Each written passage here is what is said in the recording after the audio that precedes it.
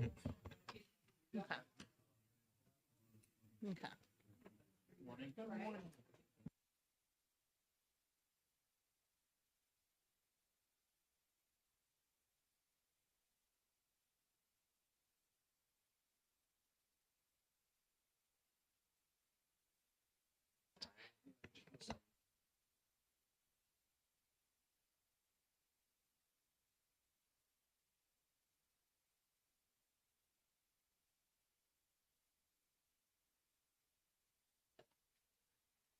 Good morning, everybody. Thank you very much for being here this morning. I will open our work session on House bills, just so that I get them all correct. House Bill 608, House Bill 238, House Bill 317, and House Bill 642. All of these bills are related to the developmental disability community and the Bureau of Developmental Services. So it seemed prudent to bring all of these here to the table today while we discuss this very important, very pressing issue. Yes. I just have a preliminary thing that I just noticed. Were they all noticed for different times, the bills? No, they were not noticed for different times. Oh, okay. They're all noticed for 9 o'clock as a full committee work Okay, session. perfect, Yes. perfect. I just saw something here with things at different times and I thought, oh my gosh. Yeah, this is 2:15. Yes. Oh, okay. Got it. Absolutely. And Sorry. thank you for checking to make sure that we're doing things correctly. I appreciate it. I'm 3 steps behind and I'm sorry about that. So one of our largest challenges as we're dealing with these bills is the looming requirements to become in compliance with some federal requirements surrounding direct billing and around the conflict-free case management. This has been an ongoing process where there have been waivers already requested. There have been responses, including to the governor, saying that that some options are off the table. However, we want to make sure that we can probe around all of the opportunities and see what we can do to make sure that we're able to proceed in a reasonable way for the state and make sure that we're also protecting these families and the system that supports them. For all of us, the last 2 years, almost the last 3 years, have been incredibly challenging and probably even more so for this community. So we want to make sure that we don't add more change before they're ready to deal with it. So I don't know if anybody has any particular questions that they wanted to ask around these, or if I should continue to guide this to look at what the 4 different bills are and how we would, what we're looking at as far as potential amendments and our process. Yes, the first one is the House Bill 608, establishing a pilot program to support the Bureau of Developmental Services redesign. This is the one that that basically stops the process on a lot of the things around the A&M audit. There are some things that are being included in this process that are not necessarily required to come into federal compliance. And it's a question, one of the questions that I have and that other people have, both in the community and in the committee, is whether proceeding with all of these at the same time is prudent, given that the direct bill change is so large and so significant. Then there's also House Bill 238 relative to the role of the quality control in the developmental disability service system. That one was brought to us by our long time, but not this year, committee member, Representative McMahon. This is one of those bills that's trying to address the fact that the community did not feel that they had enough of a voice at the table, and we need to figure out the right way to make sure that everybody can work together towards the right solutions, as opposed to having a lot of open questions that hopefully that we can either resolve or recognize has been discussed and that there may be some differences of opinion. Then there's House Bill 317, establishing a commission to transitioning to a 2-tier waiver system for individuals eligible for disability services. Right now in New Hampshire, everybody is under 1 tier of waiver. One of the ways that this is used is that in some states, they have one higher level of waiver that is institutionalized care for very high need families and high need individuals. And then there's another one that offers a lower tier of services to people who need supports to stay within the community. one of the things that we do in New Hampshire that's really special, really beneficial, and is also fiscally responsible is we keep people with their families to a much greater extent than some other states do. This is a feature that we want to make sure we do not lose with any changes to the redesign, because having a supportive system at home with the supports that you need is better for the individual, better for the community, and better for the state, especially because we know that institutionalized care can become a problem, especially the way that it's progressed in the past, both here in, I don't know the whole history of the Laconia School, but I know that there's a reason it was closed around the time I was born. And I do know that we have our own our more recent history with the Sununu Center. So institutionalizing should be a last resort. We do need to look at these tiers of waivers and make sure that we're not precluding families from getting care in their family home, and that we're not doing anything that will force people into an institution when that is not the right choice for them.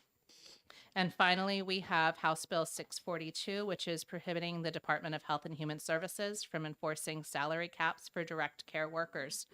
This is something that seems to be somewhat related to some settings in Excel fields, but it also is a pressing concern because I've spoken with plenty of people at the area agencies and other providers that the amount that they're able to pay the direct care providers is a problem, and one of the things that's challenging retention and challenging getting these services for these very important people in our community. We want to make sure that any choices we do there aren't setting an obstacle in the path, while making sure that we are making the correct choices to provide care for these very important community members. I guess I want to get a feel of the room if we want to just dig right into that 608 issue, or if we want to talk about some other areas. Representative Weber? Well, I'm speaking only for myself here, but I wonder if we wanted to deal with what I see as somewhat low-hanging fruit here. The easy one for me is Representative McMahon's counsel. And it doesn't, although it is tangentially related to all of the other bills, it's not so inextricably wound up that it's the gears are going to grind if we don't do it right. So I see that as being somewhat freestanding. I think for me, with respect to all the other bills, the conversations that I have had with providers in my community, not families, indicate that the problems are ones that really, to me, don't necessarily lend themselves to legislative solutions. And one of the things I have in my mind just to throw out here as a possibility it would be to perhaps create a subcommittee of the Health and Human Services Oversight Committee to watch it month to month to month to month, because what they can do is they can bring people in to ask, or just have the Health and Human Services Committee look at it month to month, but a subcommittee could do it more often, as to how far have you gotten, what are you doing, what's happening now, because the things that are clear to me is there's a critical deadline July 1st, and most of the people don't know exactly what the guidelines are yet, and certainly don't have the software to deal with them, even if they did. So, what folks are hoping for is another extension, but an extension saying, look, we're not just spinning our wheels here. We have made X amount of progress, and we want to do this right, rather than just having a train wreck on July 1st. So that's one side of it. And then the other side that's difficult for me is that the things with the salary cap, I listened to people when they came and testified, and people were very much, it was all the same problem. People were very much divided about whether this will solve the problem. So that worries me, because people who were very credible came to very different, and who have much more experience with the system than I do, came to very different conclusions, which is a long way of saying I don't know what to do here. But those are the considerations I'm keeping in my mind about concerns that I have going forward. Thank you, Representative Weber. I appreciate your longstanding knowledge of the legislative process and when we should and shouldn't get involved. And I do have a very similar read on the salary caps and some of these other issues as well. I guess my one question to you, with somebody with longstanding legislative experience, is whether it would be helpful for that Health and Human Services Oversight Committee to also have a bill that's proceeding, because we do know that by the time that this would be signed into law, the deadline will have come and passed for the federal compliance. But if having a guide map of what we would like to see and what we would like to have the department move towards would be helpful in guiding that process. And I guess my answer to that would be I'd have to take a look at it, because putting a guiding principle into a statute is not really what a statute is for, and why I think of things like the Health and Human Services Oversight Committee. Because I think the other thing that we're all very much agreed on is that none of us wants to just kick this can down the road and do nothing for 6 months, because that is also not an option. But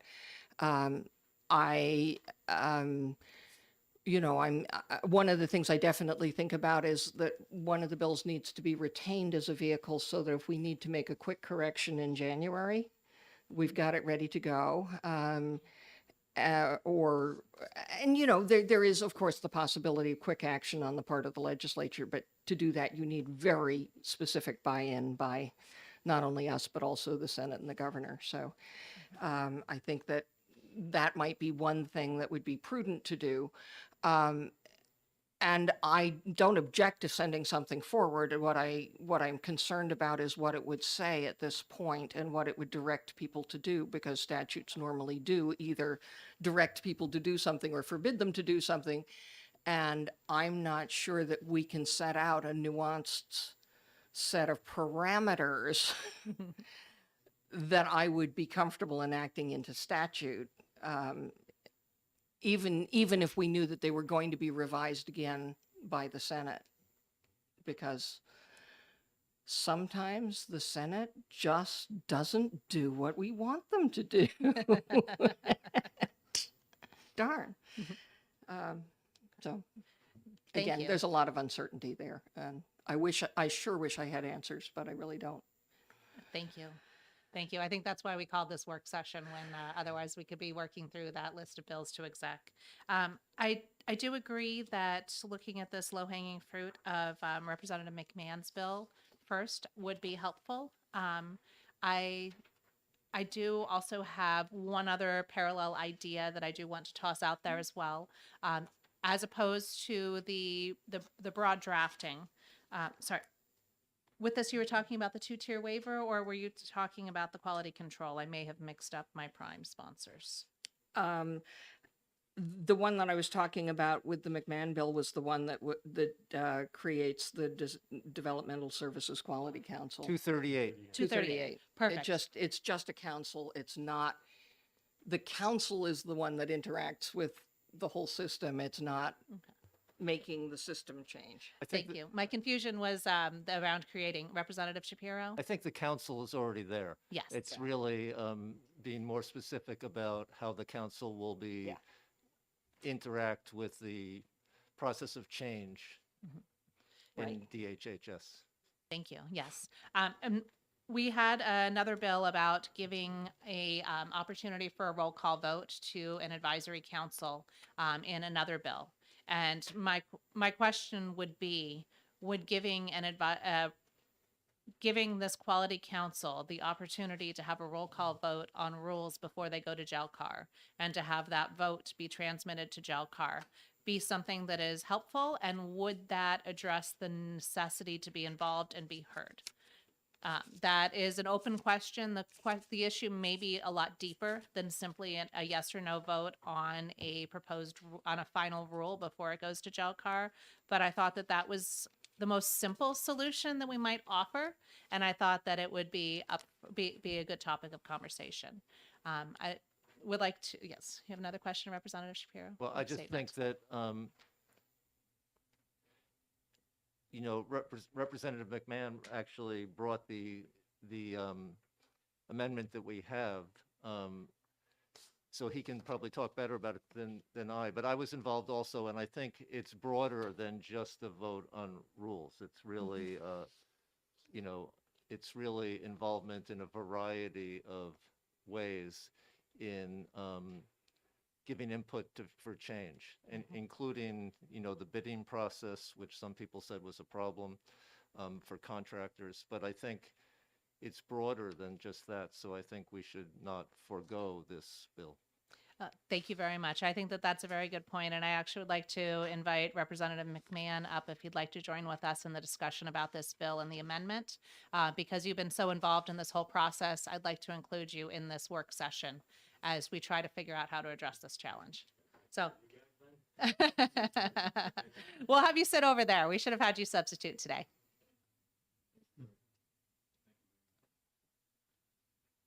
And I'll turn that on. Okay. Well, should I give well, just one comment, if I may. In working with cooperative collaboration to achieve consensus is the goal here, and not to set a separate target that would be in conflict with our Department of Health and Human Services in providing not the oversight, but in carrying out this very important work to our citizens in the state. The Quality Council was established years ago. And I'm just reading from, if you still have a copy of the amendment that was presented when this bill was offered to you on the 15th of February, I believe it is, as I recall. It was for systemic review and improvement of the various services. And that's to have a functional participation in the maintenance and, my word, improvement of where we are on that given day and how we move forward. So that's what was not taking place as in here, to have a functional, in writing description of what the Quality Service Council would be doing when they carry out their work. And that's why this was offered to you. It's again, cooperative collaboration is the bottom line, but it's to meet the services that those who are part of the bureaucratic process and qualifying for the waivers and how they're submitted, is that then there's a fundamental commitment to then meet what you were part of supporting in the field, and that's the motivation for this, and that's we're asking for a positive recommendation from the committee on this effort.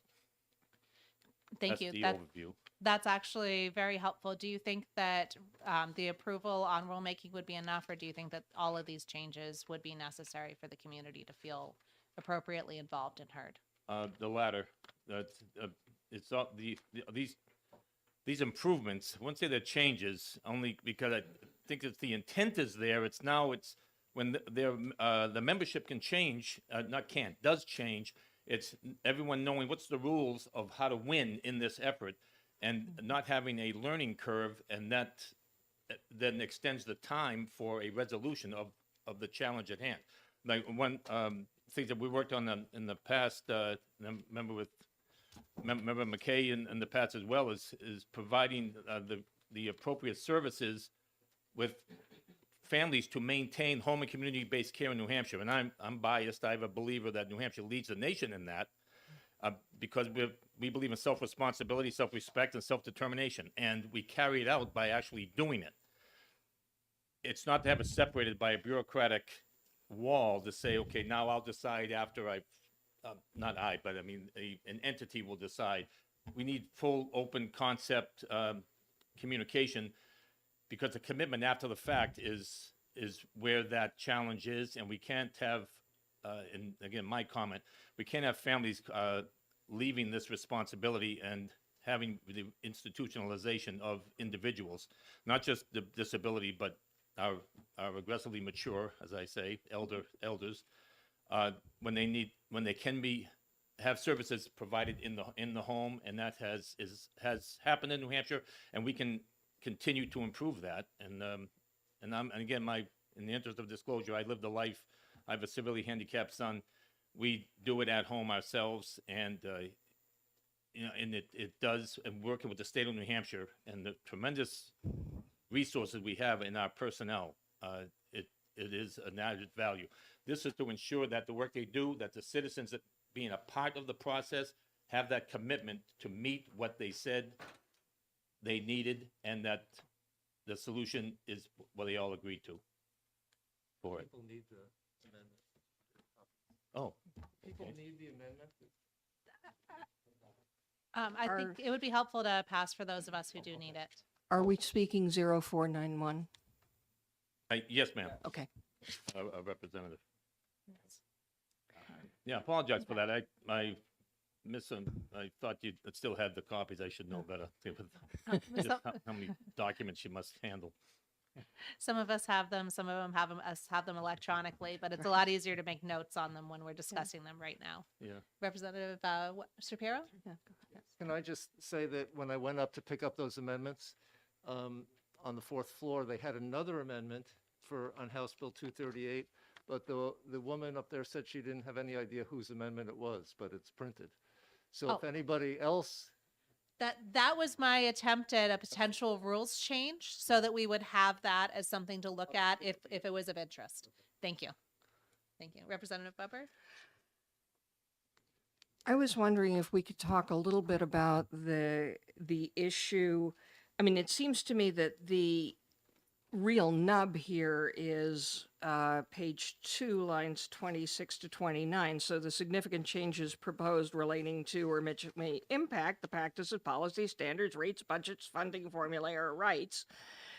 That's the concern in a nub. And then the question of how to participate in the contract and bidding process sounded to me from the testimony like it was a little bit more problematical, both from the point of view of potential conflicts of interests and from the point of view of how long is this process going to take? Because the last thing we want to do is add more time to an already lengthy and involved process.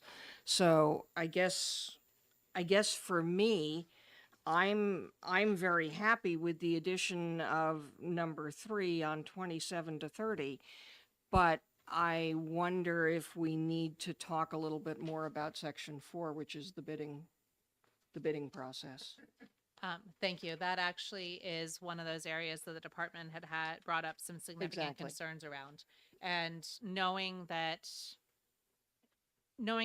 while it's a relatively large community, it's a small community as well. Yeah. And if we have people who are involved that are precluded from offering services because they're part of a non-disclosure agreement and a non-compete where they can't participate in them, I personally question whether that's going to end up serving the interests more, because if you're working on the consulting or service contract and then maybe up to bid on that presents a lot of different challenges and potentials for conflict. Representative Shapiro? Microphone, please. I know that the two issues here are,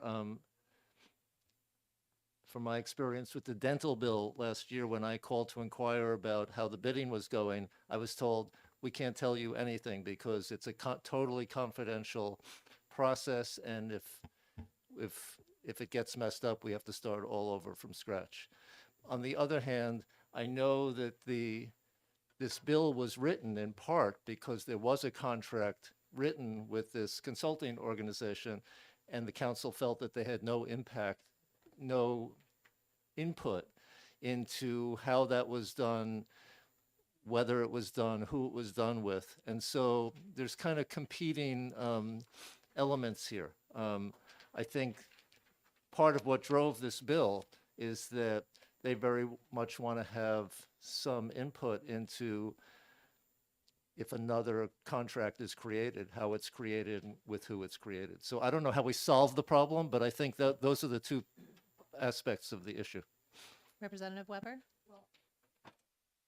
My suggestion for drafting would be to keep the standard in 3, which really talks about any changes coming up, they get to comment on, and keeping the requirement on page 3 that when the council has concerns, the department must respond in writing to those concerns. So that gets us part way to being able to express a concern and having a response to a concern.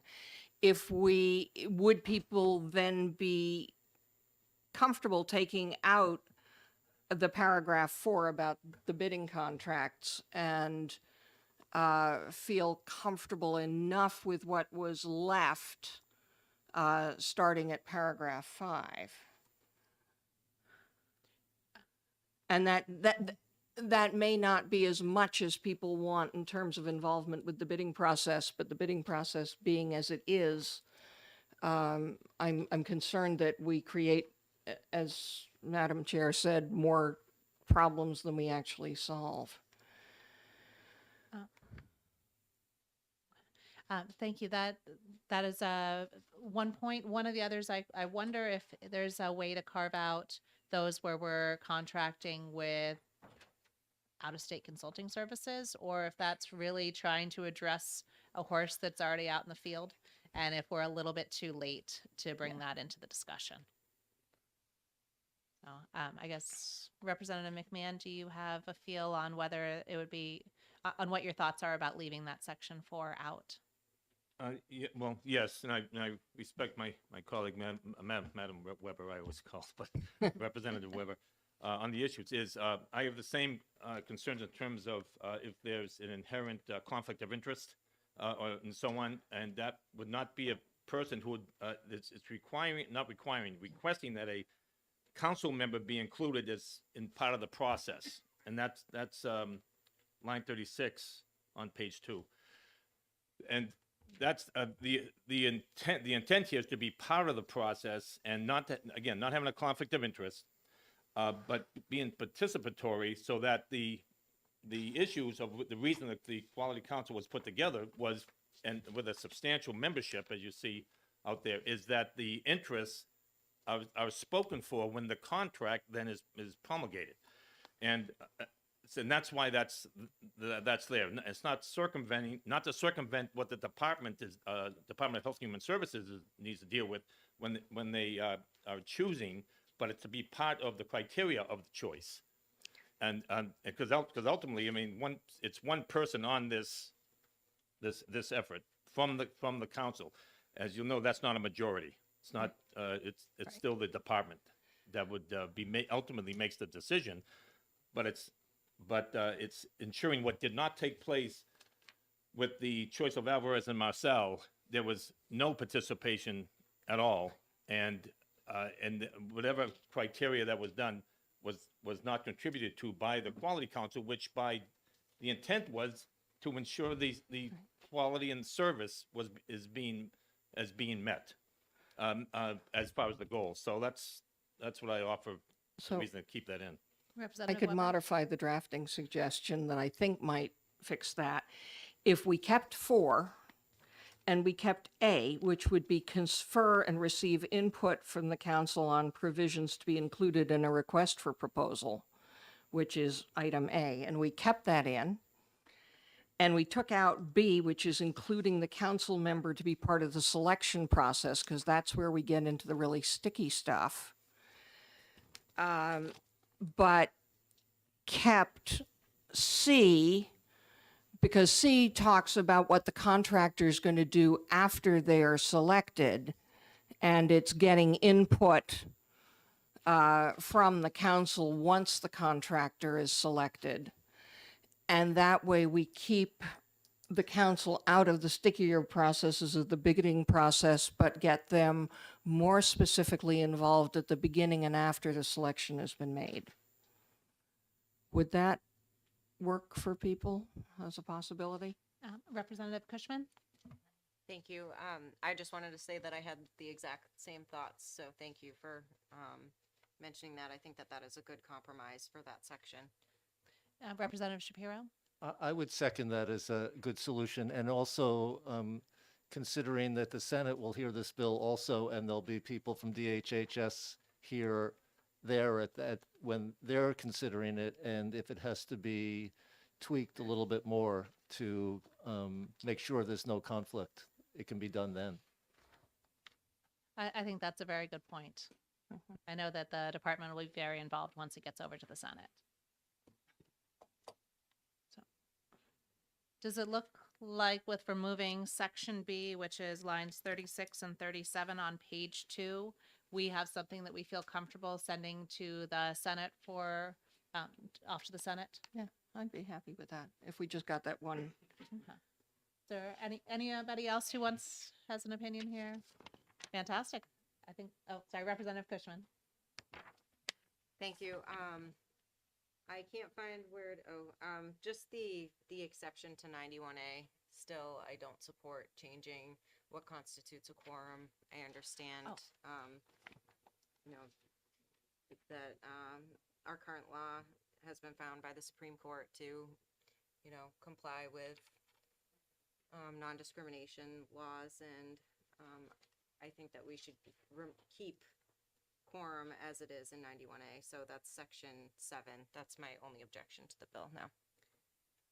Thank you very much, Representative Cushman. That does bring up a very important point, especially because, as we know, being in a room together, it's a little easier to work through some of the issues, but it also would be important to make sure that people can be involved, especially if they're going through a particularly challenging situation. They don't have the care that's necessary to get to the meeting. Representative Duttaratham? I had another bill in another committee, 306 or 308, I'm sorry, about quorum and remote meeting that it passed through the committee and it passed through the House. So if that passes through the Senate and gets signed, it allowed a third of the group had to be in a location, and other people could Zoom in and create a quorum that way. But it did have that, it had to be in a specific location with a third of the membership present. So that may take care of itself. Thank you. Representative Weber? And that has certainly happened with any number of bodies, including performance oversight, where somebody tucked into a budget bill a reduction of the quorum to 1/3 of the members being present.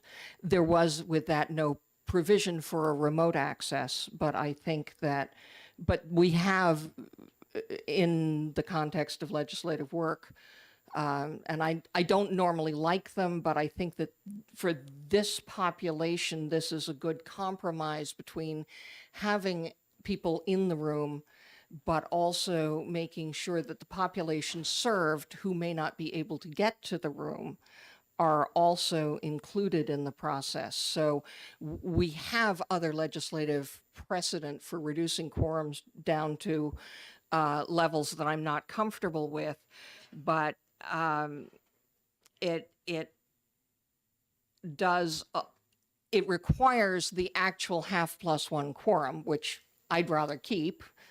And I think that we're all agreed we want to keep, but it allows for making up that quorum with people who may not be able to physically get into the room. And I think that that's a very important point with this population, if we're going to be inclusive of the service recipients rather than their caregiver.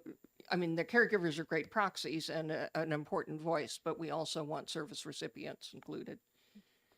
Thank you. That is a great point. My question would be if we were to amend this section, now section 7, to keep the language that says convened by the chair or vice chair of the council, because we don't want to leave it to only be convened by the commissioner of the department or their designee, and perhaps leave the existing language. I don't know if the correct wording would be notwithstanding other statutes. No, what's here is fine because it's for the purpose of convening with 91A. We're making an exception here. And I think the exception should be here rather than in 91A, because nobody's going to look to 91A for that. So I'd leave my preference would be to leave this section exactly as it has been drafted. Okay. One remaining question would be that if we already have that in the 91A, if we're echoing it through other areas, whether that creates more confusion or less if we have a new standard. The ability of 91A to create confusion is legion, and various legislative committees have dealt with 91A in very different ways, in very different places in the statute. So if we contribute our little mite to greater confusion, but also greater access for a population who needs it, I'm real comfortable with that because I think we have met the spirit of 91A, which is requiring a quorum and requiring a quorum for votes and requiring a place for people to come. And then we have a way for people to provide their input. And it is limited to members who are not able to be physically present either due to their disabilities or the disability of a family member. We're not saying that you can join from your vacation on your cruise ship that has Wi-Fi. So I think that we're making a very specific and very narrow accommodation, which I think we're probably required to make under the ADA anyway. I think that that is useful in this case, and I think we want to have it right there in the place where the rules of the council are lodged rather than somewhere else in the statute. Thank you. That's very helpful. If we end up having some remaining dissent within that, that's the sort of thing that can be handled as one of those side notes as we move this through the committee process. But thank you. I think other than potentially just looking at that language, I think we're good with this one if we get that redrafted to remove section B. Representative Shapiro? I would just offer to have it redrafted if you wish. I think that would be helpful. Thank you. Lovely. No, Representative Polozov? I just want to ask if Representative Cushman has any those objections to the changes in relation to 91A. I don't have any further objections other than what I've stated. Yeah. Fantastic. Thank you. Then I think Representative Shapiro? Should we try to get this for this afternoon? Is that- If they could get it for this afternoon, then I think this should be a very quick vote. So that would be very helpful. Okay. Thank you. They have been very resistant to quick turnarounds, even when it's just excising something very small. So Oh, yeah. Good luck. Their whole system around it is very complex. So one change still is embedded in a very large process. So we can be hopeful, but Right. we won't necessarily count on it. oh, here. Yes, please. That would be perfect. Thank you.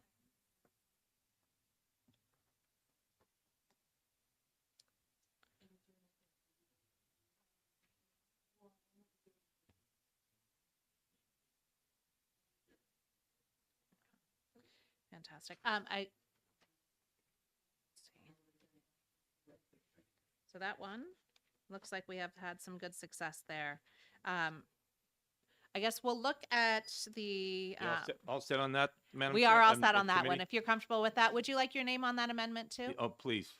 If you could add Um, Representative McMahon to it as well, please. And what I'll do, I mean, with collaboration with the authority having jurisdiction over here, is I will bring that myself right over to them now and to see how quickly I can maybe way. aggressively motivate a quick response.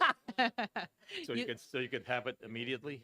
You can be persuasive, so that would be very helpful. Thank you. It's my Confused. The, doorman days. the working copy has to come back to me because it's my only copy.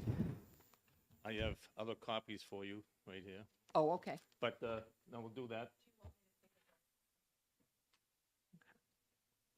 Yeah, we'll do it. All right, Thank I'll get on it immediately and advise. Thank you, committee. Thank you, Madam Chair. Thank you very much. Thank you. I guess now we'll talk about House Bill 642, which is the salary caps. I'm wondering if this one may be our correct bill to retain because we're not sure really about the correct process on this. And if we do want to have a vehicle in our pocket for January, this might be the right path. I'm just curious if there's anybody who disagrees with that path or wants to discuss it further. This is the House Bill 642 is the relative to prohibiting the department from enforcing salary caps for direct care workers. Representative Shapiro? For whatever it's worth, I will just say that I got stopped in the hallway and said, I don't understand what your committee is doing because everyone agreed on these bills when, seemed to agree on these bills when the hearings happened. So I don't know if you want to invite other comment or not. That's completely up to you. Oh, yes, if there's other comment, I absolutely welcome that. Sorry, Representative Weber?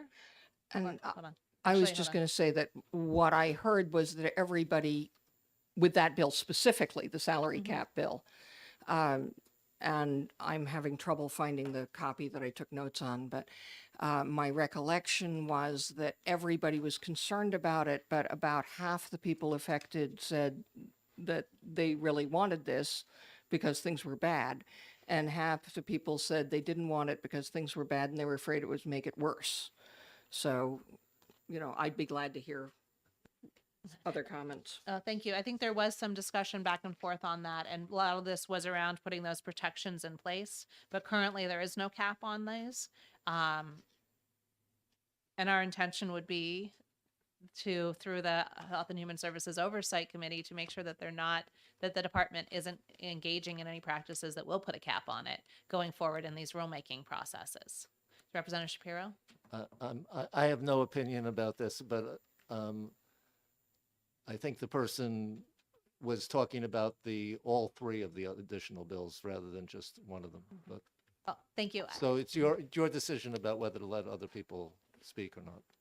Thank you. I do think that having a vehicle to retain this, I don't think that having salary caps in rules would be consistent with the legislation that's already in place. And that is an objection that I would raise in JELCAR when the rules come through. So holding on to this while knowing that we currently don't have them and there's nothing that enables those salary caps right now, I think would give us protection at least through January in order to make sure that salary caps are not enacted before then. And if necessary, we can come back with this. Representative Nagel? So by holding, you mean retaining? Yes, retaining this. Potentially, we don't need to make a definite decision on this right now, but that seems like that might be a good process that would allow us to move other portions further. Representative McLean? No. Okay. I just think, no, I agree. This is a great bill to retain. I think everybody say, hey, there has to be a way to modify these budgets, but what's the best way to do it? So, and I think the only ones we have to for sure get done because of the compliance issues are 608 and 317, right? So those are the only two of this group we have to absolutely get done. 317 actually is not part of the federal compliance. So that is something where there is more time. The intention with that is to make sure that they're involved in that process and creating a new committee. So if we want to talk about 317 next. But I would favor retaining 642. Okay, fantastic. Thank you. So I think that I think we're probably in favor of retaining 642. So that's helpful. Can't take action on that for another hour and 12 minutes, but that's all right. Looking at the waiver system, House Bill 317. This is about creating a commission to study this process. My question would be, it's a very difficult, very complex situation. Whether this makes sense to then move this forward so that this is continuing. It's one of those areas where there's clearly a focus about having involvement. My reading of the Quality Council would show that they have the opportunity to be involved in this discussion and this planning. I'm not sure if having a separate commission makes more sense than having this be part of the work of the Quality Council, but I personally find it to be an important topic to discuss. I know we're not supposed to send on notional bills, but I know this is something that needs to be addressed. I'm not sure if a commission is correct, but if the Senate believes, or if the Senate believes that it should be part of the Quality Council, perhaps then it would be addressed that way, or that this is taken up through oversight or already within the bounds of the Quality Council and their current power to do so. So I'm curious about any comments on that. Representative Palmer? Yeah, as I was looking at this, my thought, and I remember thinking this the day we were hearing these bills, is that there's so much going on that maybe this should just be left in the background for now, and the Quality Council can take it up, but not start a separate thing where people are trying to figure this out before they even know how the rest of everything's going to go. And so just sort of saying, bring this back after the dust has settled from the major changes that are going to start, well, sometime after July 1st. That was just my thought. Thank you. So your thought would be to retain this so that we can see what's necessary moving forward. Thank you. Representative Weber? Well, the other thing that I have in my notes is somebody's comment about not looking at the wrong bucket, and that the service plan is the issue, not. I think there's a huge concern about the two-tier stuff, because we have currently a plan that, for all its faults, has an enormous amount of elasticity in it. And yes, it's elasticity of too little resources and too few workers to help, and it's got lots of problems. But I think that the sense I was getting is that people are very concerned about, well, this all goes back to the A&M report that people are very upset about, but the tiers are something that I think in that report was particularly troubling to people. So I think that was less, I mean, please correct me if I'm wrong. The sense that I got that was less the wanting to transition to two-tier system and how to do that than wanting to be sure that either we didn't do it or that we did it with the least harm possible. Mm-hmm. So, and I'm not sure that, and maybe there's somebody out there who can help me with this, that, whether or not this transition is something that might be happening in the next 6 months would be very much determinative to me about what we did about it. Yes. Thank you. Representative Nagel, and then Representative Yeah, Palmer. my recollection of this was quite profound. The consumers did not like this system at all. Yeah. And I understand that a counselor, a committee, or whatever, committee come to a decision that it's a rotten idea, but it's clear that the people in the council didn't like this. Thank you. Representative Palmer? Yeah, and I was just saying my experience with buckets, both in the school system when I was on the school board, and also there's a system in Vermont that with Medicaid that you can have some home services and not, and almost always people don't fit in the right bucket and you're stuck. And their only alternative is to go to a nursing home because they don't quite tick off all the boxes. So I kind of hate that approach. Thank you. I do see this also stemming from the consultant report and everything that is moving forward from that. That's actually part of why I thought it made sense to include these 3 bills in this work session, because Absolutely. it's 608 sort of seems to be the super bill that deals with this. And that would put a pause on the 2-tier waiver system, along with anything else that is not part of that. So my question would be if we would retain this and then look to put a pause on the 2-tier system until after the other federal compliance is done through House Bill 608, so that we don't start adding huge system changes in while we're still trying to deal with the direct bill and the conflict-free case management. Of course, the other side of this is when you're already redesigning it to make it work with the conflict-free case management, are you going to build a system that's then going to get torn down in order to revise it again? So we're a bit, trying to figure out which one's the chicken, which one is the egg. But without a waiver, we're left dealing with the reality on the ground.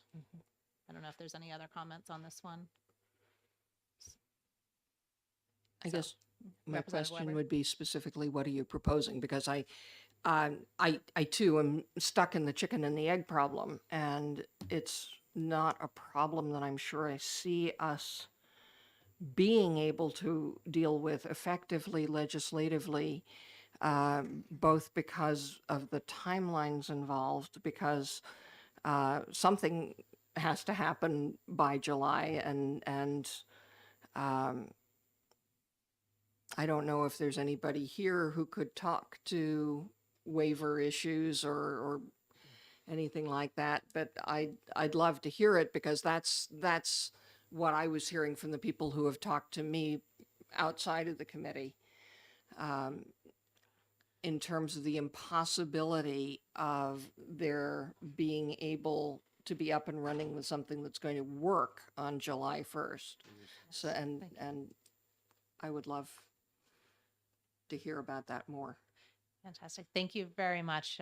Thank you for being here and being able to help us out with some insight. Yes, thank you so much for having me. I'm Melissa Hardy. I'm the director for the Division of Long-Term Supports and Services, which the Bureau of Developmental Services is a part of.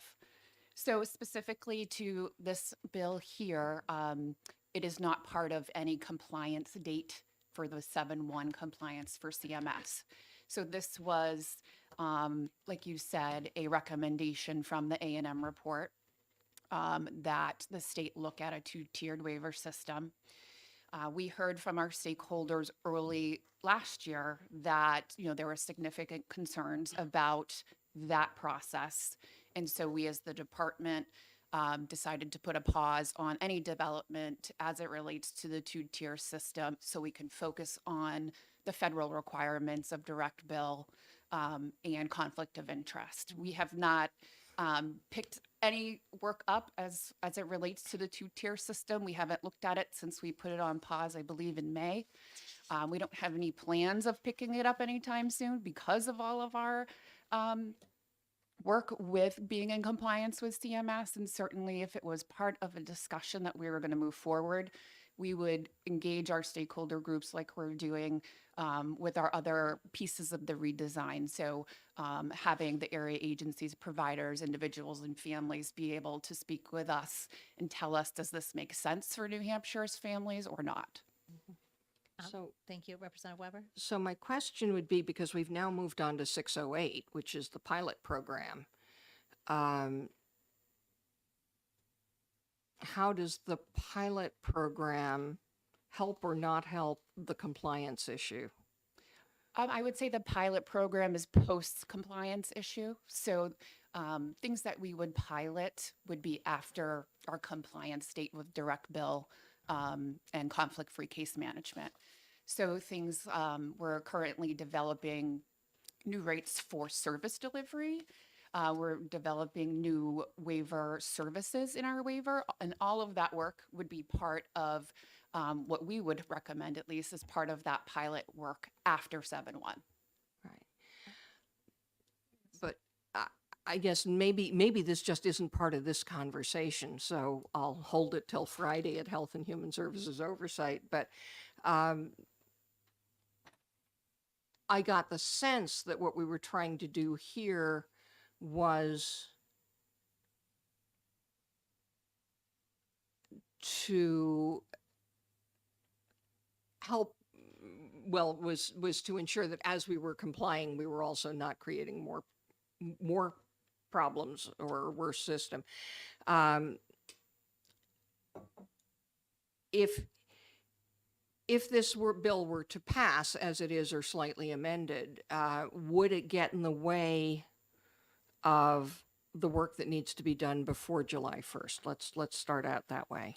I would believe so, because of the bandwidth that we have at the department and our tight timeframes to meet those two federal compliance issues, that this is not part of that compliance piece of our work. So it wouldn't be necessary to do.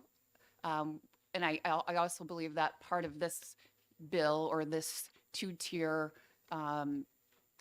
recommendation from A&M could be part of either the piloting process in 608 or part of that discussion.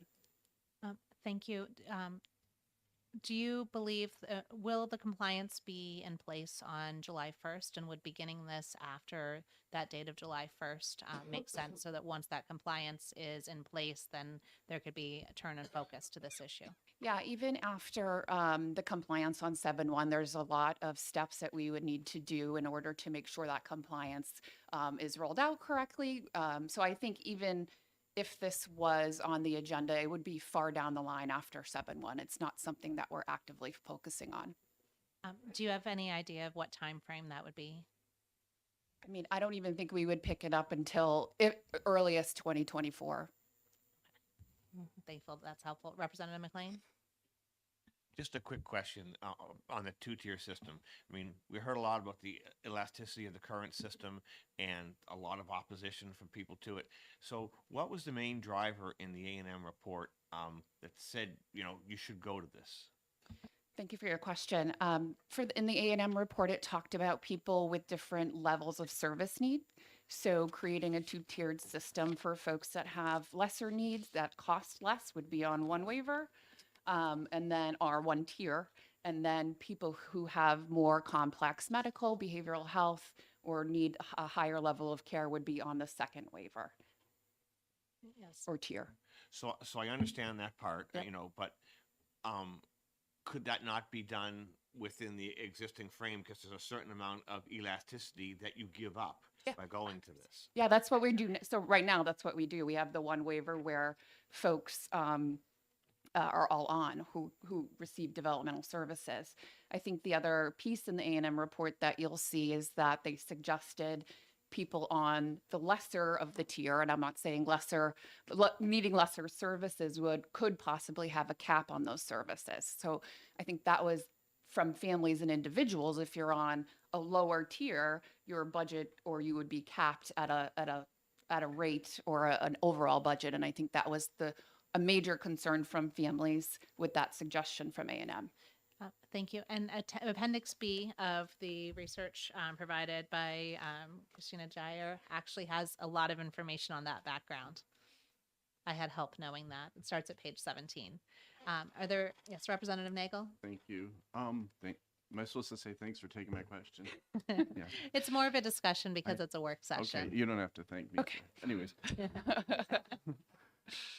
I made it quite clear at the hearing, I'm not a big fan of a two-tiered system. I deal with shades of gray, and I'm really concerned about that. But at the same point, consultants come up with ideas not out of thin air. There's other places that have experience with using this kind of system, and I'm just wondering if a commission, what would be the best way to look at how other states, other counties, other whatevers have used that kind of system? Would it be in a commission, or would it be through already existing ways of looking at decide whether that kind of system has any value for us at all?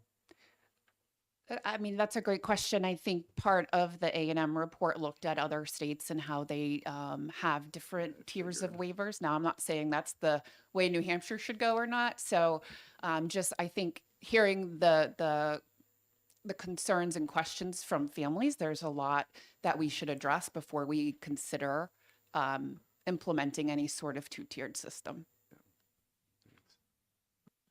Yes, Representative Kofalt. Sorry, this long table makes it hard to So- see hands. So I just want to be clear that I understand. So the bill as written essentially would put a hold on the current project and say do this pilot project instead, starting July 1st, 2023. Am I understanding that correctly, or am I missing something? I'm not sure if we're talking about 608 or 37. I'm We're- sorry, I was we're s- talking. We're still, well, I guess we're still sort of blending that area We're- between yeah, them. The we're back and forth. 317, it seems to me, might prohibit proceeding until this council has a recommendation. And if I- Okay, and I think 608 does as well. So I actually was asking about the language in 608. But the idea of so did I misunderstand when you said sort of doing a pilot program would be deferred? That's something that you really would not be able to get to doing until 2024? Or were you- Correct. Okay. Yeah, as we're focusing on our compliance with CMS, those are the direct bill and conflict-free case management are our real two work streams right now. So anything that really isn't related to those things are in the future and would be part of the 608 pilot. Okay. Yeah, I guess my concern is just to echo what Representative Nagel said, is that there's a general sense that the system isn't working for people, and there's a there's a sense among people in the DD community that their voices are not necessarily being heard. And I think that's what I'm grappling with. I think it's what a lot of people here are grappling with is what is the appropriate way forward to make sure that that happens. Sure. And so, I guess I'm open to hearing suggestions as to how that could proceed. I mean, the previous bill that we just sent off an amendment for, I think would increase stakeholder involvement and ensure that there are some voices being heard. But that's the general concern, I think, that echoes through all of these bills. And how do we make sure that those people have a voice? And I mean, with many of these systems, it's sort of necessarily a top-down design process, and that isn't anybody's fault. It's just, we're dealing with large, complex systems that are applied across a large population, and nevertheless, that's what we're struggling with. So, I guess I'm open to hearing suggestions as to how that stakeholder engagement could be improved. So I think as the department, we've been really taking an active role in going out into the community to talk to individuals and families about their concerns, and we hear them. So I think we've had over 200 different stakeholders, stakeholder engagements, whether that's with individuals and families, with providers, with area agencies, so we can be transparent with this work and have them be a part of the redesign process, since it is their daily lives. And so, I think, again, where the concern is that we have 2 federal requirements that we have to meet by 7/1, or our federal funding could be at risk. And then the other recommendations that were in the A&M report could be piloted, could be discussed after, that 7/1 deadline. Thank you, Representative Weber.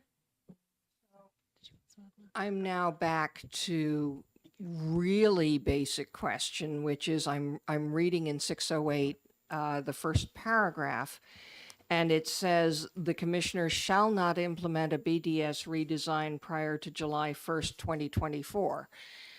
So that prohibits something happening. And my question is, are the 2 things that we need to do by July 1st not part of the BDS redesign? Are they not part of the total redesign? And if we say we're not going to do any redesign till 2024, are we not shutting down the work that has to be done by July 1st? And I think that's the department's concern with the language in 608, because Okay. the A&M report, and we had suggested and provided some suggested language for kind of changing how 608 was written. So we at the department feel that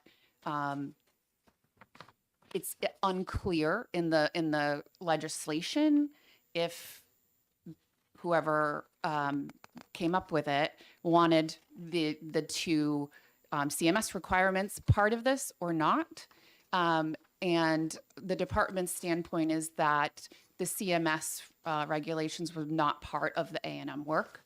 The A&M work really was looking at the 2-tier waiver system, looking at the reimbursement system, and how that can be improved. So I guess it's not clear to even us in this legislation if the purpose is to stall the 7/1 work, or but the work that hasn't that would be after the 7/1 work. Well, I guess my concern, and I'm hoping maybe that you would send us again, because I have lost somewhere in the maw of either my emails or my paper, the specific wording languages, because they're not stapled to this, so I can't find them. If somebody else has them, that's grand.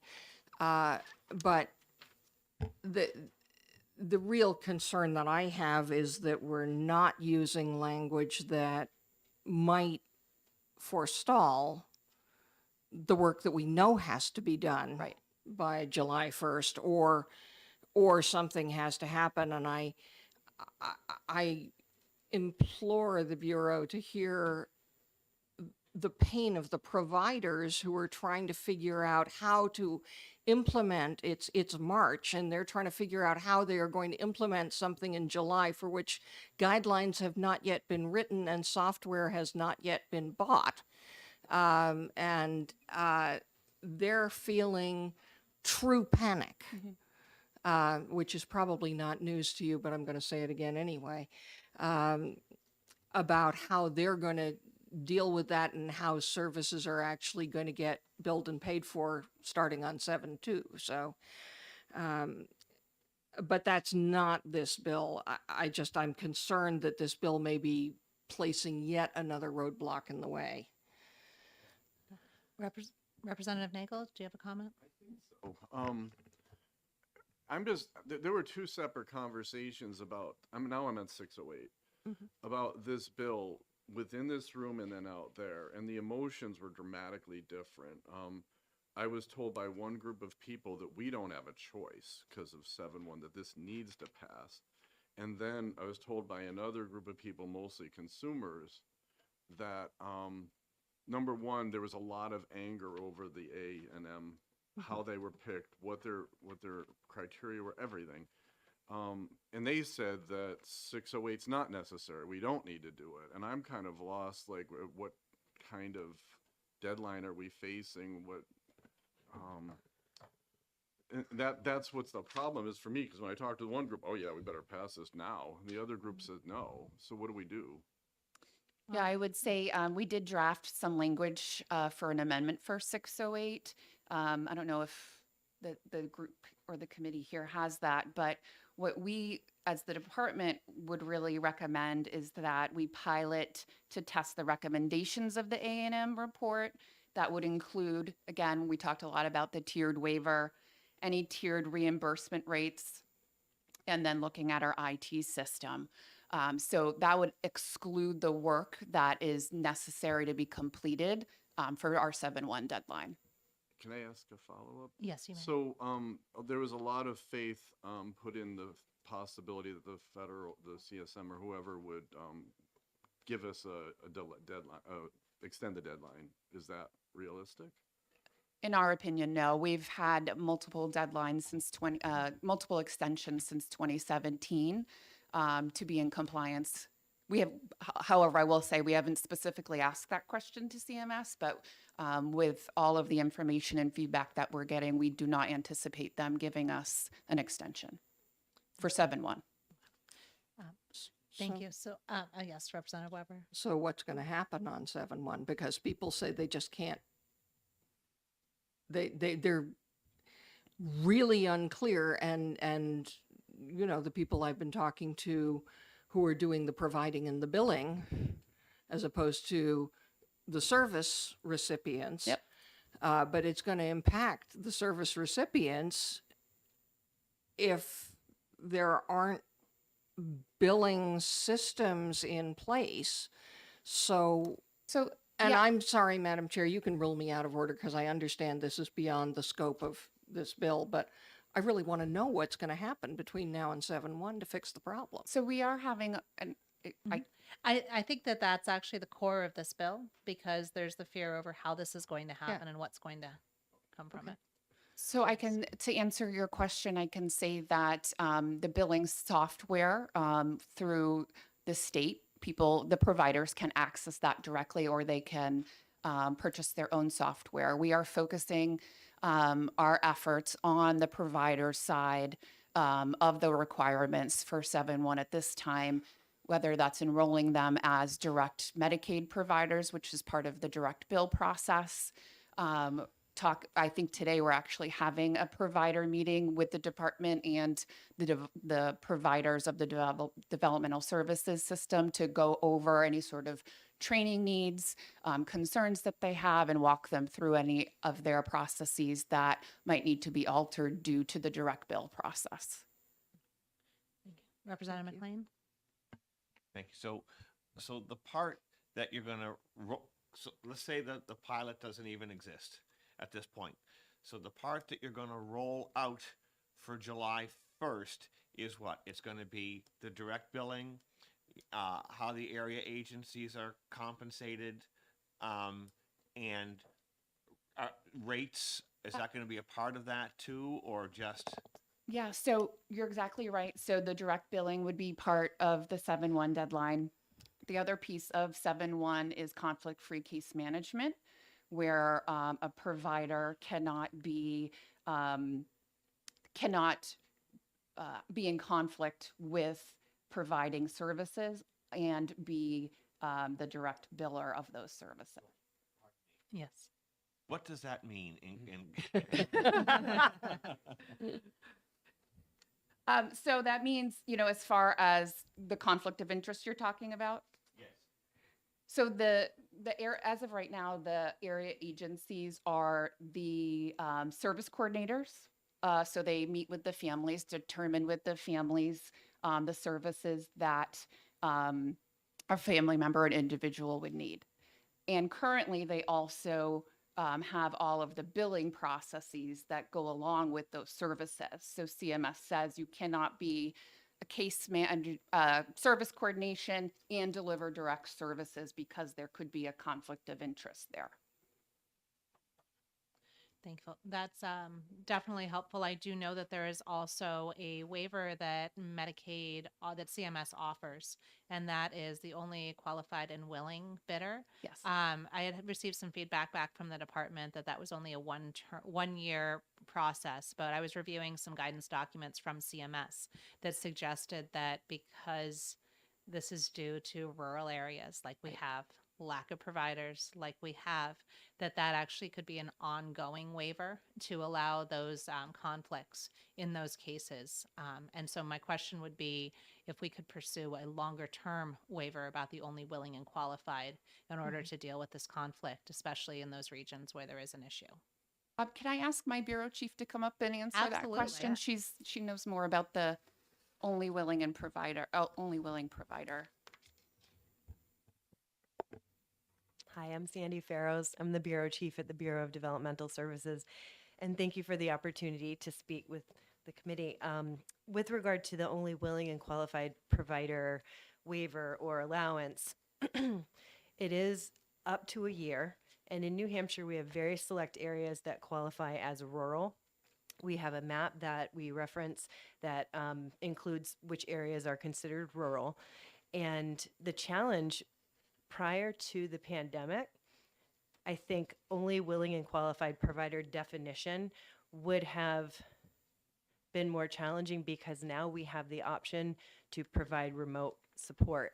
So the argument could be made that there are willing and qualified providers that could provide services in a remote way. So I would have to demonstrate to CMS that there are no willing and qualified providers that could be remote or in person. So with that allowance, it widens our provider network, so to speak.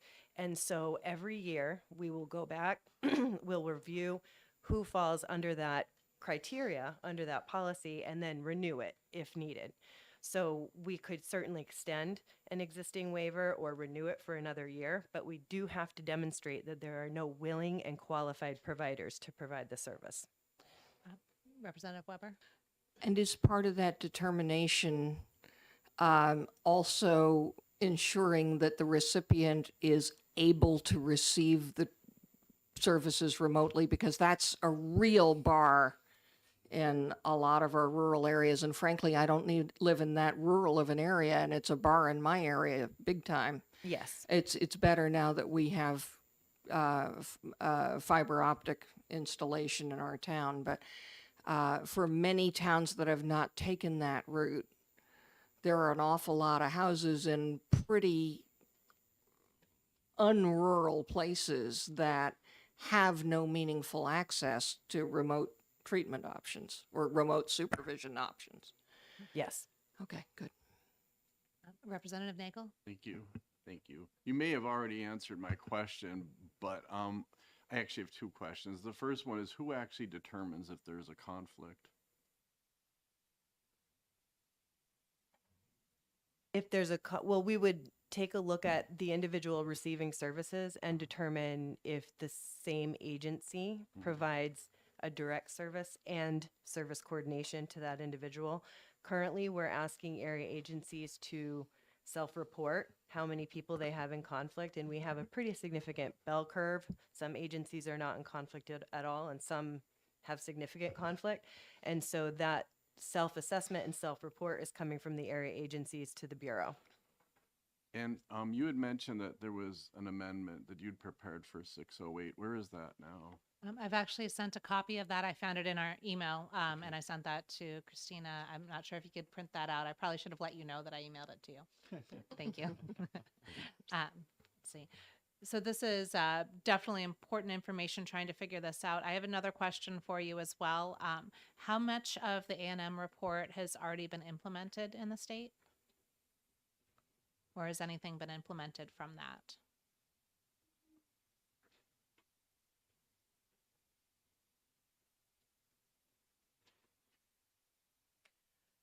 Should I just go off? Okay. I would say that the assessment of waiver services is underway. We have a couple of different work groups that are looking at A&M recommendations, specifically the rates work group. And then we have the waiver work group.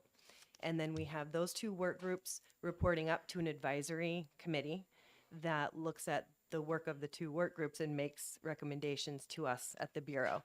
So I would say the rates work is underway. The waiver work is underway.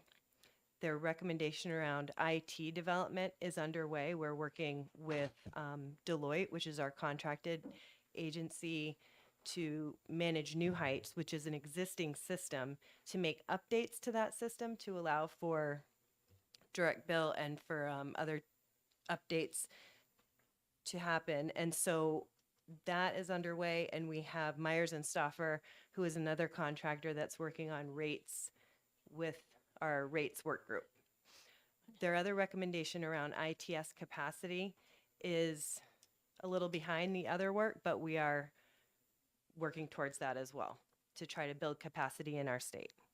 That is definitely helpful. My other question is actually reminding us back to 317.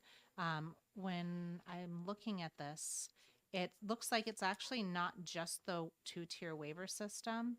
If you look at on page 1, line 25, it says the commission shall study the feasibility of transitioning from the current single waiver to a two-tiered waiver system and other recommendations from the review of the New Hampshire Developmental Disabilities Service System by Alvarez and Marshall Public Sector Services. My question would be, if that passed and this commission was in place, would you adopt any more of the recommendations without consultation with that commission? For any of the A&M changes and not just the two-tier waiver system. And I know I'm putting you on the spot. I apologize. This is such a complex topic that we're all trying to learn the best we can to do the best we can and not mess things up. So the question is, if the commission is established, would we move forward with the other work outside of the two-tier waiver piece? If the commission is established, which is charged with the waiver and other recommendations, would you implement any additional recommendations and make any significant changes with the rates waiver and IT without consultation of that commission?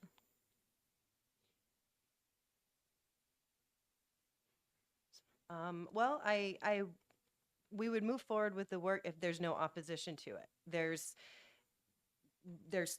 stakeholder work groups that are engaged in the work at this time, and we have taken their recommendations on board, specifically regarding the two-tier waiver, where we were finding that lots of our stakeholders didn't really understand home and community-based care waiver requirements or many of the practices that we've done for years at the state. So we realized we were doing education through stakeholder engagement, which really required putting a pause on the two-tiered waiver. So relative to our other work, if we needed to take a step back and review it, we would take that on board from our advisory committee.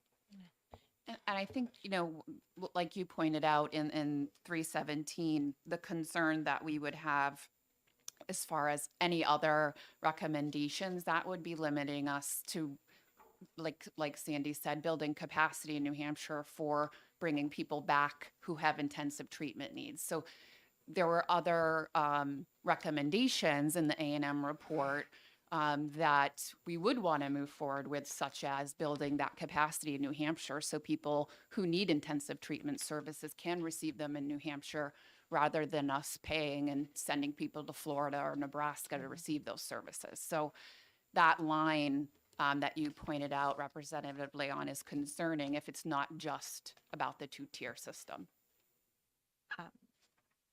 I guess I'm trying to understand why, if something's not contentious, if it coming to the commission and them saying, great, this is wonderful, please proceed, versus having a concern to address, how that would limit any of these consensus recommendations as opposed to finding those where there's opposition.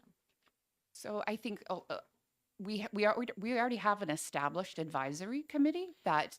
Could you actually tell me the makeup of that advisor, what it's called and the makeup of that? Because that's Yes, relatively it new. is. It is called the BDS Systems Work Advisory Committee, and you might know the makeup better than I do, but it's comprised of area agency representation providers, individuals with disabilities, families that have loved ones with disabilities, and some of the other advocacy groups. On our website, it lists who is a part of each of our committee and what their role is. Okay, So thank you. if I may ask, Representative Weber? so that's a department commission. It's not a, right, it's Correct. not a legislative No. commission. Okay. Which is It why was- you won't find it on our website. It's on their It's on our website. website, yeah, Yeah. for BDS. And is there any specific oversight of that with the oversight committee? Actually, Representative Weber might know that better. With- Do you have a working relationship with that group through oversight? Or no? Not to my knowledge, but I don't have knowledge of all of the, is that one of the things that reports to Health and Human Services oversight on a regular basis? I didn't think so. No, however, we do, as part of the quality council that we were talking about before, has representation on the advisory committee. But we do not report out anything to Health and Human Services as far as the advisory committee unless we're asked. Okay, thank you. That is absolutely helpful. But I noticed that Representative Pearson is in the back and probably listening carefully. Yes. And if He's the there's, chair of the Health and Human Services Oversight Committee. and also somebody who's worked a lot on this process. So if Representative Pearson, if there's anything where you have insight that you want to share with us, let us know so that we can bring you up. Thank you. Fantastic. Okay, so this one so looking at 317, that would be something that almost would be working similar to what you've already established as a department commission, a department advisory council. And this would be one that's involving the legislature Correct. within that. Okay, thank you. That's helpful for us as we understand this process. Now, thank you for indulging me to bounce to 317. Getting back to 608 and looking at this pilot project. So basically right now, the only checks on the implementation of the A&M process is that internal department advisory council and the decisions within the department? Or are there other checks that I'm missing? No, I would say you're correct in, as we either make decisions at the bureau level or have decisions to be made, they are brought to the advisory committee. Thank you. And are those brought to Health and Human Services oversight as well? Not currently. Okay, thank you. I'm going to have other questions, but I'm sure there's other people as well. Representative McLean? Yeah, so I think what you're advocating then is if we're going to pilot something, we're going to pilot the A&M recommendations after the implementation, right? It would be after After the July, 7-1, after yeah, July. CMS. So Yep. so the CMS part, which we talked about, that has to be July 1. And in the absence of a pilot, what work are you doing? Are you planning to, yes, I'm going to have this stuff done by May 30th, and so we're going to have a month of debug, and we're working with the area agencies and providers on this. So I guess, what is the rollout plan prior to July 1st if you're not having the pilot? So in our advisory committee, most recently, we did kind of lay out some of the concerns that we have or potential roadblocks for 7-1 and what our contingency plan might be for some of those roadblocks. So for example, if there's a provider that didn't get their application in on time to be able to direct bill, what would we do as a department? So we had that robust conversation with our advisory committee to talk about what would be a contingency plan so services are not stalled or changed for the individual in the community. So something like that, we would either stay status quo with the area agency's billing, knowing that that's not in compliance with CMS, or we could do something as quick as getting somebody in our provider enrollment department to focus on that one provider to get them enrolled within a certain time frame. So that won't be one of the issues. Yes. Thanks. So what you're saying, if I understand it, is that if there is a breakdown in the rollout on July 1st, then the default remains in place and CMS is okay with that. I don't know. I wouldn't say CMS would be okay with that. I think from our standpoint as the department, it's the right thing to do for the individual and family. We would certainly take it on a case-by-case basis. We're not expecting a big implosion, but if there are concerns that come up, we want to make sure that the services are not interrupted for our families. Representative Shapiro? Yes, in regard to 608, is there any reason why the department can't do pilot programs on some of these new ideas without this legislation? No, I don't So believe what so. does this legislation do? Does it prevent you from making permanent changes without doing the pilots? I would think so. I think that was we weren't part of the drafting, Right. so I think that's probably part of the spirit of the bill.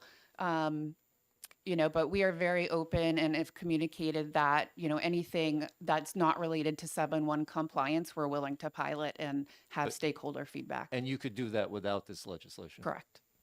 Thank you. Okay, thank you. Representative Weber? So, going back a question before Representative Shapiro's, reminded me that one of the things I was told when I was talking to people outside of this room was that one of the things that the area agencies have been able to do in the past, which may actually be some of the things that we're concerned about with respect to conflict of interest, but what they were able to do that was very practical is because they have a cushion of funding, they were able to pay providers and wait for them to be reimbursed. And one of the concerns that I'm hearing out there is if you're a small provider and you're direct billing, and as we have heard from, say, the ophthalmologists, nobody pays you for 6 months and you have to pay the people who are actually doing the work. What is the system going to do about that at that point? So we have talked about having, I don't know what we would call it, a contingency fund where we would either pay if the provider wasn't able to bill on time or there was a billing issue due to the system's change, that we would pay them. What happens now is there's a whole prior authorization process that goes through the area agencies, then the area agencies then pay the providers. And we recognize that because of some of the IT and personnel issues on the department side, that process is very manual. With these system changes, it makes it more automated in our New Heights system to push payments out quicker. So part of the redesign is addressing that concern with the area agencies could be sitting on hundreds of thousands of dollars from waiting for us to push through that paper process to pay them. And then what they have done is, and gratefully so, that the area agencies have passed on the payment to the providers pending anything pending from us. Okay. In my reading of discussing this with people outside of this, and in my reading of the CMS guidelines, it seems that another one of the possibilities, and I'm from the financial world, so sorry for throwing finance in.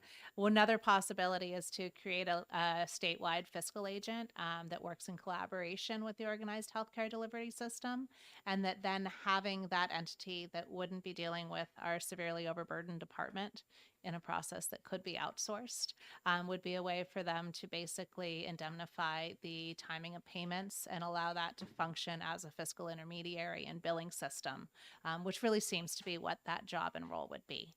And trying to work with that in order to get to have an RFP for a limited fiscal agent to implement this system, because then a lot of those other processes become contingent upon them and the contract that's created. And so we're not dealing with people in the department who then can't implement something else that's necessary or deal with another process that we have.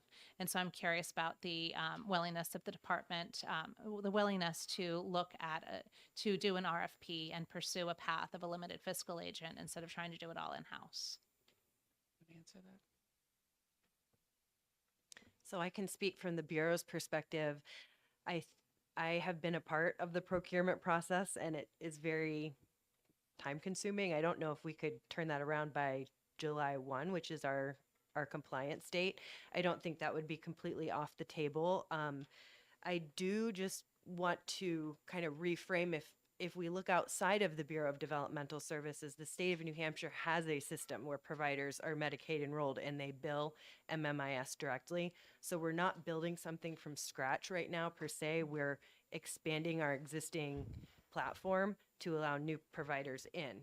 And so that's been helpful because we have a great resource in Deloitte to train providers, to bring them online, to really align them with practice amongst other providers across the state of New Hampshire.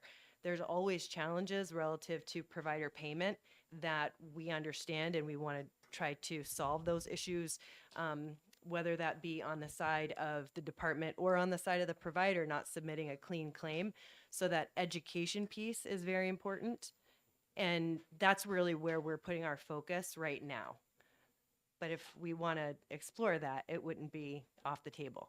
Well, thank you. It does seem like we Sure. do have limited resources, and especially personnel resources. I'm not sure how many hundreds of positions remain unfilled overall.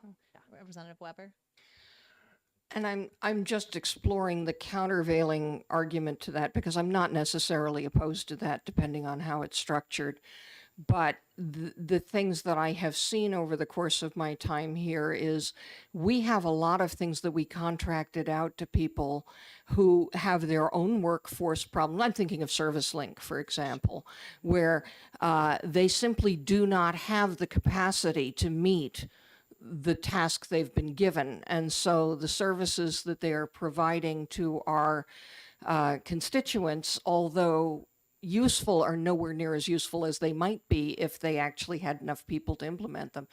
The other concern I have with shopping it out is, for example, I have seen the shopping out of an education accounts program where 10% of the money is going into the process, into the pocket of the people who are administering the program. And that seems to me to be counterproductive. So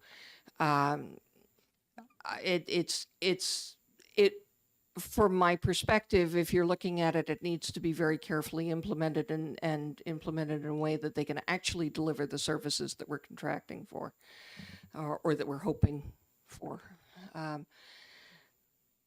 But luckily, that's one we don't have to actually solve today.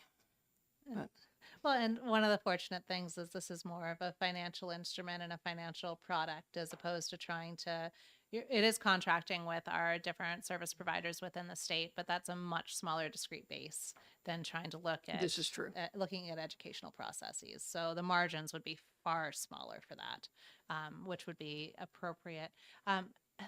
I still remain concerned with these waivers and seeking another waiver. This is a lot for us to do. And when I was looking at the history of the waivers, I know the department's been overburdened, but it doesn't, the amount of progress in the statements to CMS just leaves me a little bit concerned that we'd be better served seeking another 2-year extension with a specific plan in place where we've enabled that we're going to be pursuing this path. This is how we're going to achieve compliance, and we need to take these specific steps with these specific actionable dates, not with creating the process, but the actual implementation steps. And I think that that might be a lot safer for our entire community. And also, you know, we don't know what the specific workforce issues are going to be within the department in the next couple months. Let's say we have a little reawakening of COVID and we have people out again.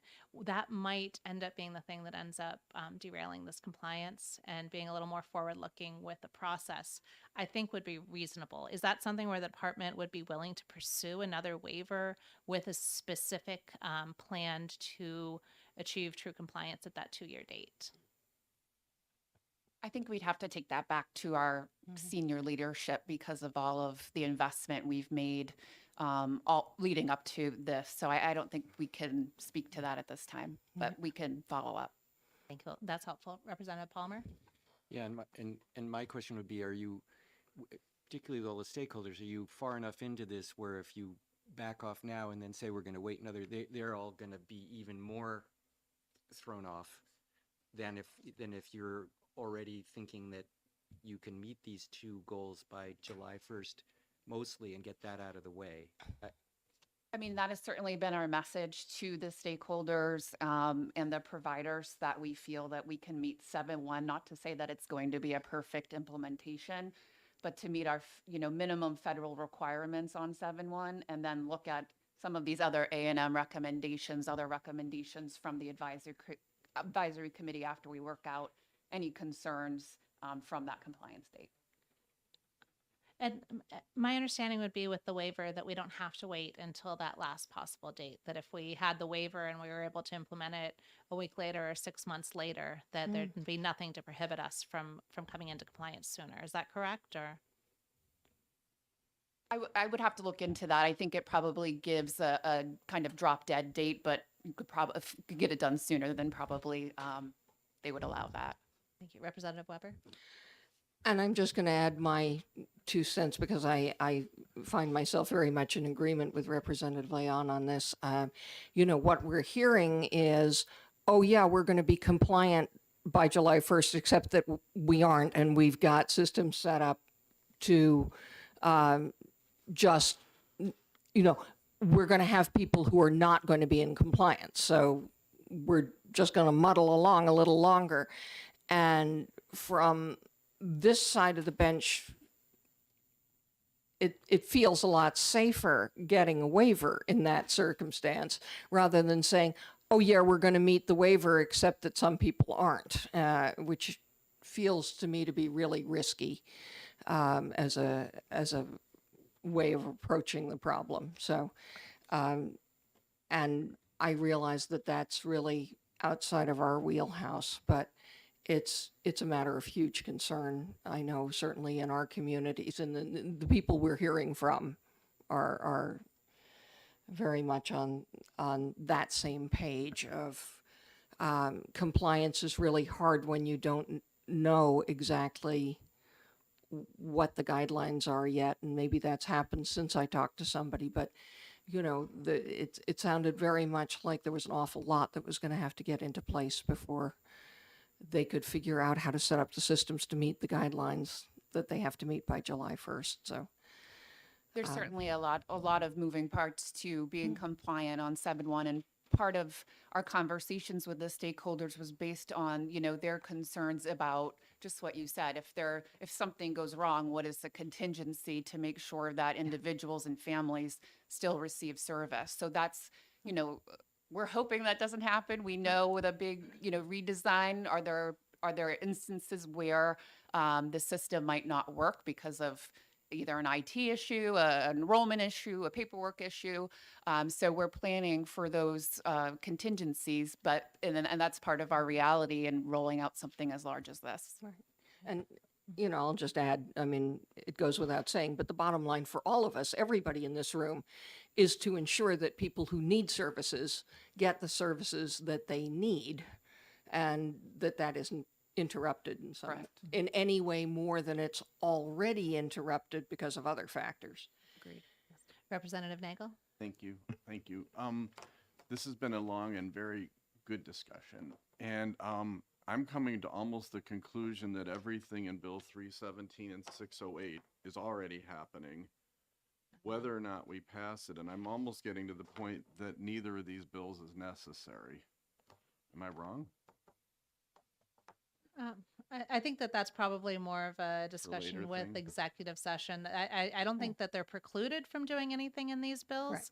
but I think the reason why these bills are here is because there are people that don't believe that this is happening and is a focus of the department.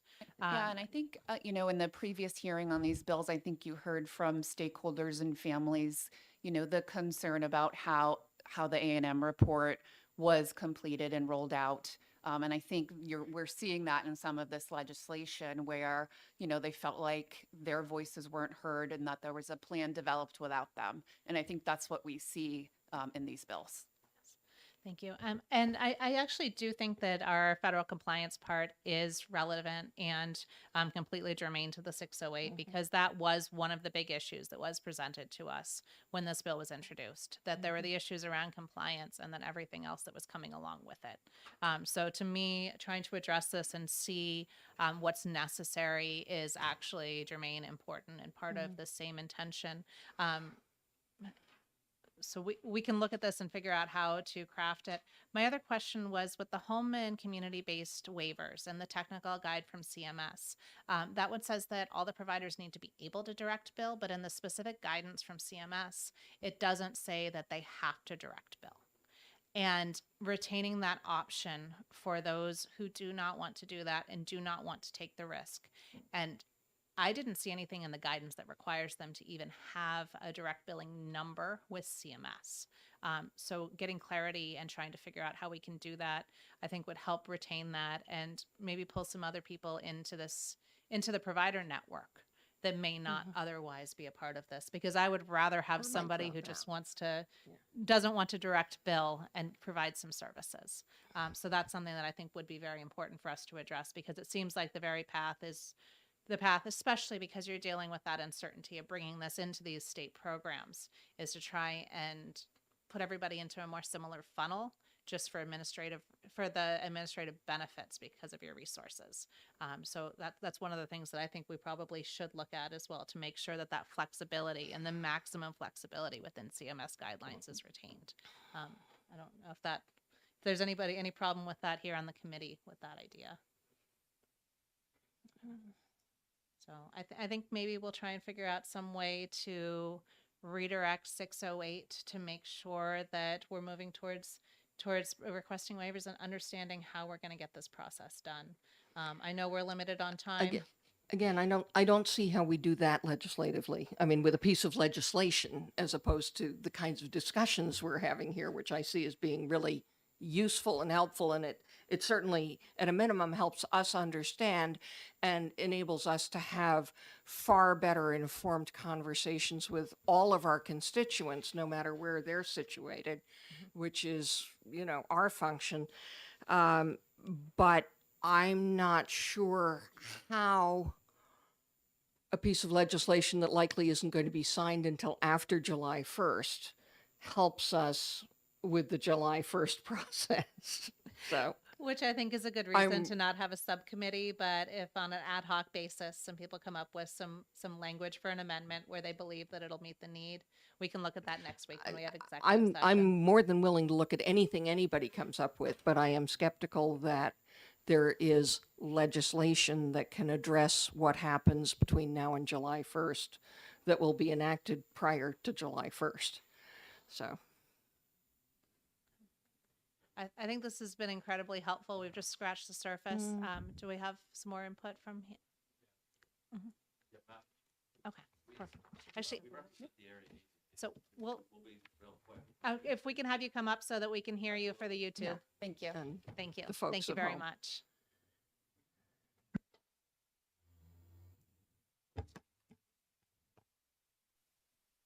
Thank you, Madam Chair. We represent the 10 area agencies. My name's Alex Katrubis.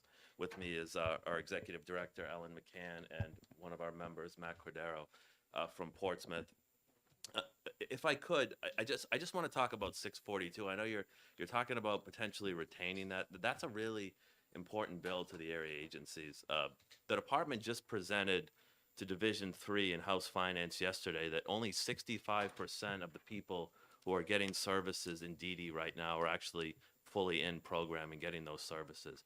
So we really see 642 as an opportunity to create more tools to give the department the ability to redirect funds that may be available. The bill doesn't appropriate any funds. It only, and Representative Weber, you brought this up at the Health and Human Services Oversight Committee about a week and a half ago. Can we use dollars that otherwise aren't being spent, that the legislature has appropriated for developmental services? Can we give the department tools to better deploy those resources to budgets that are chronically out of date, that's putting pressure on the providers, not because they're not able to properly reimburse their staff? So we're not talking about asking for more appropriations from the legislature. We're just talking about giving them more tools to manage their budget. So I would, if you want to retain one of these bills, I would look at potentially retaining Representative Stringham's study legislation. That may be a better option. So I would respectfully ask that you consider that. There was a couple of comments at the hearing. You know, the DD Council had a couple of concerns with 642, but we really, it's not so much about the salary cap. It's really that second component of the bill that gives the department the ability to deploy resources that might not be used or would lapse or would build up in our dedicated fund. Can we take a portion of those and redirect it so that we can get folks in program? There's going to be a public hearing in Reps Hall next week. Hundreds of people are going to come and ask to be a part of the DD system. If we're only getting 65% of the job done, I mean that's not a good situation. So we see this as a tool. It doesn't require the department to necessarily do anything, but it gives them the ability to manage their budget better, and we think it can be a helpful process going forward. Representative Weber? So I'm now looking at 642, and my recollection, and again, I don't have my notes in front of me, but my recollection was there were a lot of people who were unhappy with the way things are and thought this would make it better, and then there were some who were unhappy with the way things are and thought it would make it worse. But I'm wondering if, first of all, is there a limit now? Is there a limit or cap in place now? There is not a limit there's not a limit or a cap in place. However, the department does have the ability to deny funding requests that they think are unreasonable, but there is not a specific cap in the spreadsheet, as someone I think had brought up earlier. Right. That has been taken out. Okay, so if I may have a couple of follow-ups, Yes. Madam Chair. So the first sentence just says it's not going to establish or enforce a limit or cap on the direct wages. So that may limit your ability to say this isn't reasonable. Would it? Well, the intention of that sentence was they can't just have an arbitrary cap, Right. which was No, I think I get- $16, and so this just says that you can't have a threshold, a one-size-fits-all threshold. If you read the bill, it talks about a reasonable negotiation based on the individual's family circumstances, their disability, their family situation. So the intention of that first bill, the first sentence in that bill, is to not have a one-size-fits-all cap, which is what had been done previously. Right, but there isn't one now. That is correct, but it could come back. I mean, It could. I mean, we could do all kinds of things, and they could come from us or it could come from you. So I get that. What I'm driving at is if we just amended this down to allow to the department shall use existing budget appropriations to negotiate reasonable wages and appropriate service budgets with area agencies and service providers, and lost the first two sentences. Does that get us to where we need to be in terms of the use of the funds available? From our perspective, the first sentence is not as important as the section that you just read. To us, the flexibility to give the department the ability to better manage their budget. And and again, I don't want to sound like a broken record, but we're only doing 65% of the job. Right. To me, that's a failure. So again, this puts the tools in their hands. If they don't feel that it's reasonable, if they don't feel that they can, if they feel that this is going to make them overspend or the dollars need to be somewhere else, we can have that discussion. But right now, as you heard at the hearing, unless there's a significant life change, there's no mechanism to move these dollars. So this just gives us the mechanism on the table. So yes, the second part of the bill is, in my opinion, much more important than the prohibition on the cap, which is in the title of the bill, which I think is why folks are focusing on that aspect of it. But it's really the second half. But that's we more- could change the title. You could, yes, absolutely. We do it all the Replace all. time. Yes. Representative Murphy and then Representative Freitas. Great, thank you so much. I was looking at my notes, and it really was, HHS did not really have an opinion on it. It was stated that there's really no wage cap, as you mentioned right now, that the budgets are pretty much legacy budgets that are somewhat archaic in their functional use from your perspective. And that when somebody brought up there was this may be a premature bill, it was basically saying, because there's going to be a redesign of the budget going forward. So my question is, will this, if you had, this to me is what you're asking for is a specific tool within your budget that you may or may not use, but would this in any way impact negatively or positively or change the process going forward for the new budget? If you're speaking about the rate redesign, I don't think that it would necessarily negatively impact that process, because we all know that we have these ambitious deadlines and timeframes, but we don't know exactly when that's going to happen. I think this could be integrated into that process, and certainly in the meantime, it will be a useful tool to help us implement and fulfill the budget. So I certainly don't see it as precluding anything with the new rate system. When that happens, is it going to be 2024? Is it going to be 2025? I don't think we have the answer to that. As you've all heard this morning, and I said many times to this committee, we need to be focused laser-like on direct bill and conflict-free for July 1st. That is the primary mission. All of those other issues, the two-tier waiver, all of the other issues that you've talked about, the rate review, the SIS, the sports intensity scale, all of those other issues are really things that the department is undertaking, not under the corrective action plan. They could be things in A&M. They could be other initiatives that we've looked at. So the rate redesign, that's something that is not required by CMS.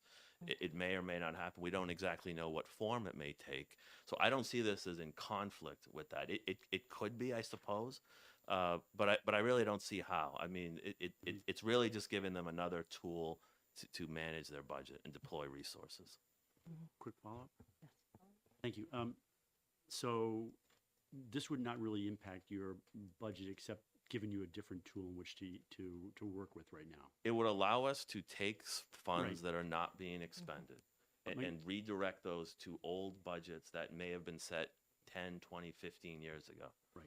30 years ago. My question to you would be specifically, how would this impact positively or negatively if this bill were not to go forward, given the flexibility that it may put into your budget? If this bill doesn't move forward, it will put increased pressure on the providers because they are going to have to live in an environment for another 2 years where the budget is set. The budget was set 10 or 15 years ago, and it just doesn't meet the financial realities. And I believe that there's going to be dollars that are going to be unused. So why not direct it to the need? That's really all this is saying. Representative Freitas had a comment as well. Had something to say? Thank you for taking my question. My concern was about the rates. Does there seem to be any activity in increasing or changing the rates? It seemed to be an issue that day from the people that were receiving services. Yes, so this would allow those budgets, those rates to go up. in You're those- in speaking those of older using budgets. unexpended funding. We would take the unexpended funds and we would raise those older budgets.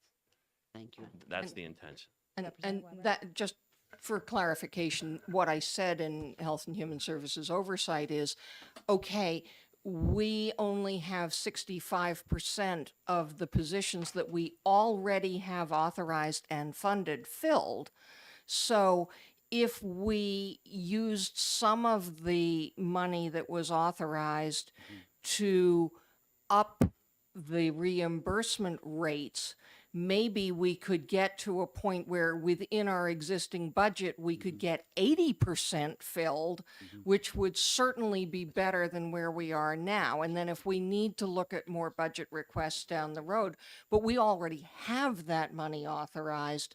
And the one thing it's not doing anybody any good is sitting in a bucket waiting for a person to come along with the right skills to match the right person and willing to take the job. So that gets me back to the question of, if we were to just keep the last sentence, does that get us at least part of the way across the From goal our line? perspective, it's much better than holding it for a year, because that's not going to do anyone any good. Right.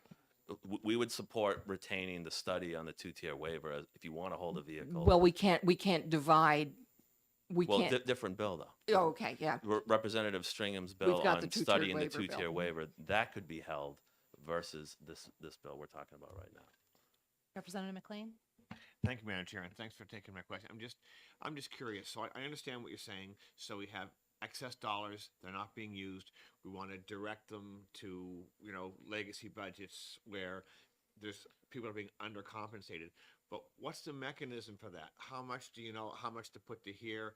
Is there, a legacy budget is 20%. So how do you know how much to give to each of these legacy budgets? Because they're not all going to be the same.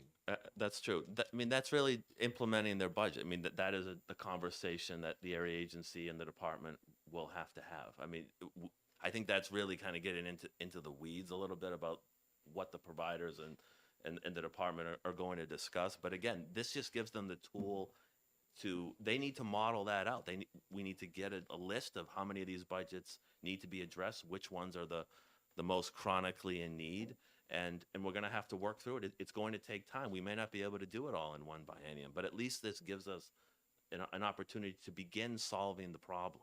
It's going to take, I think, a few years to do it, because we don't want to use up all of those dollars, because there could be people who need enhanced services. There could be people who move into the state. So we have to be careful how far we take this. But again, this gives the department the discretion to take it whatever level that they feel confident that they can do. So they need to manage their budget and implement their budget. It's no different than the folks who are going to graduate from special education in the spring, the people who are going to join the adult system.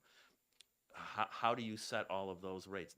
That's something that the department and the area agencies have done for decades. It's all based on the individual's needs, their family circumstances, what level of disability they have, how many hours of services do they need. It's a negotiation between the state and the area agency. So that would all have to be worked out on an individual basis. So if we could maybe just move on to 608 real quick, because I know you have to get going. We support we are very close to supporting the amendment that was, I believe, drafted by the associate commissioner who represented the department at the 608 public hearing. So just so you're aware, the area agencies and the department, I think, are very, very close to getting to a place where we can come together on an amendment for 608 that will, and Representative Weber, you've brought this up several times, I think make it clear that we are going to require piloting pending CMS approval on everything except direct bill and conflict-free. That's really the issue in a nutshell. And please, please. Yeah, thank you for hearing us. Ellen McKay, I'm the Executive Director of CSNI, which is the Association of Area Agencies. And I would say that this committee has very astutely picked up the differential between 7-1 and then the ongoing work.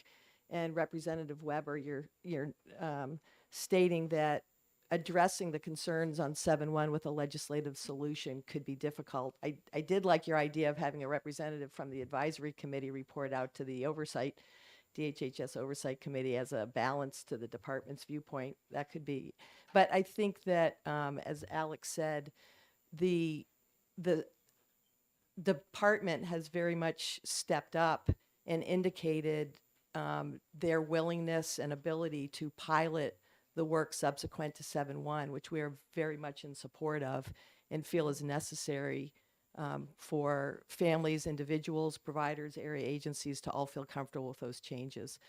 I will also for a moment just speak to on the 7-1 go live. There is a deep concern about being able to pull that off and to do it well and, you know, ideally seamlessly. I think that there's a desire to hear the statement made, you know, if we're not ready to go live, we won't go live. If there are going to be problems, and to have an agreement around sort of a dashboard of some kind that can agreed upon indicators of where, you know, green, yellow, or red in terms of the sense of are we prepared to go live, because it is such an enormous change. So there is a great concern about that. But I think that, as Alex said, working with the amended language proposed by the department, I think is a solution that gets us to a place where the piloting of the work subsequent to 7-1 would be very helpful.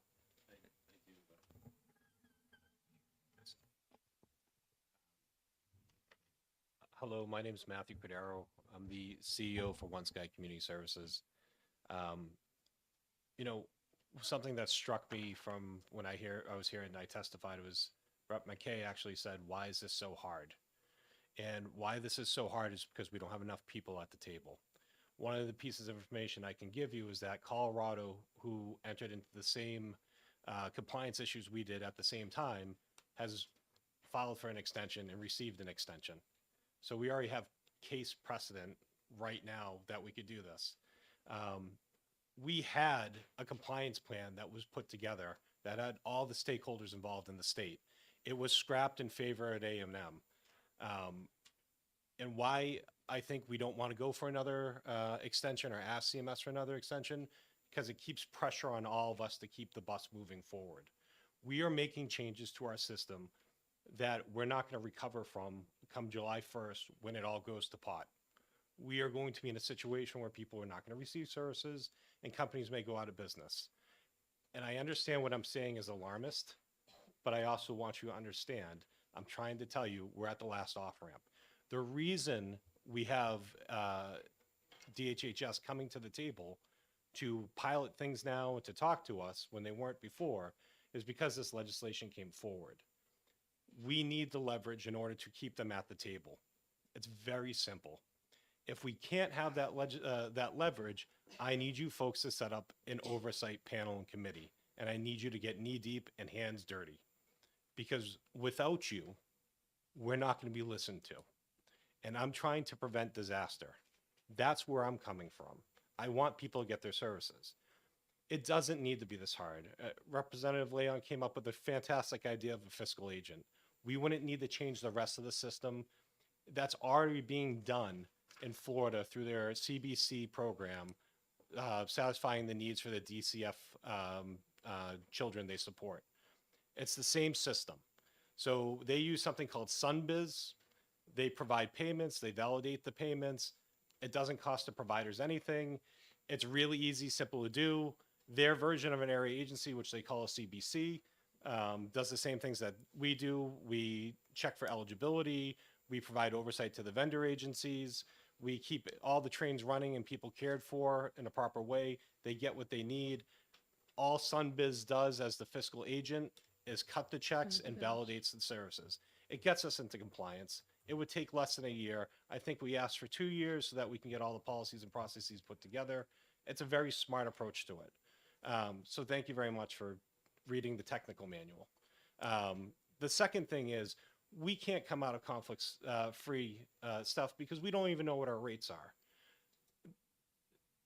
DHHS has muddled A&M so much into the conflict free And it's been so entwined that you can't separate one from the other at this point. It's an anchor. It's going to drag us to the depths. Very clearly, I want you to have that analogy, because it's not going to be any of us. It's going to be the people and the families that we support. And just to put a fine point on it, when people start dropping their kids off, saying, I can't care for them anymore, those services that are provided by families save the state about $300 million a year. So take our budget, double it, and add some to it, and that's where we're going to be. Not to mention, it's going to take up all of our hospital spaces, so now we can't have care for our acute care situations and our tertiary care centers. So when we're talking about, and Representative Weber, you picked up on it, well, we'll just kind of limp along if not everyone is in compliance. It's not good enough. It may not be perfect. It's not good enough. One of my board members, Michelle, came here with her DSP, and she sat here, and it took a couple seconds for her to be able to communicate out. She has a bachelor's degree and runs her own business. She's incredibly articulate. Without her support, she has no ability to exit her home. There is no cognitive delay that adds to that additional need that would be there. So imagine yourselves similarly situated, not capable of going to the bathroom on your own, showering on your own, being able to operate on your own, because we decided that it was best to do what all of our contemporary selves do, who have no children and who are not in the system, do, because it will make our lives administratively easier. We need something to apply pressure. And whether it's a bill or whether it's you folks standing up for us, we need something. Because the conversations, I will tell you, I never laughed so hard in my life than when I got an email saying, we're willing to talk about things. It's not a response that you should have. I sit on the rate committee. I promise you I'm not listened to. I think part of it is because I'm a crank, and I hope we all know this. But if you watch the videos, the very first rate setting committee I went to, I said, why are we not doing what the families asked? Why are we not engaging them? And my response was, we're accepting, the response I received was, we accepted the recommendations from A&M. And I pushed and pushed and pushed, and that was the response I got. Don't take my word for it, review it. And when you're looking at the two waiver systems, New York does a 1115 demonstration waiver. And they actually have two separate waivers, one for families and one for non-families. So individuals who are in the system on their own in traditional care centers. They capitate that at $80,000. They have a waiver system to get around that. So we could look at something like that and say, okay, that's a system for us to be able to look at. None of that stuff, to my knowledge, was brought up or reviewed, because when I asked A&M about it, my response was just, that's great, please send it to me.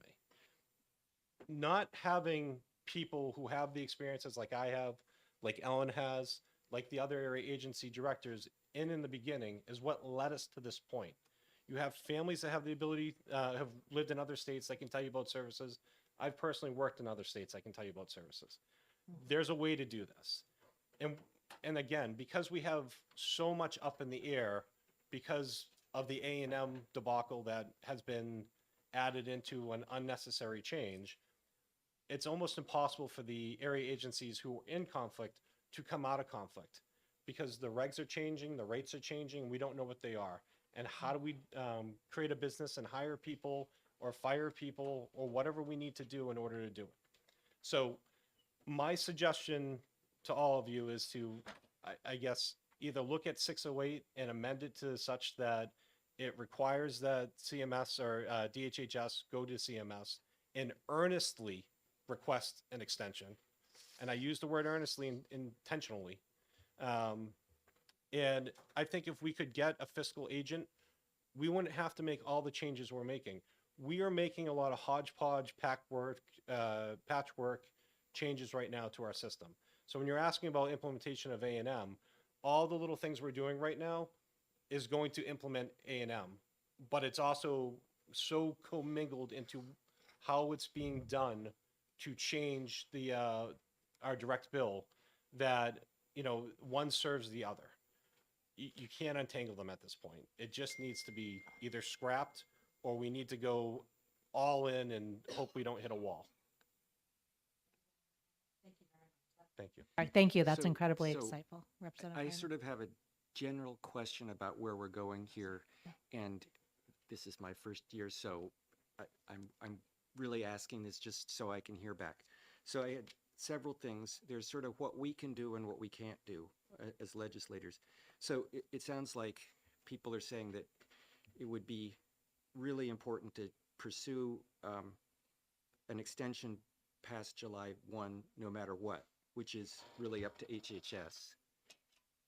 The second thing is then we delay the implementation of 608 to sort of correspond to when that happens. So in here, it's this amendment moves the dates forward to January from July for this pilot project. And so maybe that needs to even be different and correspond to whenever, you know, say 6 months after the CMS final date. And then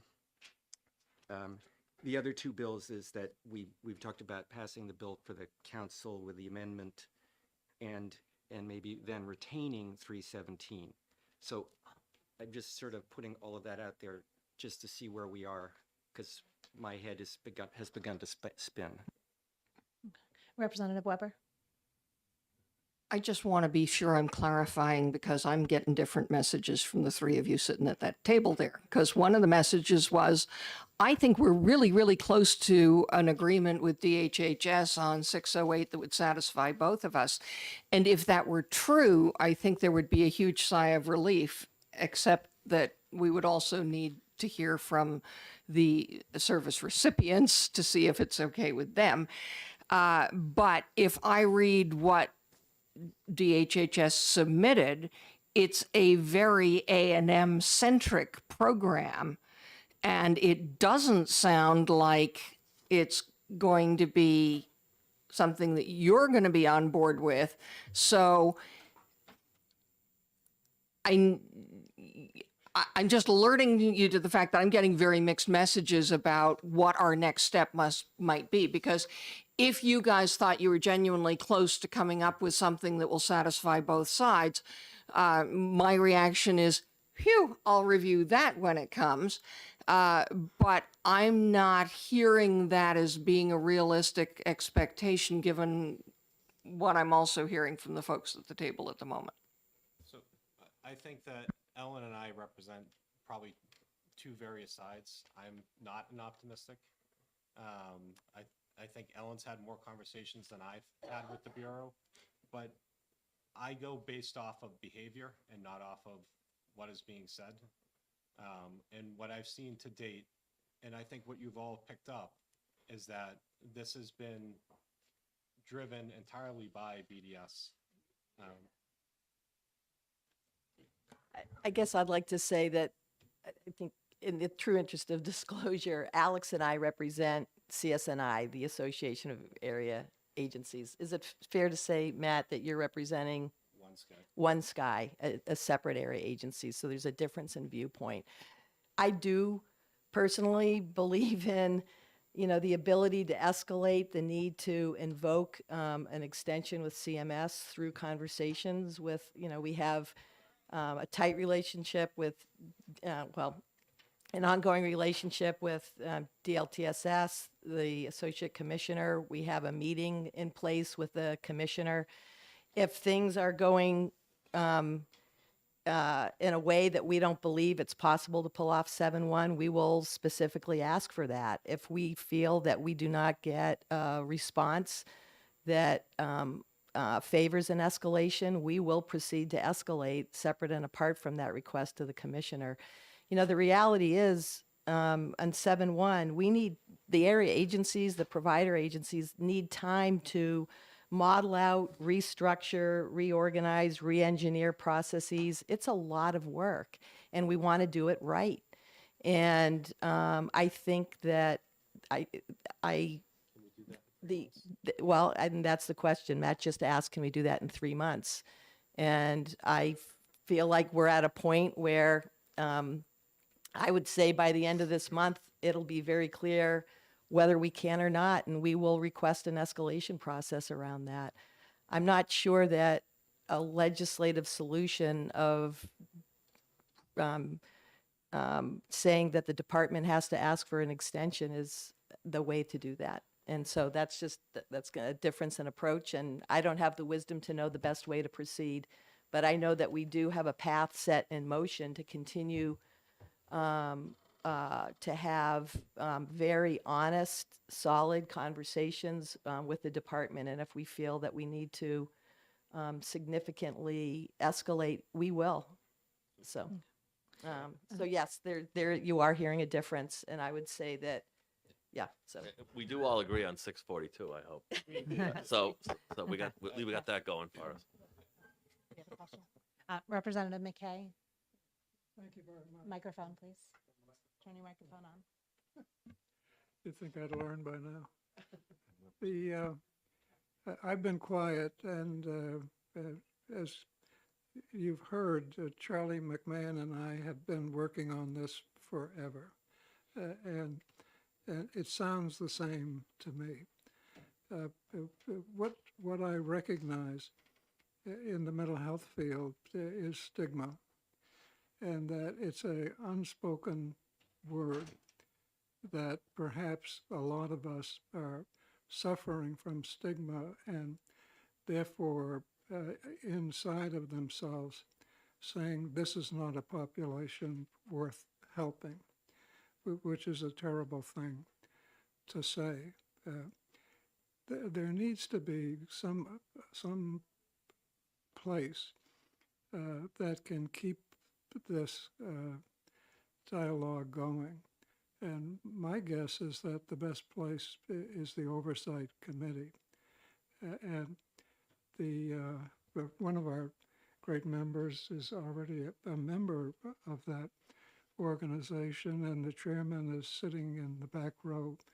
Usually sits in the front row, but I think if that can be understood as a major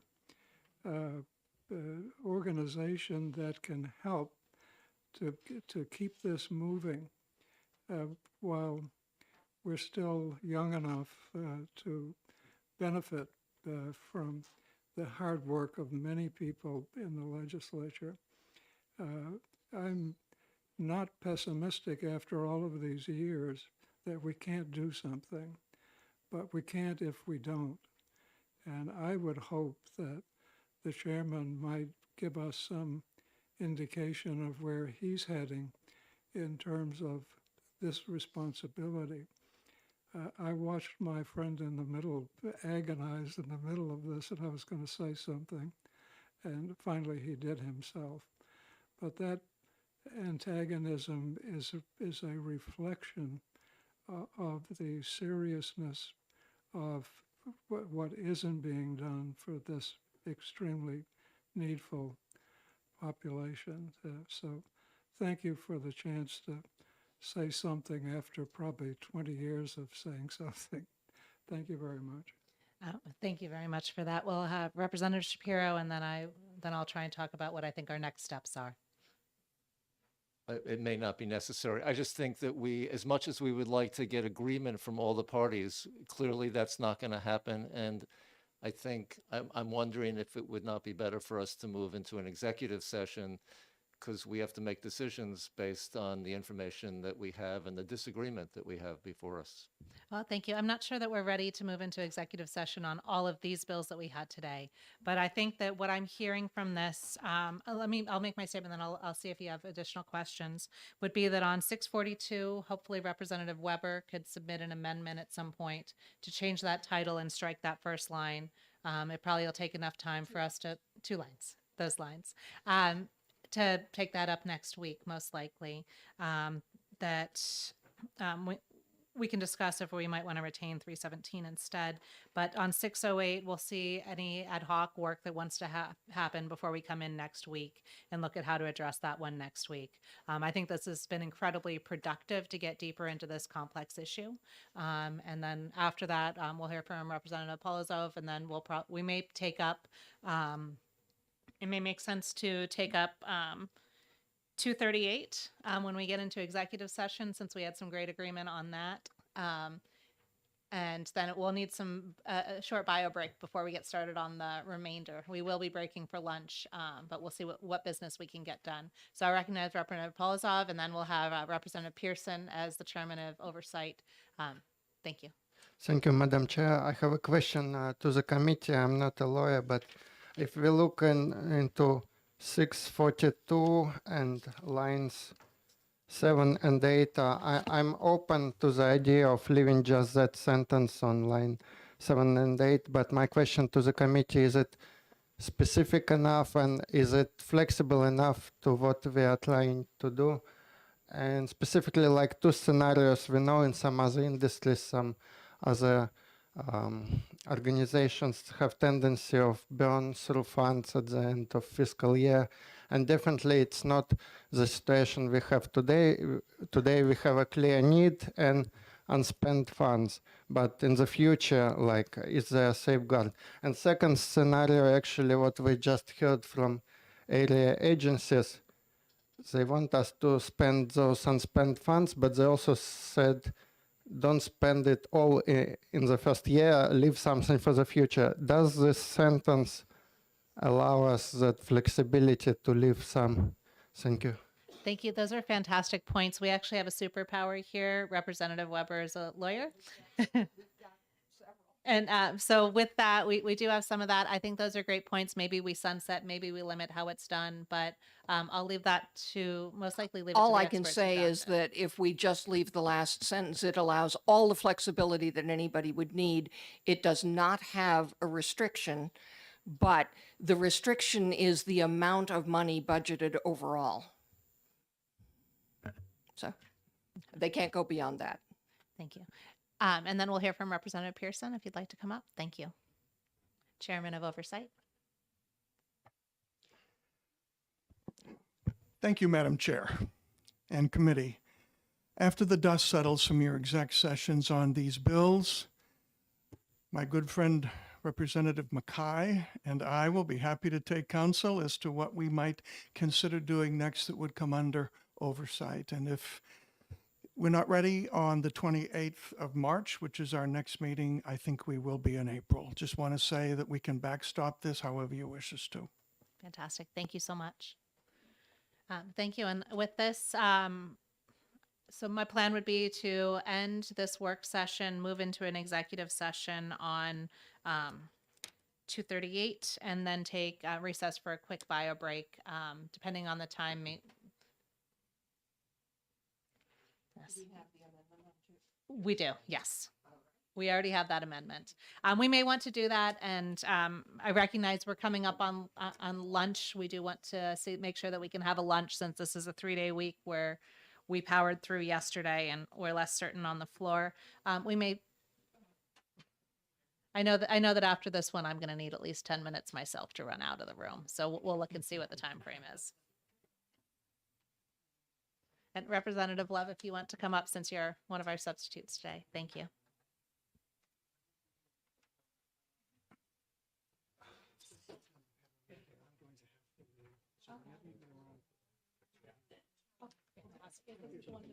I think I'm taking Wayne's seat here. Oh. Let's see. Thank you. We're going to leave it faster.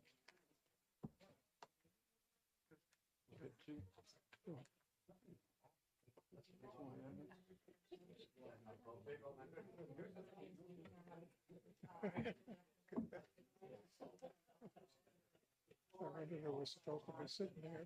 Huh? I was wondering who was supposed to be Yeah, sitting there. well, I was told I was subbing for Wayne. And it says Wayne McDonald up there, Representative McDonald. Yeah, he's not here, so. He's had some surgery or something? I don't know, what's having that cap? Is that it? I had one. That'll clear his vision. I had one not long ago. I don't like it at all. There's a line, like the last eighth of my vision. Oh, yeah. A black line. That's not good. No, I used to have great peripheral vision, but now this thing is in the way. No? Oh, well. I'm Chicken Dave's up. Yeah, it's getting old things for the birds. I don't know how many years I've been here, but it's more than 20. Uh-huh. But That's a long time. Mary Jane Wallner has been here, I think, 45 years. Uh-huh. Yeah. She's amazing because she's very low key, you know. Thank you. So with that, I don't know if I officially closed the work session, but I'm officially closing that work session. And I'm now opening an executive session on House Bill 238, and I recognize Representative Shapiro for a motion. I move that we adopt Amendment 0841 to House Bill 238. Do I see a second? Representative Palmer, would you like to speak to your motion? Yes, as we've already agreed to, we have excluded one point under Roman numeral 4. What was letter B has been taken out, which involved including a council member as part of the selection process for the contractor. That has been removed. Otherwise, the amendment is the same as the other amendment. And I think we have agreed that this is a good bill because it creates more input from the community that is affected by the disability, Bureau of Disability. Thank you very much. Would anybody else like to speak to the amendment? And with that, if the clerk would like to take the roll on the motion to adopt Amendment 2023-0841H to House Bill 238. Before I start, who's Uh, filling in for David Love is filling in for Representative McDonald. his last name? Love? Love. That's an easy one. Now you're officially. Officially here. Yes. Are you still voting first? No, I would vote last because I'm the chairman. Yes, and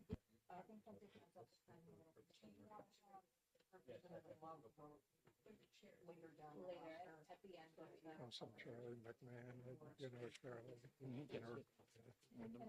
He's a good man. He's been working on this for 20 years. Is he? Yeah. Way back, we had this problem with the ED waitlist. Hundreds of people. They got it way down. But it's still a problem. Yeah, I'm on the labor committee, and we've got one for the medical marijuana pads and not allowing employers to fire somebody over a failed drug test. I know that I just said to call the roll. I think let's just pause this for a moment. Let's do let's hold this executive session, do a 10-minute bio break, and then come back in. If that's acceptable to everybody. Thank you. So yes, we will be back at 11:42. I was chairman for 5 years of the medical marijuana.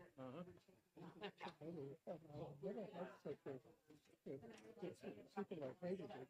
Yeah, the police who hated the doctors. It's working.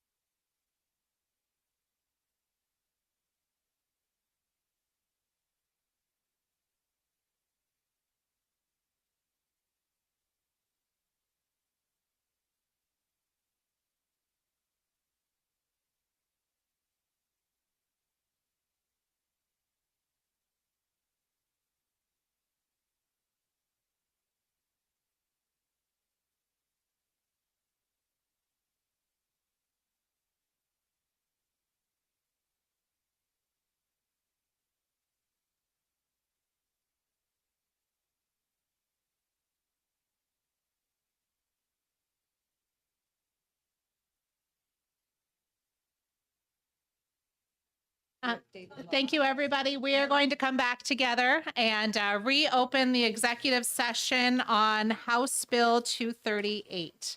At the time that we recessed, just to give you a little bit of a heads up, we will finish that one. We will also then open up House Bill 431, and then we will take a lunch until 1 o'clock. So on House Bill 238, we had already had a motion to adopt Amendment 0841H by Representative Shapiro, seconded by Representative Palmer. And is there any further discussion, or are we ready to move into the voting mode for the amendment?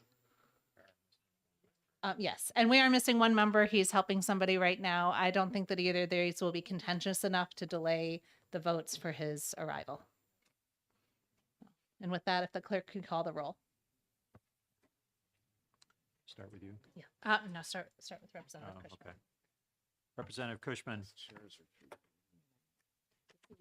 On the amendment? Yes. Representative Bill King, yes. Representative Kofalt. Yes. Representative McLean. Yes. Representative King, Seth King, not here. Representative Mazur. Yes. Representative Nagel. Yes. Representative Polozov. Yes. And Representative Love. Yes. Representative Weber. Yes. Representative McKay. Yes. Representative Freitas. Yes. Representative Cannon. Yes. Representative Nutter Upham. Representative Shapiro. Yes. Representative Howard. Yes. Representative Murphy. Yes. Representative Palmer. Yes. Representative Selig. Yes. And Representative Land. Yes. 19-0. The amendment is adopted 19-0. Do I see a motion from Representative Shapiro? Sure. I move that we vote ought to pass on House Bill 238 as amended by 0841H. And is there a second? Representative Palmer. Thank you. Would you like to speak to your motion, or has that already been discussed? I think we've discussed it adequately. Fantastic. Thank you very much.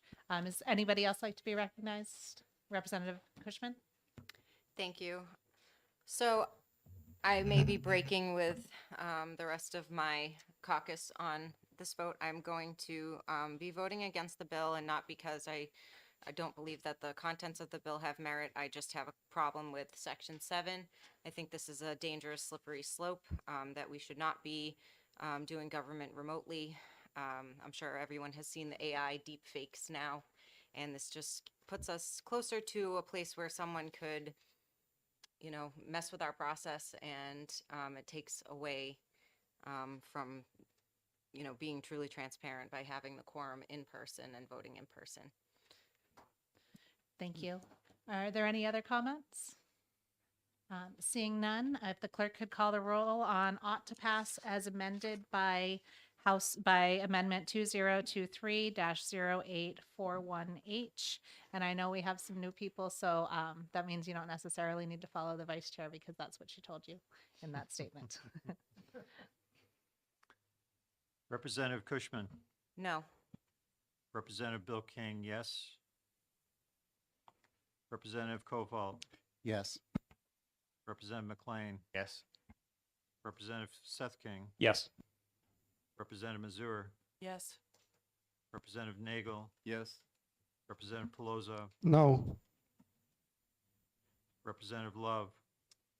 Yes. Representative Weber. Yes. Representative McKay. Yes. Representative Freitas. Yes. Representative Cannon. Yes. Representative Nutter Upham. Yes. Representative Shapiro. Yes. Representative Howard. Yes. Representative Murphy. Yes. Representative Palmer. Yes. Representative Selig. Yes. Representative Land. Yes. 18-2. The motion passes 18-2. Will Representative Shapiro write the majority report? And I assume, sorry, Representative Nadarabo? If they agree, it can. If they agree, it can. I think the point is to write a minority report so that the issue can be made part of the record. Were you planning to write a minority report or no? Yeah, I will write a minority report. Okay. on this, yeah. And with that minority report, did you want to do an amendment where it simply removed that change to the 91A? I can submit something and I would, yeah. Okay, so that'll be with an amendment simply to remove the 91A section so that it's clear that our intent is to make these changes, but that's the one point of contention. No consent calendar, but it likely will be a voice vote on the floor. Okay. Thank you. So just to catch the motion, her would be an ought to pass with a new amendment. Yes, it would be an ought to pass with a new amendment. I'll send you that number. Perfect. Thank you. And with that, I close the executive session on House Bill 238 and open the executive session on House Bill 431. I'll recognize myself for a motion to adopt House Bill, the amendment 2023-0755H, and I will pass that out. Is there any second? Sorry, I should have passed them first. Yeah, let's. Protocol, I apologize. It was emailed out previously, but paper is good. Second. Second from Representative Polozov. Thank you. So as this is being passed out, I will speak to my motion. This is an amendment that we had help drafting with, we had significant help drafting. Representative Thomas is in agreement with this. This addresses the challenges that came up in the hearing, where we had some issues around allowing people to cultivate before they had their license. And so it clarifies that language and tightens it up.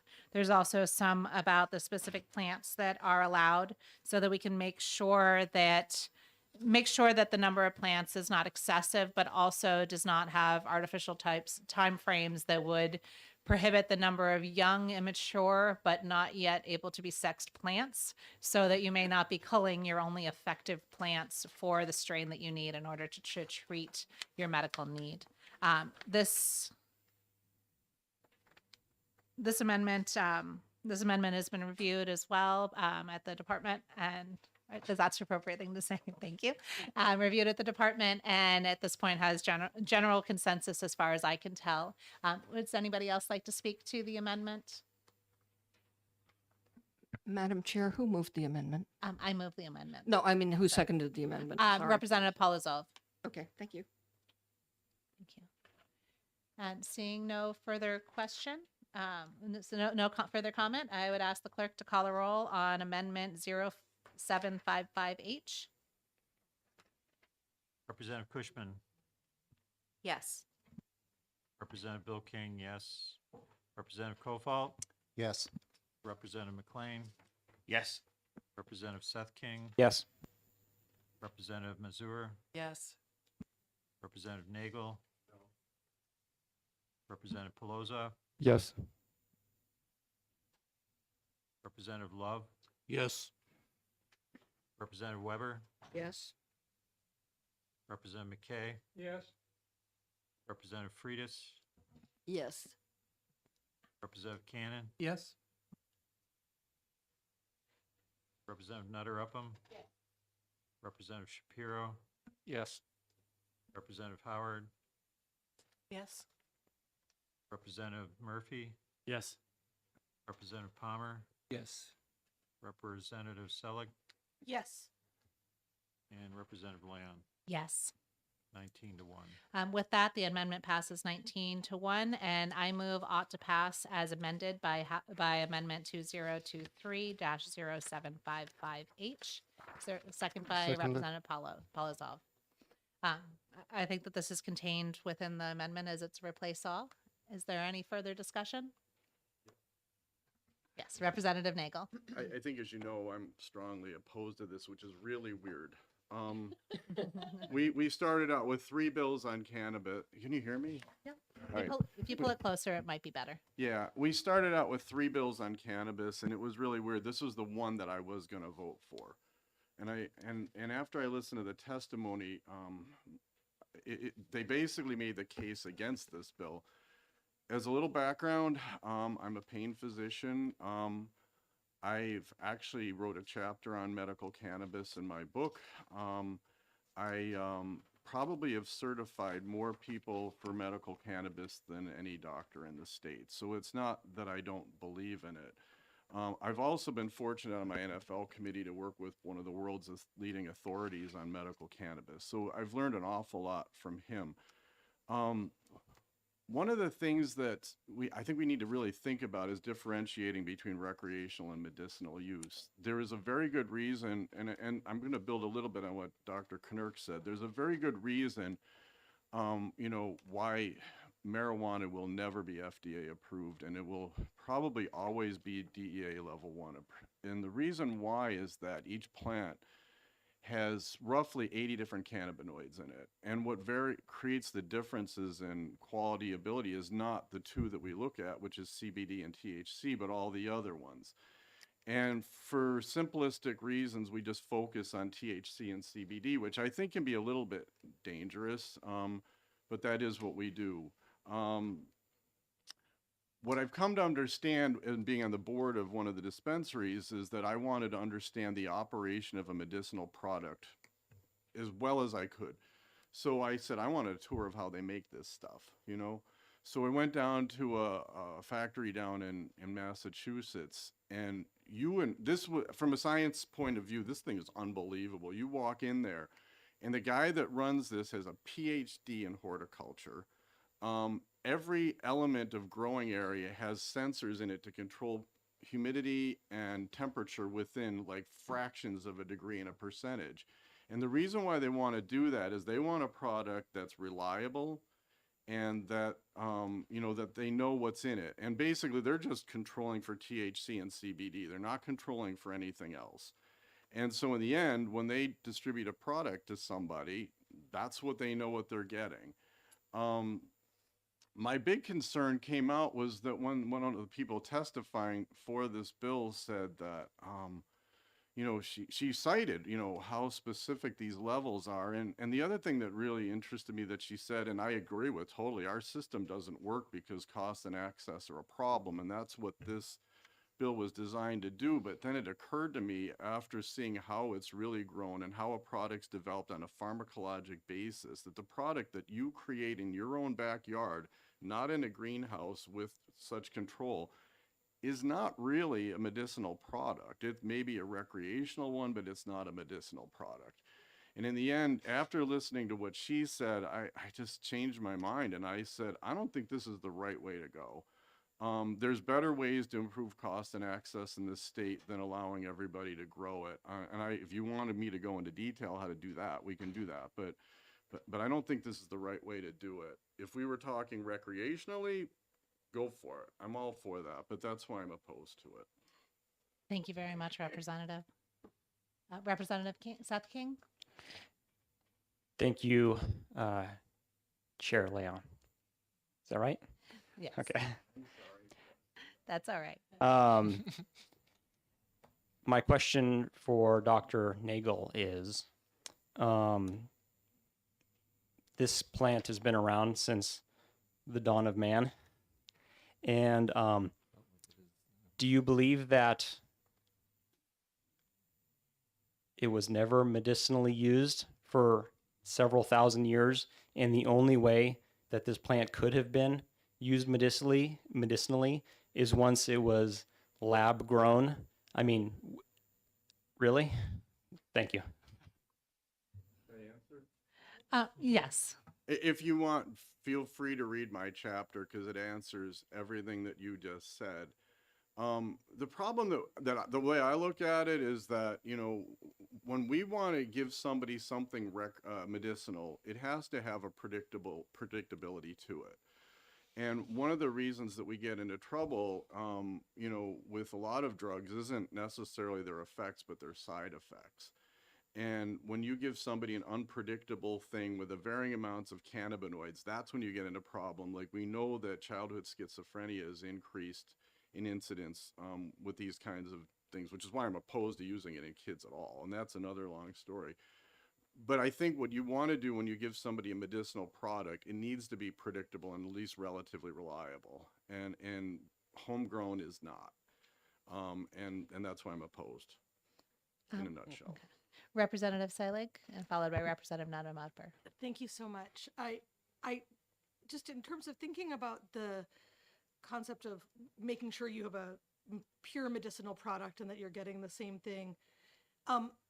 Having a child who takes ADHD meds and is given, whatever generic is available in the pharmacy, we've recently had a circumstance where the generic was switched because the manufacturer is having issues.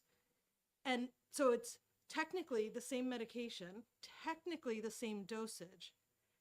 However, this one has completely different side effects than the one that the previous generic.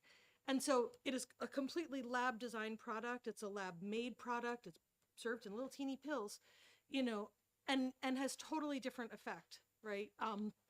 In one case, the generic that worked perfectly and created the desired result, the other caused an increase in symptoms. So obviously not ideal. And so I think focusing on it as, well, it has to be perfectly lab grown, to me doesn't serve the purpose. The goal is to help people who have a medical necessity achieve something that's going to help them. And I mean, I'm in favor of legalization in general, but I just think that saying that we need to recognize the value of making things possible. People who suffer from the conditions where they need medical marijuana, whether it's because of cancer treatments or to manage extreme anxiety, it's really beneficial if they have access to it without having to get it from illegal sources. Thank you. Representative Nader-Upham. Thank followed you by for Representative taking Cordell. my comment because it's not really a question. I've been so incredibly moved by all the families that have come to testify in front of us. This is my 5th year on the committee, and we've heard these sorts of bills for many years. And so perhaps this is not perfect, but it's the best we are offering at this time. And if in the future there's ways to have scientifically grown, more perfect medicine that's at a very affordable price, closer to people's homes where they can have access to it, that would be better. But this is what we have today, and so I'm voting in favor of it. Thank you. Representative Kofalt. Yes, I guess I'll just echo the statement that I think we heard from a lot of people, and specifically some of the concerns that we heard were the affordability. A lot of the people who are experiencing pain are also out of work or have limited capacity to work. They're on very, very tight budgets. But the bigger issue that I think we heard a number of times had to do with access, and particularly because of the limited number of dispensaries in the state of New Hampshire, people who are in the northern tier of the state have to travel. They can only buy a certain amount, and they have to travel some distance to acquire that. So, I think that it's reasonable to let people decide whether their homegrown strain of cannabis is adequate to address their pain or other maladies that they're dealing with. Representative Palmer. Yeah, so Representative Nagel's point all of a sudden made me stop in my tracks. And then I thought of what the difference here is between, say, something that we have, like our hospital, you can't bring in your vitamins into the hospital because we don't know exactly what's in them, so we're not going to administer them in the hospital. But here, the difference is if these people were going to grow marijuana and sell it, then I would absolutely agree that it's not, the buyer doesn't know what they're getting. But in this case, it's the individual person. And one of the things in testimony, and I don't know enough about this, was that if they're worried about that, they can go and get their seeds that presumably would provide a more predictable product and grow that. But I think the big difference for me is that this is an individual person's decision to grow this, and that makes it different than if it was a product that was being offered. Thank you. And I will actually add my comments as well. The comment about generics is definitely a key one, and biosimilars are actually even are a lot less standardized than the generics for standard pharmaceutical products. I do know several growers for dispensaries in other states. They developed a high level of capability to highly tune their product far before there was a legal situation for them to grow it. So I think that those who need a narrow therapeutic window will probably take on the responsibility of figuring out how to get that specific strain. But if aspirin, ibuprofen, and Tylenol all hit your pain need, then it's a little bit less specific. So I think that this is a great increase in access, and we can always make it better. Are there any further comments before we move to a vote? No. And with that, I'll ask the clerk to call the roll on House Bill 431 as amended by 2023-0755H. Representative Cushman, Yes. Representative Bill King, yes. Representative Kofalt, Yes. Representative McLean, Yes. Representative Seth King, Yes. Representative Mazur, Yes. Representative Nagel, No. Representative Peloso, Yes. Representative Love, Yes.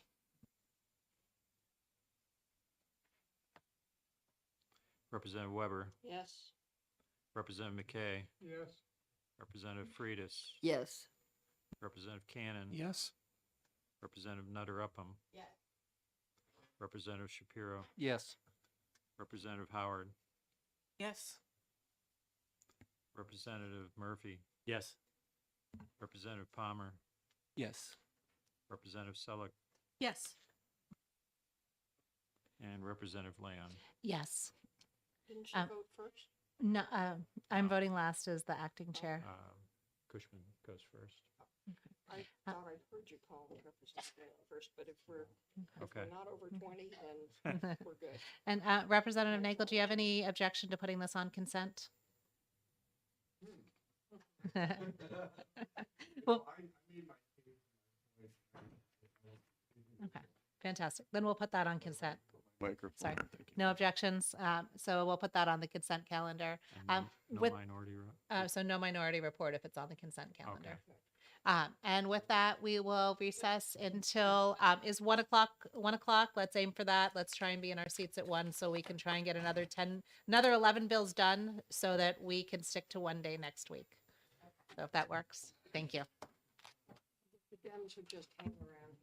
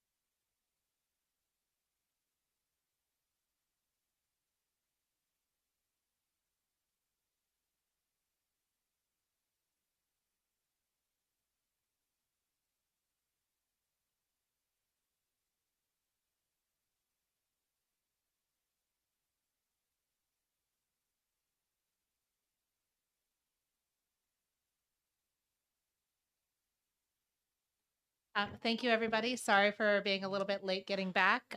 With that, I will open the executive session on House House Bill 299. That is prohibiting discrimination in medical care.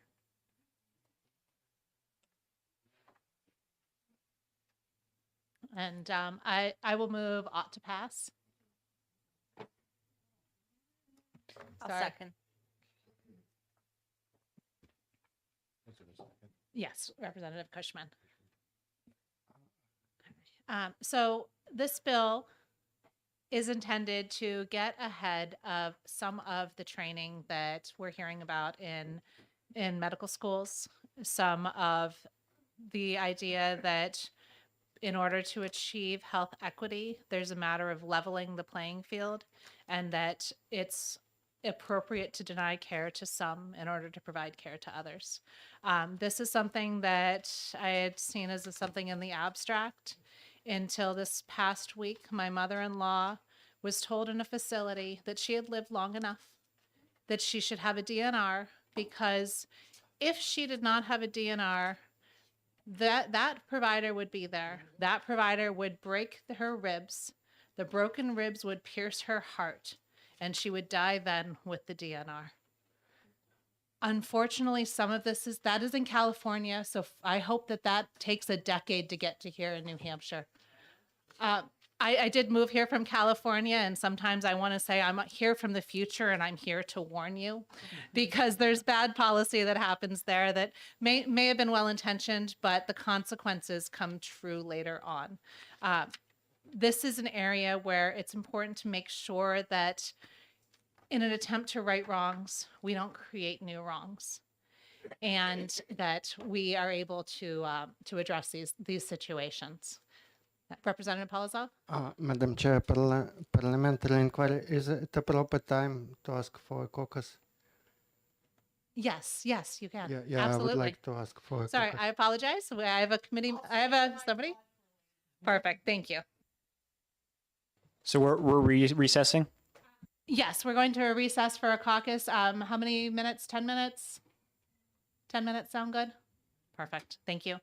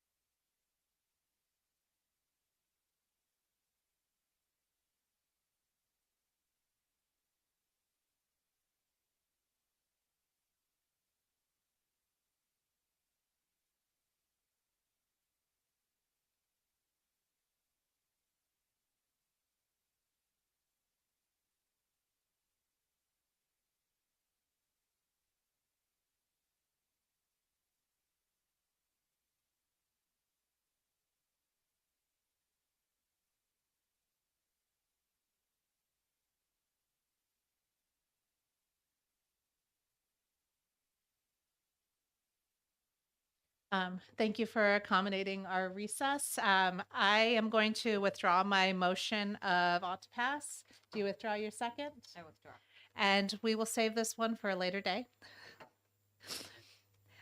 We will open the executive session on House Bill 215 relative to the adoption of rules by the Department of Health and Human Services regarding medication administration by licensed nursing assistants. And I recognize Representative Nagel for a motion. I make a motion this bill ought to pass. Thank you. Is there a second? I'll second. Or second. Okay. Representative Nutter up on a second. Ought to pass. And would you like to speak to your motion, Representative Nagel? I know I'm catching you. Oh, no, it's all right. This bill was brought to my attention by one of the heads of one of the county nursing homes. Primarily, this has a lot to do with access to care. As you know, there's a labor shortage in nursing homes. It was their belief that they can train other entities. I'm sorry, I don't have the bill in front of me, so I don't remember the exact name of the entity. I don't know why I can't find it. But anyways, you got it? Down. 215, we're going down. Yes, oh, God, This thank you. list. Yeah, license, you had it. 215, sorry. Oh, keep going down. Licensed nursing assistants that with training that they would be allowed to distribute meds. And it's basically an access issue because they're struggling to have enough staff to be able to do that. She felt very strongly that with training that these individuals could do that. And that was the whole genesis of this bill. Thank you. Representative Cushman? Thank you. So despite the changing price tag on this bill, I'm definitely going to support it. I think that it will end up not only improving care for patients because nurses will have more time at the bedside, it will improve nursing satisfaction, and that will help retain nurses in the workforce and also help LNAs advance their careers and increase their satisfaction. And it's also going to save us on payments from the state because of the differential between the nursing pay and the MNA pay. And I will say from personal experience, when I work on a floor and there's an MNA on one of the carts, it's very helpful and we get a lot more time with patients and everybody benefits. Representative Palmer? Yeah, and I would say that I hope that this also enables the nursing homes, particularly the county nursing homes, to open up some of their beds so we can get people out of the hospital. Thank you, Representative Murphy? Thank you. And, relative to the price tag, I just want to remind everybody, this is only a policy bill. It's not really tagged any financial note because this basically just says, is my remembrance of it, that we are passing a policy that if approved, it allows them to be reimbursed if finance appropriates the money to do so. So, And thank you. And if I recall correctly, they've already made an appropriation for this, so it's already part of the budget package from the department. Great. Thank you. So Representative Nutter Upham? I agree with everything that's been said. Sounds like a good idea. I think we should vote for it. Thank you. Thank you. And if there's no further comments, I would ask the clerk to call the roll on ought to pass on House Bill 215. Representative Cushman, Yes. Representative Bill King, yes. Representative Kofal, Yes. Representative McLean, Yes. Representative Seth King, Yes. Representative Mazur, Yes. Representative Nagel, Yes. Representative Polozov, Yes. Representative Love, Yes. Representative Weber, Yes. Representative McKay, Yes. Representative Freitas, Yes. Representative Cannon, Yes. Representative Nutter Upham, Yes. Representative Shapiro, Yes. Representative Howard, Yes. Representative Murphy, yes. Representative Palmer, Yes. Representative Selleck, Yes. and Representative Leon, Yes. 20-0. And without objection on consent? Fantastic. Thank you. And that closes the executive session for House Bill 215. I would like to open the executive session on House Bill 217, establishing a committee to study the effects of fluoride on fetuses and children. And is there anyone who would like to make a motion? Representative Nutter Upham? I'd like to make a motion, it ought to pass. Thank you. Do we have a second? A second by Representative Cushman. Thank you. Thank you. Would you like to speak to your motion? I would. So initially, you know, when I heard this bill represented, I said, well, we're not scientists. You know, what are we going to know about fluoride, whatever? But I had a much longer conversation with the sponsor, and I realized that what they would expect us to do is to gather some newer information about perhaps the dangers of fluorinating our water, which 22 towns in New Hampshire do.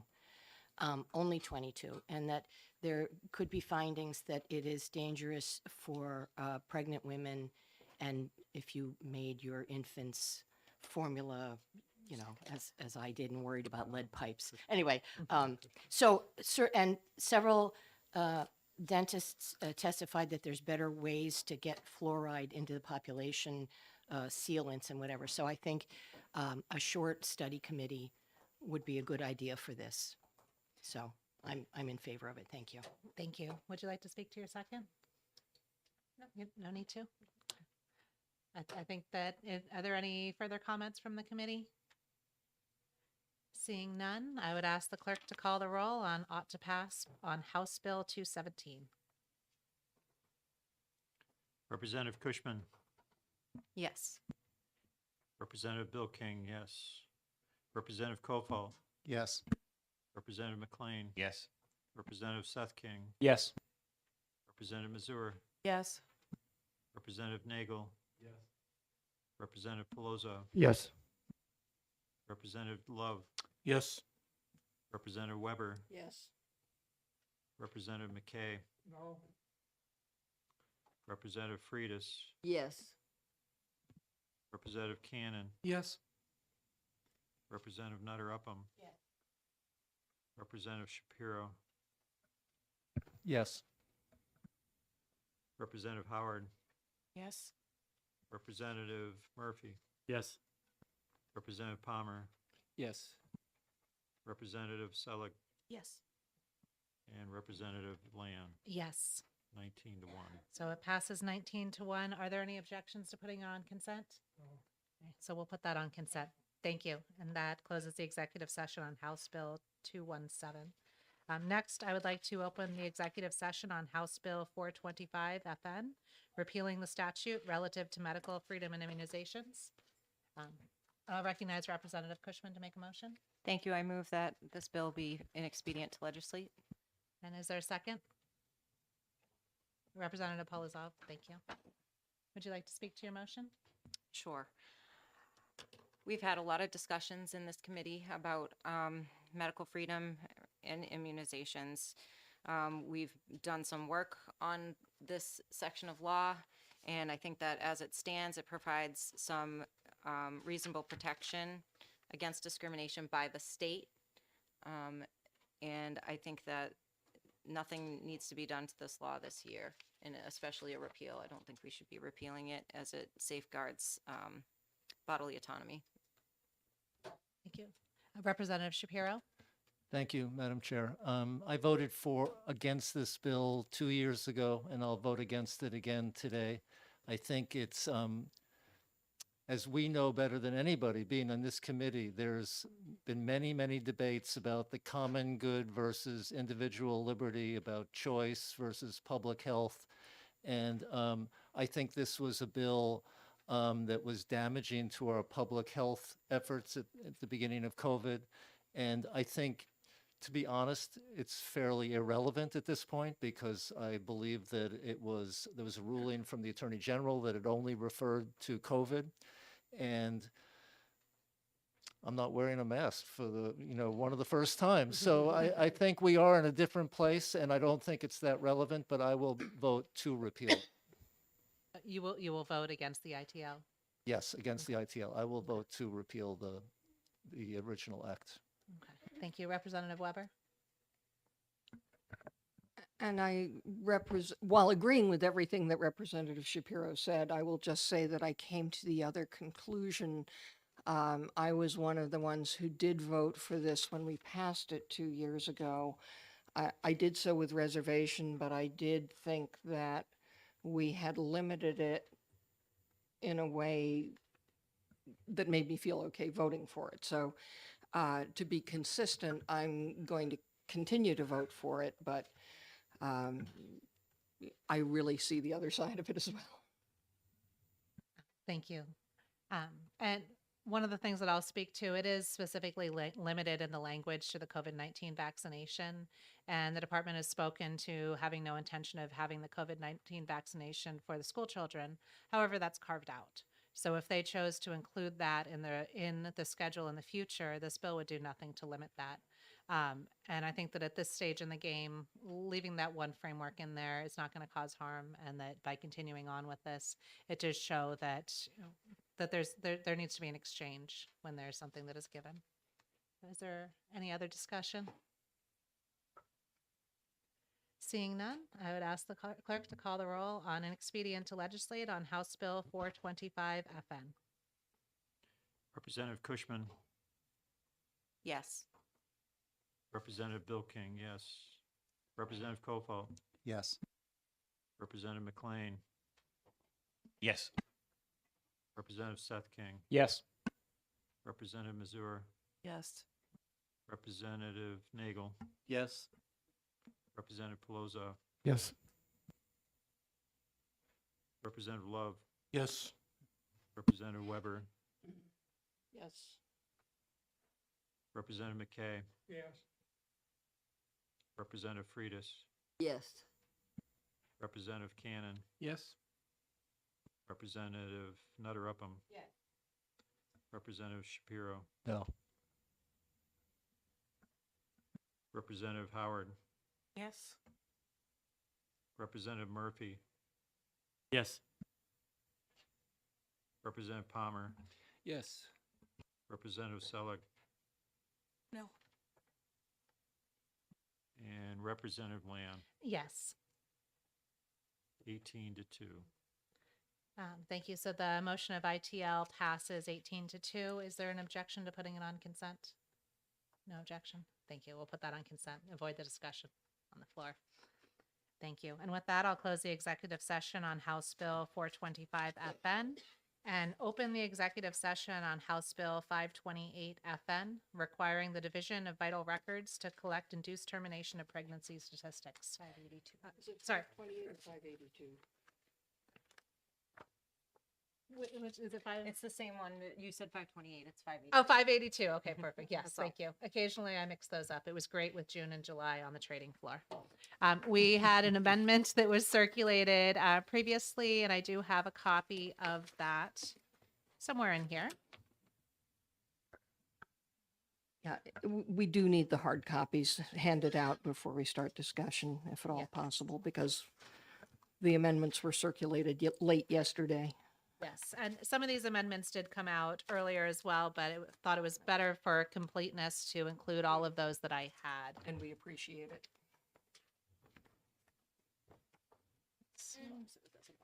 This looks to be, okay, I'll take one of those as well. This looks to be a split. I hope I got the division correctly.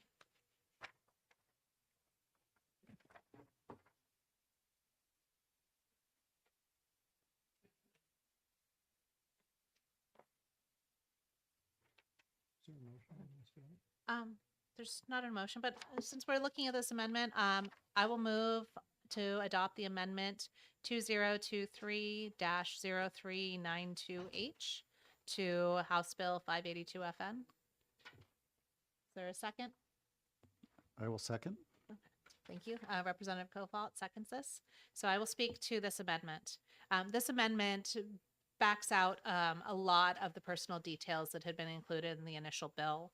The initial bill was trying to figure out how to define these lines within our own statutes as opposed to deferring outside. So this one, with the amendment, if you look to what begins on line 21, instead of having the extensive language about what would be included, it would specifically delegate it to the CDC data specifications unless they're inconsistent or contrary to New Hampshire law.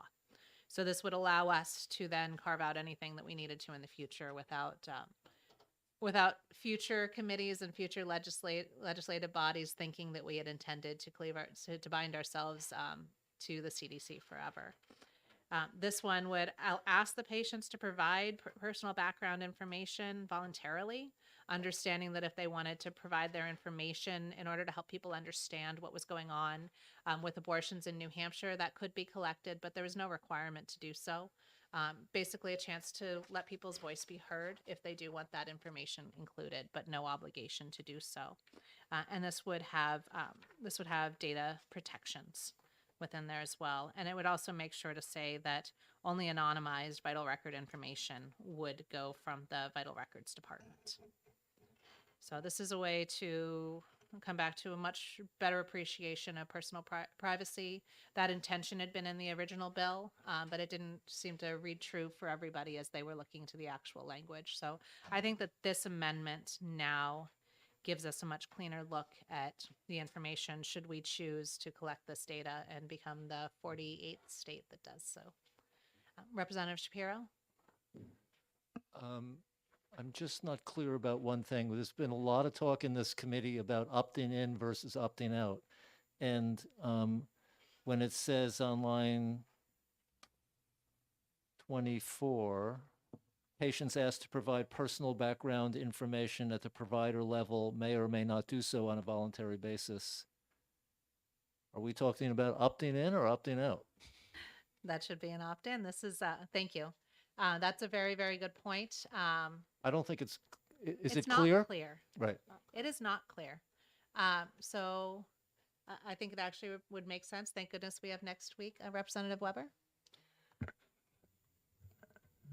I was going to just add to that if I like the fact that it's either opt in or opt out either way, but I think that when you get there, you are then making the data useless for statistical or research purposes because who knows who self-selects in which direction.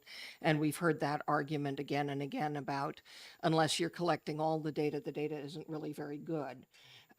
So there's that. I will say that I think that this amendment overall is better than the original bill. So I would be inclined to vote for the amendment.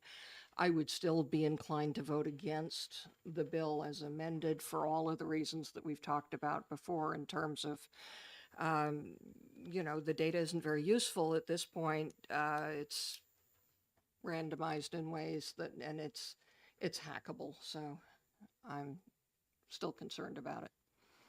Thank you, Representative Weber. So I will speak to the data quality as well on that. This would still collect that basic data required by the CDC, but the additional personal information would be voluntary. So in that, when you're doing a data analysis on it, it would be either information or none provided. So while none provided is a less useful data point, you could also look and see that if those who provided the data were statistically different than those who did not provide the data, that would be interesting as well. And a lot of times data either can answer a question or help us know what to ask.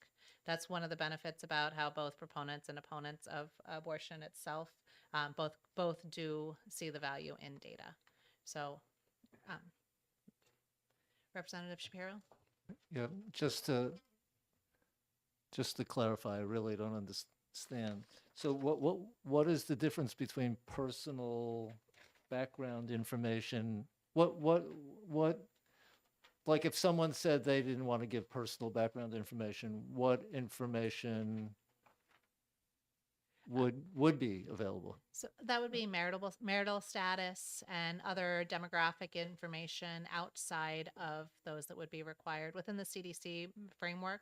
There are data that are the solid data points that are necessary to be required if you were part of this. So the data collection. We've heard about Sweden that collects everything about everybody, but at least if we catch some small part that gives us information, this is the intention, to capture what the CDC views as necessary data in order to evaluate it, while leaving the option to include those optional ones that some states do collect and other states do not. Any Representative Cushman? Thank you. I just want to mention that we need some idea of how many of these procedures are being performed every year. I think it's an indication of how healthy a society is, you know, whether they're raising their children or choosing to terminate their pregnancies. I think that even if there is some limit to what it provides for us, it will still give us some insight. And I think it's important, and I hope that others would support it for that reason. Representative Palmer? So that sort of gets to my question, which was, I forget which state has a law that basically just collects the number, and that's it.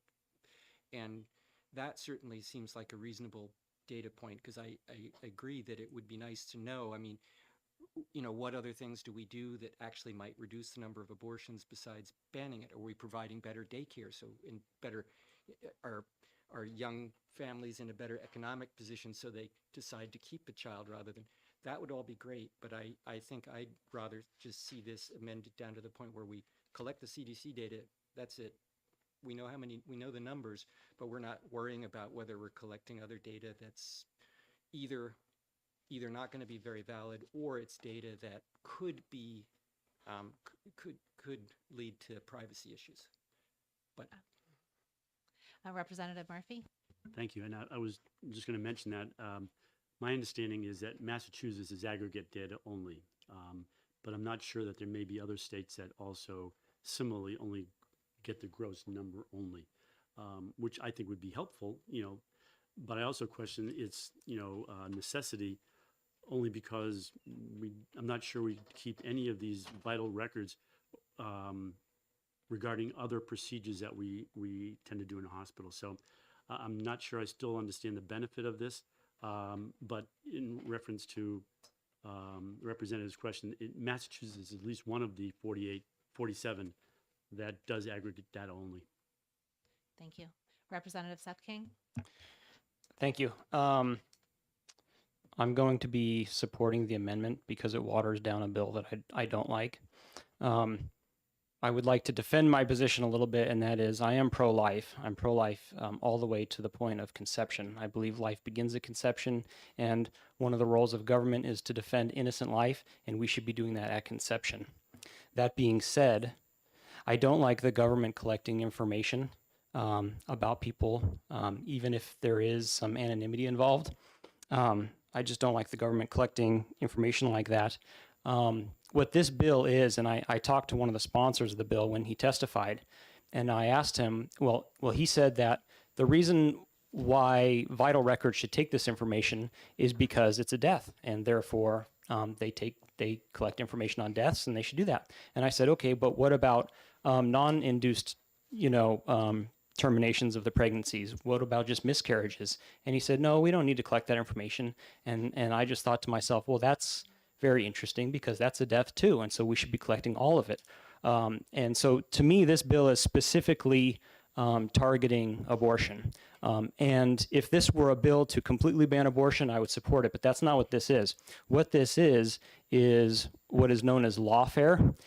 It's a roundabout way to burden an industry that you don't like. And I don't like it when Sorry, I think you're getting a little bit too much into motives. We're not supposed to look at the motives on that. So you can talk to more the data issue, but it's okay. Well, the motives was given during the testimony. So, but anyways, aside from that, no, I don't like lawfare. Whether there's intent or not, that's what this will do, is it will just cost taxpayers money. It'll increase the size of the bureaucracy, and it's not actually going to stop abortion. So for that reason, I'm against it. Thank you. Thank you. Representative Seelig? Thank you. I just have a clarification question. Is this just collecting information on terminations, or is it procedures that could be also construed? For example, some people with uteruses need to have a D&C, not for the purpose of terminating a pregnancy, but for other medically necessary reasons. And I'm just trying to, but it's a procedure that's used for both, right? So I'm just trying to understand whether it's specifically termination of pregnancy or if it addresses the procedures. Thank you. Representative Weber? It says specifically shall collect non-identifying data on induced terminations of pregnancy. Yes, thank you. Representative Mazur? Yeah, I mentioned it when the testimony was being presented, but as we know in this past election, this was a hot topic. And I was trying to have conversations with constituents about it with nothing to go on. So people would say, well, you could throw out any number and no one would know who's right, because there's no information collected for either side to make a decision either way on, or know how many are happening and all of that. So if my personal thing is, I would find this very helpful for future conversations with constituents so that we both have what we need to have that. So I'm going to be voting for this. Thank you. Representative Love? Yes, I'm going to be voting for this, but I'd like to share a little bit. Couple different stories. I've been a member of Alcoholics Anonymous for 32 years, and I can't tell you how many people, how many women have come to, have shared with me that they had an abortion and damn near drank themselves to death. Okay, alcoholism and drug addiction is a very costly thing in society today. Unless we have the statistics, the marital status, or the ages, find out what demographics are having abortions. Maybe girls from broken homes and stuff like that. We don't have to have a name put to it. But until that, we're not going to cure this. Okay, and it was Bill Clinton that said that abortion should be accessible and rare. We've missed the boat on that second one. We've got way too many, and we're not addressing the why. My sister had an abortion at 14 years old. Okay, my mother and father didn't know. Okay, it wasn't legal at the time. Her boyfriend had access to one, and once again, she was a girl that literally did drink herself to death. She was in and out of mental hospitals her whole life. Okay, if we have statistics, that a bunch of 14, 15-year-old girls in this town are having abortions, well, maybe, just maybe, we can start doing some education, and maybe, just maybe, we can avoid some of this stuff. I'm all for any type of statistics. Keep the names out, but we need to expand on this and cure the societal ill. Thanks. Thank you. Representative Nagel? I'm struggling with understanding the amendment. So when we had the original bill, and I think the statistics are wonderful until they get used or misused. I struggle with statistics in general, but it listed a number of things that were going to be asked. I think there's 12 different items that were asked in the original bill, and that's where the problem ran in, is that the people that were opposed to this bill said, well, that's too many. When I'm looking at the amendment, I'm not sure what statistics we're collecting. And, it seems to be an open-ended thing to me. Am I wrong about that? Thank you. It's because this is replacing that list. And that's because instead of that list, it is going to the CDC guidelines they have best practices for collecting abortion statistics. They have those that they view as the bare minimum in order to have a sample of data and understand the scenarios around it. So this would be the bare minimum that the CDC's request? The CDC has this. It's one where it would have the information within there, but then there would be other parts that would be voluntary that are the more demographic based. Representative Weber? Now I'm really confused because I thought that the personal background information was different from the CDC information, or is it the same as the CDC information? If they can opt out of the CDC information, then that isn't good data. And if it's personal background information that we haven't specified as to what it is, And somebody's going to be asking people, well, do you come from a broken home before they allow a medical procedure for an adult? I just think that's inappropriate. Well, thank you. The CDC guidelines have a whole matrix of them, some which are personal information, some that are the other.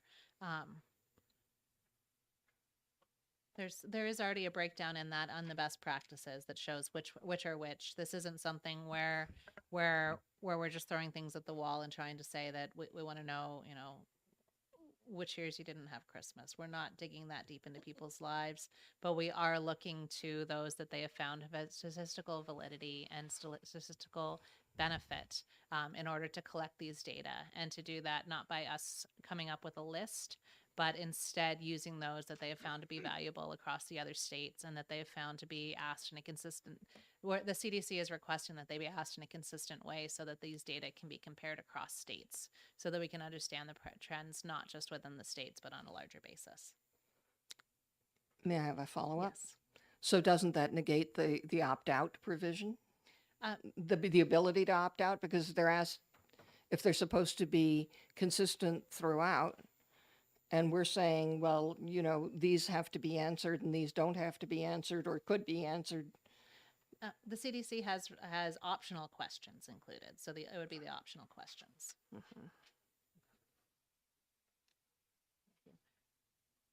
At this point, I think perhaps we should call the vote on this amendment and see where this amendment goes, and then we can see from there what our next step would be. So with that, if there's no other comments, I would ask the clerk to call the roll on Amendment 2023-0392H. Representative Cushman, Yes. Representative Bill King, yes. Representative Kofalt, Yes. Representative McLean, Yes. Representative Seth King, Yes. Representative Mazur, Yes. Representative Nagel, Yes. Representative Pelosi, Yes. Representative Love, Yes. Representative Weber, Yes. Representative McKay, Yes. Representative Freitas, Yes. Representative Cannon, Yes. Representative Nutter Upham, Yes. Representative Shapiro, Yes.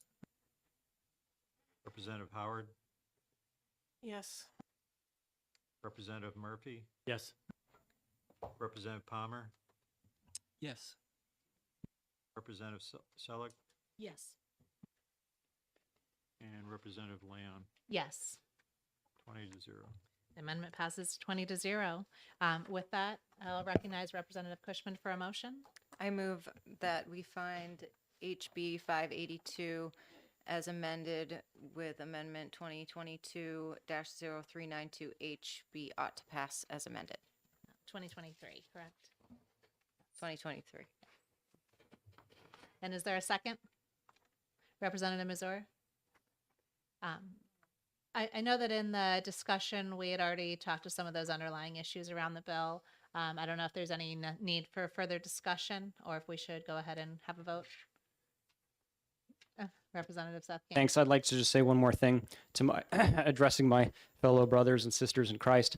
King David sinned when he even just collected a census on his people. And there was a plague that fell upon his people for that. Just a census.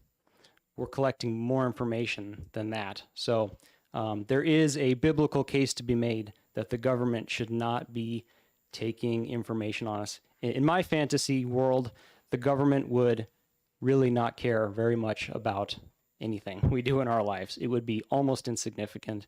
And I am very much pro-life, but this isn't going to fix it. And thank you. Thank you. Any other comments? With that, I'll ask the clerk to call the roll on House Bill 582FN as amended by 2023-0392H. Representative Cushman, Yes. Representative Bill King, yes. Representative Kofalt, Yes. Representative McLean, Yes. Representative Seth King, No. Representative Mazur, Yes. Representative Nagel, No. Representative Pelosi, Yes. Representative Love, Yes. Representative Weber, No. Representative McKay, No. Representative Freitas, No. Representative Cannon, No. Representative Nutter Upham. No. Representative Shapiro, No. Representative Howard, No. Representative Murphy, No. Representative Palmer, No. Representative Selig, No. and Representative Leon. Yes. It is 8 to 12, motion fails. The motion fails. Representative Weber, I'd like to move ITL. is there a second? Representative Nutting Upper? Sorry, thank you. I answered it. Thank you. Thank you, 'cause I didn't hear the voice. Okay. And is there any further debate? I think, Just tell me the tally on. oh yes, the tally on the last one was 8 to 12. Thank you. And as soon as your papers are ready, Yeah, just let me, 582? Is this 582? yes, it's I did the 582. same thing you did. 82. Okay, you ready? Yes, I'm ready for the clerk to call the roll on an expedient to legislate on House Bill 582 FN. Representative Cushman, No. Representative Bill King, no. Representative Kofal, No. Representative McLean, No. Representative Seth King, Yes. Representative Mazur, No. Representative Nagel, No. Representative Pelosi, No. Representative David Love, Nope. and Representative Weber, Yes. Representative McKay, Yes. Representative Freitas, Yes. Representative Cannon, Yes. Representative Nutter Upham. Yes. Representative Shapiro. Representative Howard, Yes. Representative Murphy, Yes. Representative Palmer, Yes. Representative Selig, Yes. and Representative Leon. No. 11-9. That passed, the inexpedient to legislate motion passes 11 to 9. Representative Weber, you'll write the majority report? Yes, ma'am. And is tomorrow adequate Yes, for that? tomorrow is Because there's adequate. there's no session next week, right? Correct. We've already met, there's no session next week, so we have a session tomorrow. So if we can have all of the committee reports by noon on Friday, Yep. since we'll be in session most of tomorrow. Thank you. I think That would be very much appropriate. appreciated. And I will follow through with some of the promises I've heard from the others. It needs to be in by noon on Friday so that we have these, so that they can move through the process correctly. So if there will be a report, noon on Friday. Thank you. And a minority report, I would assume of ought to pass is amended. Is there somebody who would like to write that report? And if not, I'm happy to write it. And Representative Cushman. Thank you. And with that, we close our executive session on House Bill 582 FN. And I'd like to open the executive session on House Bill 615 FN, requiring independent audits of reproductive healthcare facilities. Representative Shapiro? Do you have a motion? I would make a motion to ITL. Is there a second? Representative Nutter Upham. I need coffee. I apologize. Nutter. It switched over there. It's hard to read on there. Thank you. Would you like to speak to your motion, Representative Shapiro?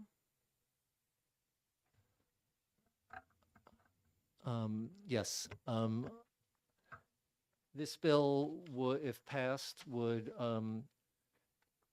require independent audits for reproductive healthcare facilities in order to prove that there was no state money being used for abortion services. And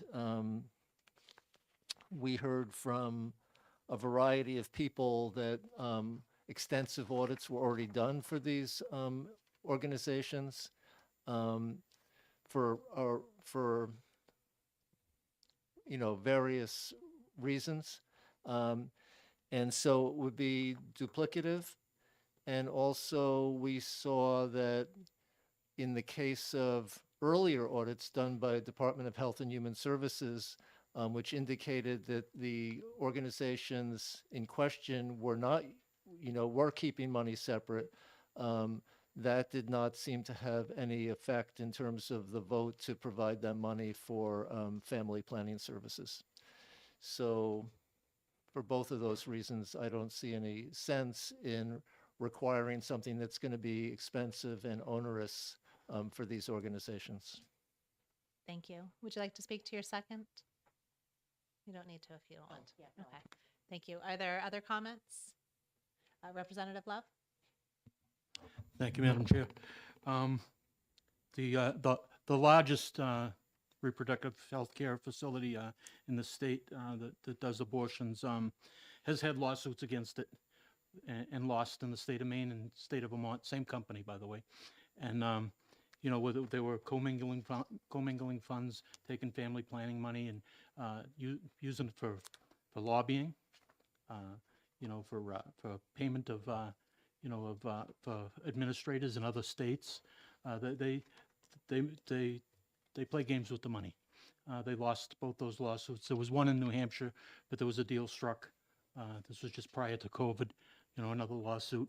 I don't think they're entirely forthcoming, and we need to keep an eye on them. Thanks. Thank you. Representative Seth King? Thank you. I agree completely with what Representative Love says, except I'm against this bill. The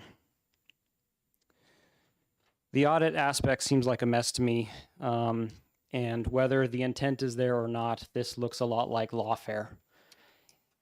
A straight up or down vote on abortion, I would be totally in favor of, but that's not what this is. This is just more meddling, and this could actually have the unintended effect of legitimizing abortion further, because the industry is going to say, look, you guys passed all these laws to make sure that we didn't spend money from this to give to that, and we're complying with that, and now, now all of a sudden you want to take away the right of abortion. So,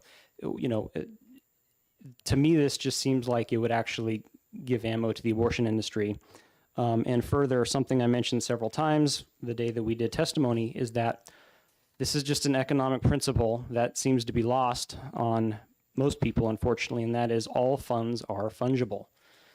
If you give money to an industry, even if that specific dollar doesn't get used on abortion, it will be used for something else, and then the money that they had elsewhere no longer needs to be spent on those things. Now they can spend it on abortion. This happens all the time. For example, if we give food to North Korea, then the North Korean government does not need to spend money feeding their people. They can just spend all that money building rockets. Even if that food doesn't get turned directly into rockets, that's money the government doesn't have to spend on food. Now they can spend it on rockets. So if we give money to the abortion industry, that's money that they can use to build buildings and hire staff. Some of that staff is going to be used for lobbying efforts to increase abortions. So it's fantasy land to think that we can audit their spending and somehow segregate the funds. You're not segregating anything, okay? The funds, every bit of money you give to the abortion industry is going to help further abortion, period. This isn't living in economic reality, and for that reason, I'm opposed to it, the bill. I'll be voting ITL. Thank you. Thank you. Representative Palmer? Yeah, I'd like to just say a couple things. One of the things that concerned me about this was there were some agencies that were healthcare centers that provide services under this money that don't provide abortions, and so this would affect them as well. And we heard testimony to that, and that would concern me that here's an agency that doesn't do any abortions, but now they're still going to have to do another audit and cost them money, which then reduces their ability to provide cancer screening and STD care and prenatal care, which we would like them to do. So that's one reason well, that's basically it. That's why I'm opposed to this. Thank you. Representative Bill King? So I believe that there was only like 5 agencies that they were going to look at, and all of them actually did support. However, I'm going to also support ITL for the very same reasons that Representative Seth King mentioned, is that if you're giving them money and they're using it to put, use for, keep the lights on, it's hard to say that they're not using the other money or other money that they're getting. So I think auditing is kind of fruitless. Thank you. And I will make a comment as well. Part of this bill was to provide a path to get to approvals from the Executive Council. And I think that was a lot of an attempt by the sponsor to find a way to, in a good, honest effort, find a way in order to bridge this gap. So I think that was the stated intention behind this bill. I'd like to call a 2-minute caucus, if I may, or if there's no more discussion, Representative Shapiro. I just want to acknowledge your statement, and that I agree with you, that I think, even though Representative Edwards was somewhat critical of some of the organizations involved during his presentation, I think it was a good faith effort to try to find a medium ground so that money for family planning services would get through. I would just add that when we heard about the expense of these audits, it seemed like that would nullify the rather small amounts of money for family planning that would come from the state. But I want to also acknowledge his good faith effort to find agreement so that those funds could find their way to people, services for people. Thank you. And if I can call a 2-minute caucus back in this corner with the Republicans. Thank you.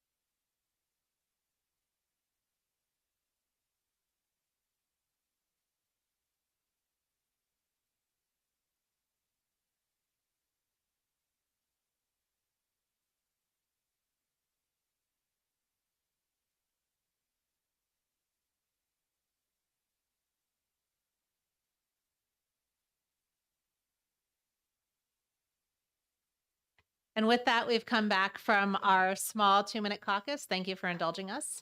And unless there is any further discussion, I think we're ready for the clerk to call the roll on inexpedient to legislate on House Bill 615 FN. Representative Cushman, No. Representative Bill King, yes. Representative Kofalt, No. Representative McLean, No. Representative Seth King, Yes. Representative Mazur, No. Representative Nagel, I want to make sure I understood. We're voting for ITL. ITL, Yes. Representative Pelosi, No. Representative Love, No. Representative Weber, Yes. Representative McKay, Yes. Representative Freitas, Yes. Representative Cannon, Yes. Representative Nutter Upham, Yes. Representative Shapiro, Yes. Representative Howard, Yes. Representative Murphy, Yes. Representative Palmer, Yes. Representative Selig, Yes. and Representative Leon. No. 13-7. Motion passes. Okay. Representative Shapiro, you're going to write the majority report? Yes, you did. And the minority? Let's see. No, 13-7 doesn't go on consent. Is there a minority report or no? We don't need to write one.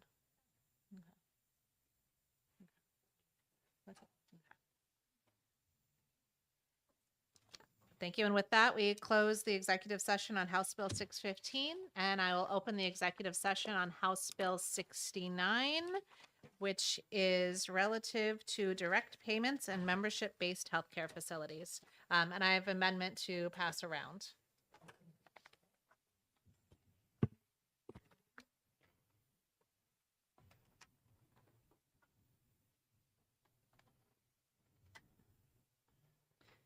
And just as this is being passed around,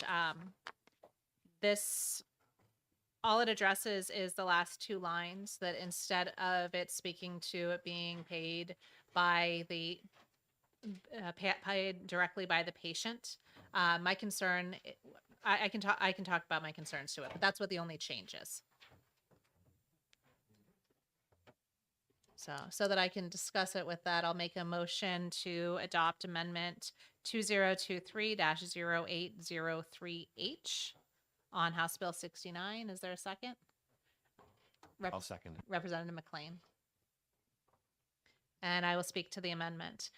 One of the big opportunities from a cash pay and membership-based model is that it provides a different way in order to provide care. And charitable care right now is a challenge within our hospital system because there's so much unpaid debt and there's so many costs from that charitable care that we're moving in a system towards more Medicaid coverage of that.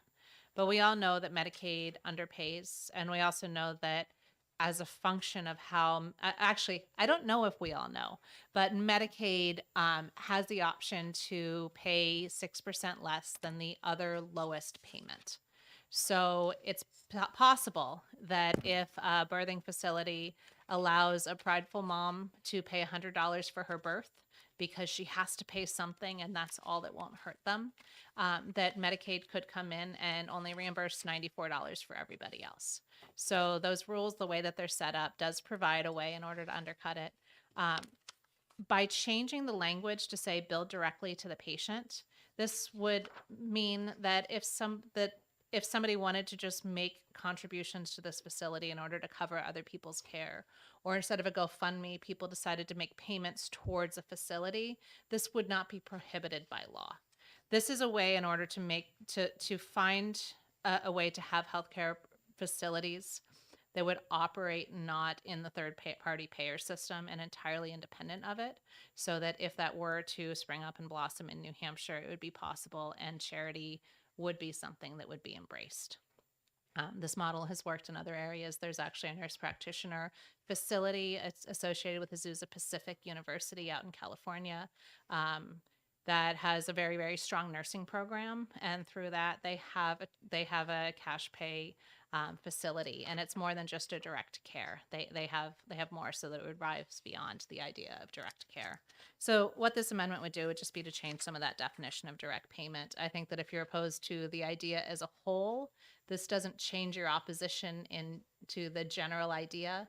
And I hope that this moves towards a way that can allow people to express their charity and care for one another in a safer way than GoFundMe scams. So with that, Representative Weber. Thank you. I have a question because it's been ages since I've paid a lot of attention to insurance coverage out of my own.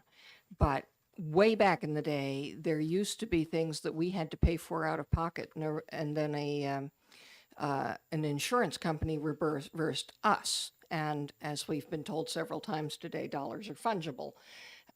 So I guess my question is, are we sure that the way this is written takes insurance companies and their payments entirely out of the loop? And I'm not persuaded that it does. So I'm going to vote against the amendment as well as against the bill. Thank you. In my understanding, a lot of the power of insurance companies is the power to negotiate. And if they're not the ones being billed, there's no power to negotiate. And there's nothing to obligate an insurance company in order to pay. So this is not something that mandates any coverage or any inclusion of anybody with an insurance company. And the way that managed care and the way that insurance has moved, it is very much based on those negotiated rates. So even if you're working at another facility, if you have one that is not part of it and is not negotiated, there's not as much coverage as well. So I would expect that this would be excluded from insurance plans, because if they're choosing not to do this, then it wouldn't be included. And I don't see this as making it accessible to insurance. I see this as making it accessible to charitable care, whether within the family or within the community. Representative Seth King. Thanks. I just have a question for you in your amendment. Maybe you already explained it and I didn't catch it, but the only thing that's different from the original bill and the amendment is the very last part there, and is not reimbursed or otherwise paid by a third party. Can you just give me like an example of what would happen with the original bill and like an example of how it would work with your amendment and just what the differences is? I mean, maybe you already explained that. I just didn't catch it. I'm sorry. Thank you. I'll actually give you a semi-real world example. My mother-in-law was in a skilled nursing facility that was cash pay. And so she was the patient, but we were the ones who paid. So it was paid for by a third party. That's an example of the original bill. That's an example of a potential flaw with the original bill. That the intention was to do with third-party payers. But as the daughter-in-law and the son, we are a third party to that individual. Representative Weber? So I get that piece, but the other thing you said was that this would allow charity care and other things. And for a charitable donation to be a charitable donation, you have to donate to a 501c3 or other qualified entity. And that has nothing to do with payment for services, because it actually, to be a charitable donation, can't be for a service you received or that's directly related to you. It's why, when you pay you do your subscription to the public broadcasting, they deduct the cost of the mug that you get back from your contribution. So this doesn't have anything to do with contributions. It does have to do with the situation that you said, where there might be a family member paying the bills on behalf of somebody. But I think I think if we're holding it out as, I'm not understanding the charitable relationship, except for the charitable good notions of somebody else. I think you can just make a donation, but I'm still anxious that this might be a way of getting billed and getting dollars back from an insurance company because you pay the dollars and you submit the claim and they'll pay you whatever they decide to pay based on all those negotiations that you were talking about, which is perfectly clear. And I don't know whether that happens or not, but the fact is that because I don't know, I'm still going to vote no. Thank you, Representative Dangle. I think just to build on that, by definition, these are not nonprofit organizations, and I don't think that you can make a donation. Right. It's certainly tax deductible. I mean, if Right. you want to pay for If you wanna somebody pay. else's care, you can do that. Right. You're right. Thank you. Representative, sorry, did you have your hand's no longer up. Oh, it has been a long week so far. Get ready for tomorrow. Representative Shapiro? I think you already implied or said this, that, if we had, that this changes things and clarifies things, but that if we, in principle, if we were against the first bill, we'd likely be against this bill. And I think two of the principles involved that some people would see different ways are, one, that this could involve cherry picking of people who can actually pay and leaving other providers who have to give charitable care, who have to take anybody who comes to their doors, a greater percentage of people who are under reimbursed or unreimbursed. And so that's a concern of mine. So I'll be voting against the bill. Thank you. Representative McLean? Yeah, I mean, I think if you have reservations about the underlying bill, Representative Shapiro, I think you're correct. But with respect to the intention of the bill, which is to, bring forth transparency and to alleviate administrative burden with respect to the provider, this amendment accomplishes, both of those goals as well. So I am going to support the amendment because I think the real debate is going to be about the underlying bill itself. So. And I will speak to our definition of charitable. I think Representative Weber was talking to the legal and taxable Yeah. definition of charitable. I was talking to those charitable people who used to show up at Kmart when it was in business and pay off people's Christmas club, or those who would go and pay off people's school lunches, because it's an appeal to people's better selves. And I think that we do see that in action quite a bit. So I think that this bill is written in optimism that people do want to care for others. And then there's people who deal in the idea that they've seen that fall short enough times that they believe that we need a different set of safeguards. So that's not a matter of anybody being wrong. It's just a difference of how to approach the same problem of making sure we get high quality, affordable care to people. Representative Seth King?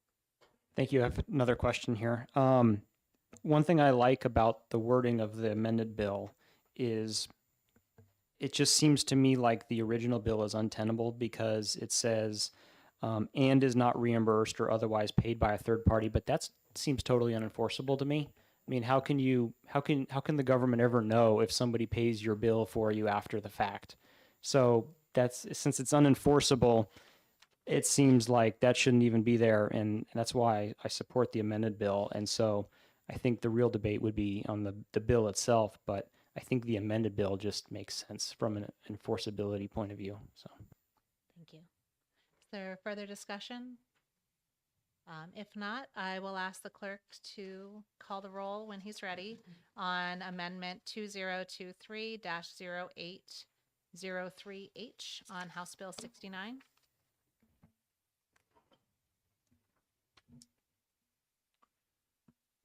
Representative Cushman, Yes. Representative Bill King, yes. Representative Kofalt, Yes. Representative McLean, Yes.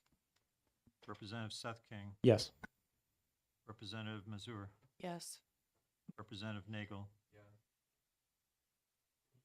Representative Peloso, Yes. Representative Love, Yes. Representative Weber, No. Representative McKay, No. Representative Freitas, No. Representative Cannon, No. Representative Nutter Upham, No. Representative Shapiro, No. Representative Howard, No. Representative Murphy, No. Representative Palmer, No. Representative Sullick, No. and Representative Leon. Yes. 10 to 10, motion fails. Representative, and the motion fails, so the amendment is not adopted. Representative McLean, I'll recognize you for a motion. I move ought to pass on HB 69 as introduced. And I'll second. Is there further debate, or did we already get to the core of the issue? Oh, sorry, Representative Palmer, and then Representative Seth. Yes, so my concern, and I'm sort of vaguely remembering some testimony, my concern is sort of unintended consequences of sort of for-profit organizations moving into the state, and I think somebody mentioned before, cherry picking. And so while I like the idea of, you know, like if somebody goes to the hospital and somebody else wants to help pay the bill or that kind of thing, it would be great to have that happen. And I'm not sure that it doesn't happen a lot now.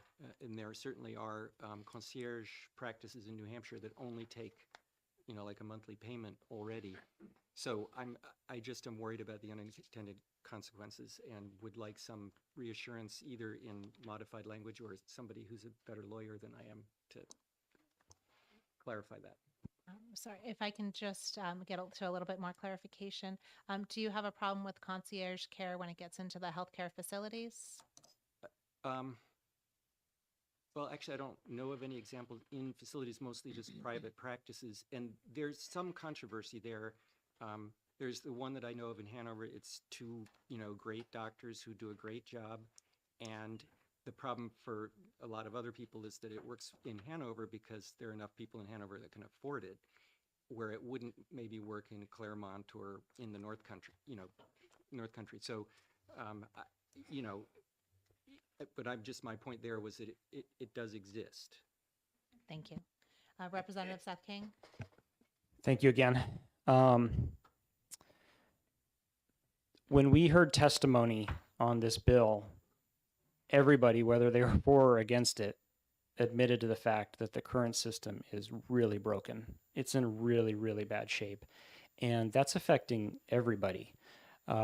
Rich, poor, young, old, everybody's being affected by this. Even the employees that work at these institutions, they're suffering. And as a result of this really horribly broken system, people are opting out. My wife is one of them. She's a nurse. She worked in the hospital and other cares, and she just got sick of it. And I know this is happening not just in this country but around the world. And it's just it's a vicious cycle, and we're spiraling down. And something has to be done. And this allows people an option to just opt out of that whole system. It's like.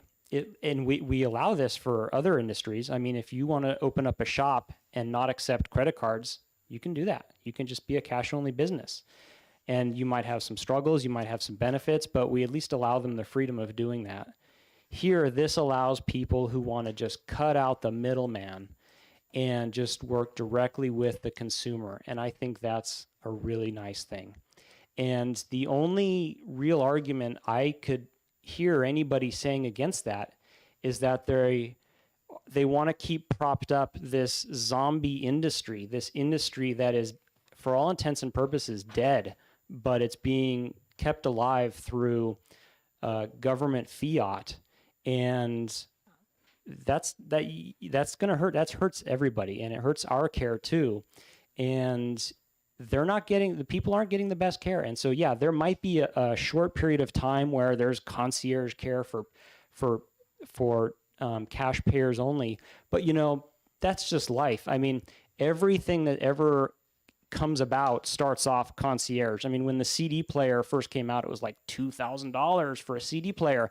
But, you know, within a matter of years, they were ubiquitous. Everybody had a CD player. They'd give them away if you wanted one.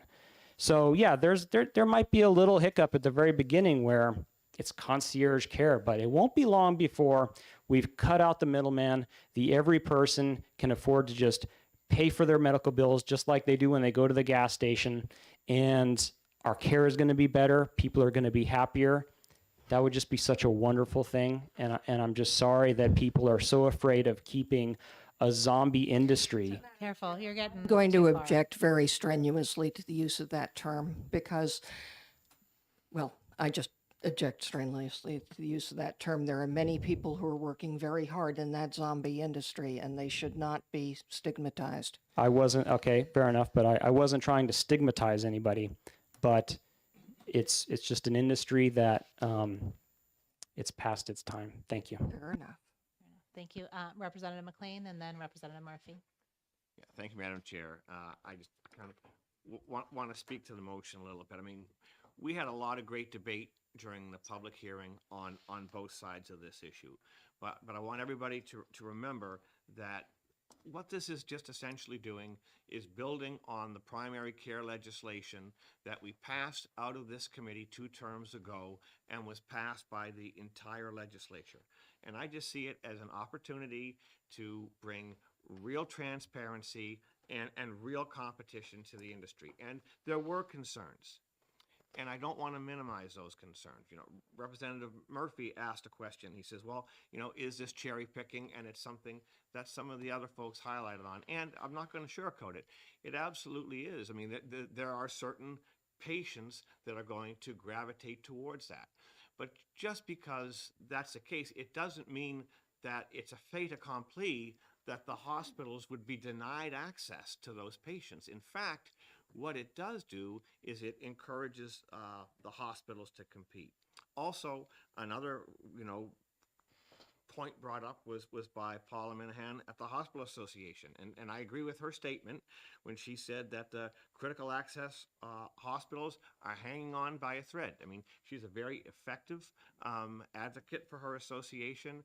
And the fact of the matter is, to reinforce that point, right after that, Greg Moore got up from AFP and he said, since the critical access law passed nationally back in the 1990s, 200 critical access hospitals have closed.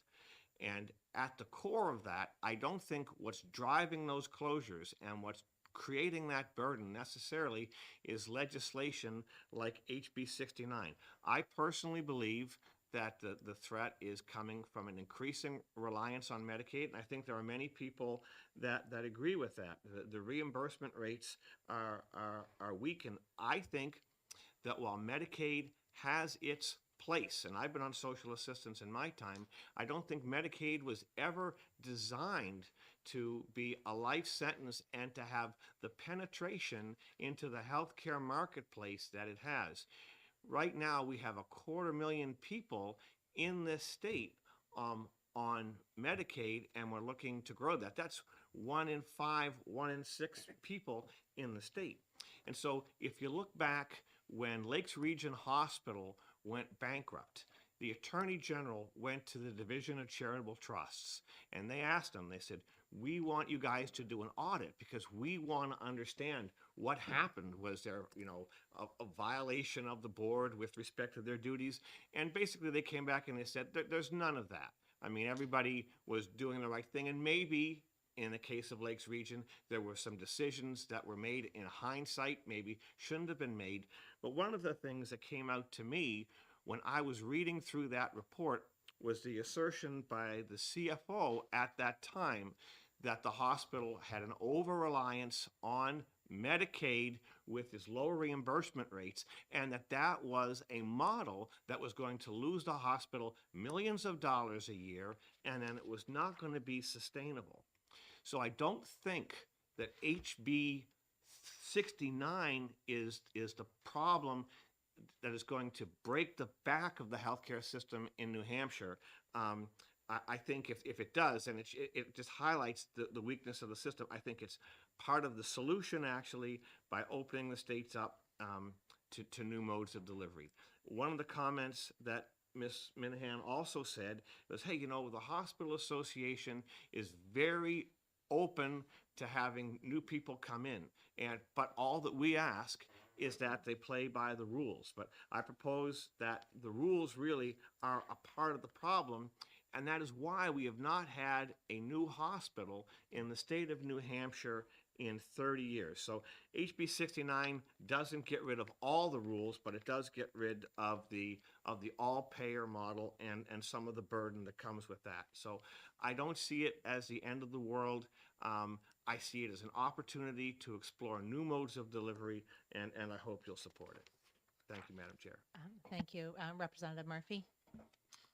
Thank you. And as I've mentioned before, when presenting a bill, and I appreciate Representative King's, angst with our current system, because I also have lived in it and I understand the anxieties associated with it. Having said that, and I've said before, we don't have a healthcare crisis. We have some great healthcare providers in the state taking care of our patients. We do have an operational and systemic-wide, administrative, difficulty with medicine. But a bill like this is really very important from a theoretical, but also from a very practical point of view.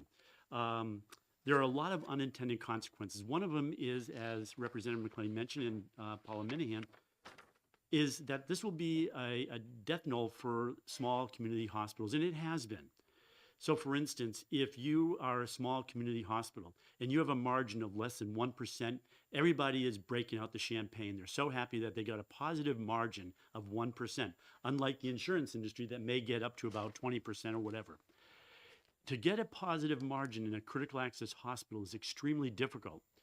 They have to take care of everybody at a critical hospital. One of the requisites is that the emergency room has to be open 24/7. These private, these private businesses that take cash only, you can't call them up at midnight with your sick child and take them to see them because they're just not available. They are private practice. And what that does is that they have to go to the emergency room of the critical access hospitals, which have to staff it 24/7.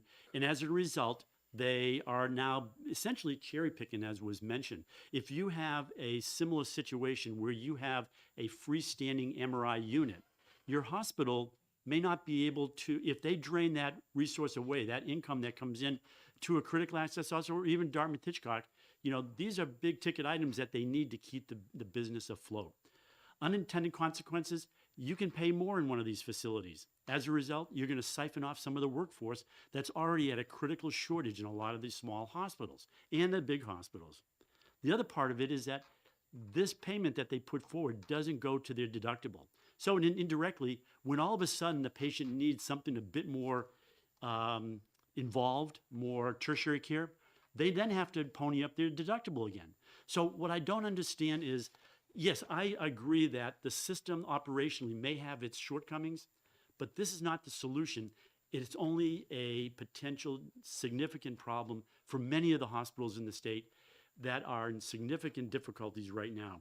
And as a result of not having this applied to the deductible, the patient may then get a double whammy at the end. They've paid the private, business or whatever that model is, but then when they get sick, they're going to still have to pay the deductible that could have been used otherwise. So I appreciate the frustration with the operational part of healthcare, not the delivery of the professionals, but I'm fully opposed to this sort of bill. Thank you. Thank you. Representative Kofalt?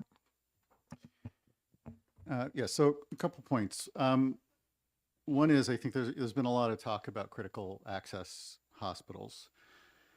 And, I guess I'm going to sort of frame this a little bit differently, which is that if we allow this kind of free market healthcare facility, people might choose that product because they feel like they're getting a better value. If the answer to the problem of people might choose a better product is to make sure that that product is not available, then the system is woefully broken. And I think that that is true. So if the problem is that critical access hospitals, community hospitals are operating at very, very low margins, there is indeed a problem there. I don't believe that the solution to the problem is making sure that they don't have any competition. So that concerns me greatly. Having said that, I don't actually believe that this would create substantial competition for hospitals that are for critical access hospitals in particular.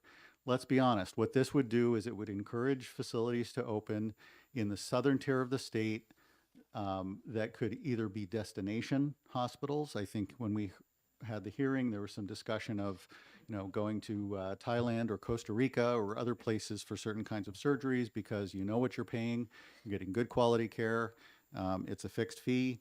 So these become either destination healthcare facilities, or they become sort of magnets, regional magnets that would potentially draw patients from around New England. Those sorts of facilities are probably not going to open in Coos County. Okay. As to the question of paying a fee and then a deductible, I can tell you that I have heard plenty of stories, and I think in my own family we have seen this situation as well, where paying out of pocket is cheaper than paying the deductible on the insurance. That's crazy, but it's true. So when somebody says, oh, well, gee, you're going to have to pay more if you do direct pay, I'm going to actually dispute that. I'm going to say that there are cases where you're actually going to pay less if you do not avail yourself of your insurance if you go direct pay. The Surgery Center of Oklahoma, which is sort of the poster child for this kind of free market healthcare, post their fee schedule online. You know exactly what you're paying. We just don't have that kind of transparency in most healthcare facilities.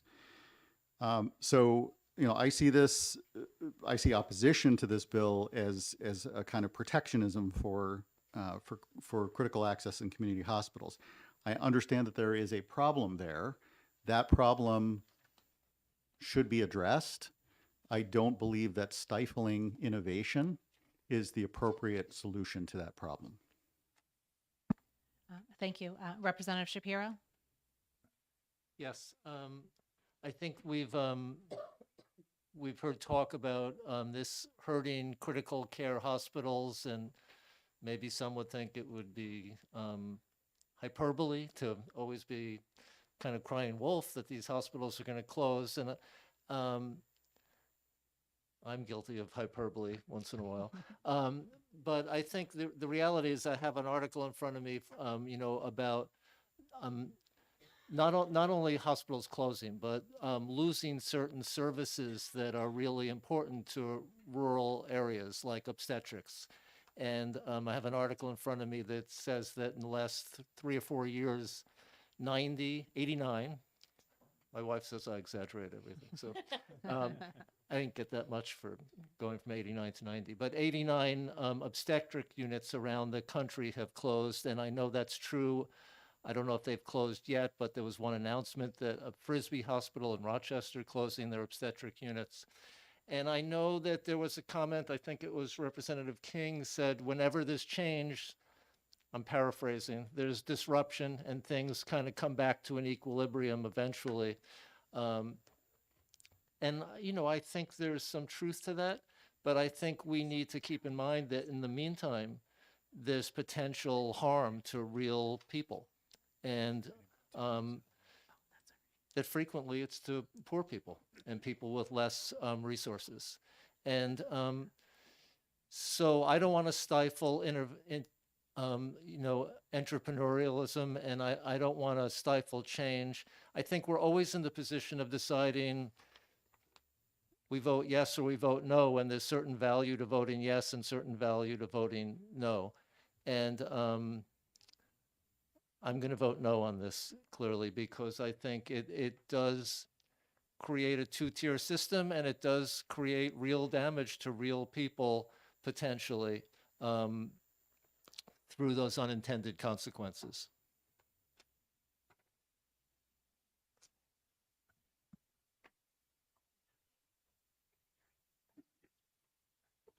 Sorry. Representative Cushman? Thank you, Madam Chair. I am very passionate about this issue. It keeps me up at night. I think about it quite often, and I just want to touch on a few of the points that have been brought up. You keep going back to this word cherry picking, and and then saying that we're siphoning employees. And there was a mention of a two-tier system. I would argue that we already have a two-tier system.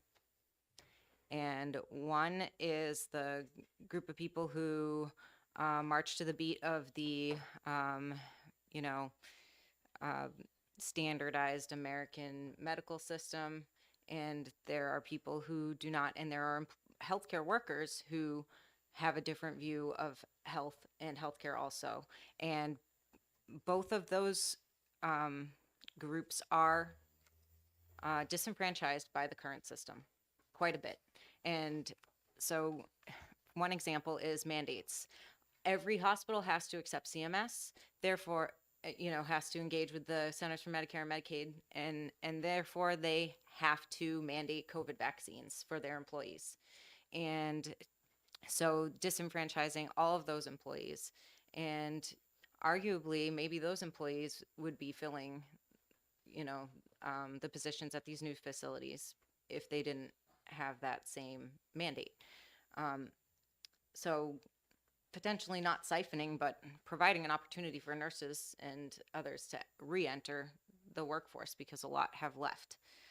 The issue with the deductibles, that's a, you know, buyer beware. You know that your insurance isn't covering this. It's not going towards your deductible, and you're seeking this care for, you know, your own reasons, and, you know, meeting your deductible is not one of them.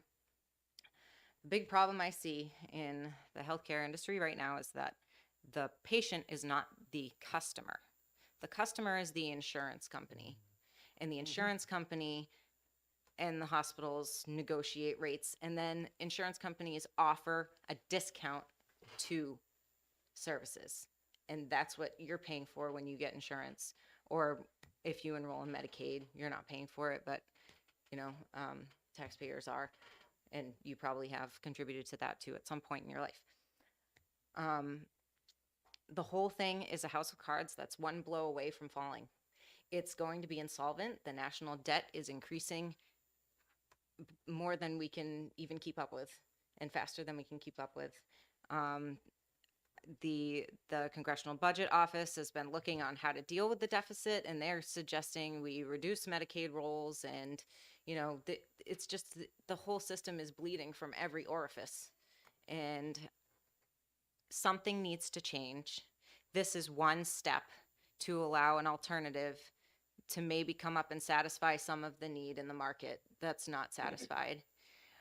I think that if it proves to be effective, so for example, and I'll wrap up shortly, but to digress back to Representative Murphy's concern that, you know, or maybe it was Representative Palmer over in Hanover, the concierge medicine, you know, not everyone can afford it, and in the North Country they won't be able to afford it. And I think you're talking about direct primary care, but there are cheap direct primary care doctors. You know, it's $60 a month for 12 visits, and the doctor comes to your house at one of the direct primary cares, and they're in the North Country. And so I think that this is an opportunity that could alleviate some of the needs of people who are financially struggling, and maybe don't want to engage in the current system for whatever reason, or maybe they just see that it's a lot easier when your doctor has time to talk to you because there aren't those insurance requirements for documentation that keep them away from the bedside, and they just find that the care and the access is better, and that there are cost benefits also. And I just think that this is something that we need to offer people. We all admit that it's broken. We should just give this inch and open up the market a little bit. Right now, who's currently in there? All the current hospitals, like it's insulated by law, and there is opportunity for alternatives to come up and help alleviate some of the stress, and I just hope that you guys can support that. Representative Weber? I'm just wondering, I don't think any of us are going to change our minds here. And I think we're getting well into the weeds of the much more global issues of the healthcare system and government operations and everything else. And I certainly can't tell anybody not to go on talking, but I'm just going to express my hope that we can very soon get to a vote. Thank you, Representative. I think that it actually goes a little further than that, as some people see that this actually is a solution to some of those macroeconomic issues.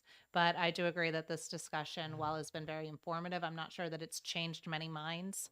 And we probably should be filling up the papers with op-eds. But I will recognize Representative Seth King, and then after that, it will call the roll, if that's all right. Thank you for allowing me to make a couple extra points. Sorry, and if I can just say, just make sure that you keep kindness in mind with your words. Yeah, it'll be short. Thank I would just ask people, what is the conservative position? The conservative position is to maintain the status quo.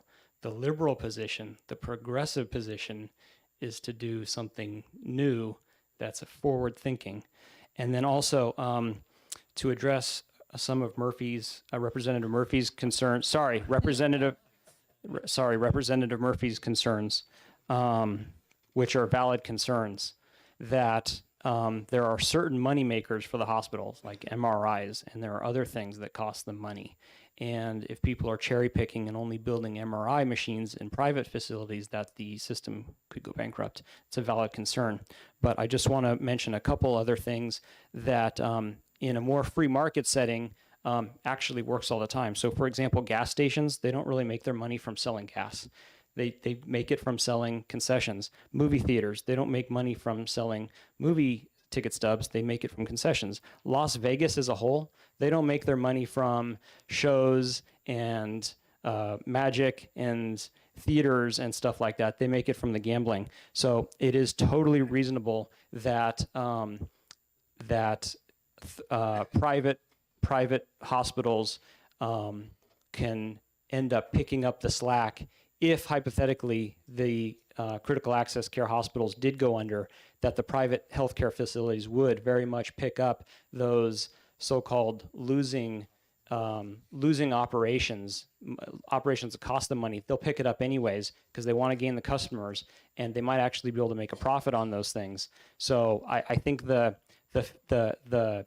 short-term concerns are real, but if you have faith in people and the free market, and that people will supply a demand, then there's no reason to long-term worry about this. And I do appreciate the fact you gave me another word on this, because we have a chance to actually make some real change here. We honestly, with just a couple of Democrat votes, this could change how healthcare is done in this state. And so I'm asking at least some Democrats to switch over, and I think it could happen. Maybe not in this committee, but maybe at large, because this is a very important issue, and we could make a lot of strides for actually providing real health care to people in need. Thank you. Thank you. And with that, I'll ask the clerk to call the roll on ought to pass on House Bill 69. Representative Cushman, Yes. Representative Bill King, yes. Representative Copal, Yes. Representative McLean, Yes. Representative Seth King, Yes. Representative Mazur, Yes. Representative Nagel, Yes. Representative Pelosi, Yes. Representative Love, Yes. Representative Weber, No. Representative McKay, No. Representative Freitas, No. Representative Cannon, No. Representative Nutter Upham, Representative Shapiro, No. Representative Howard, No.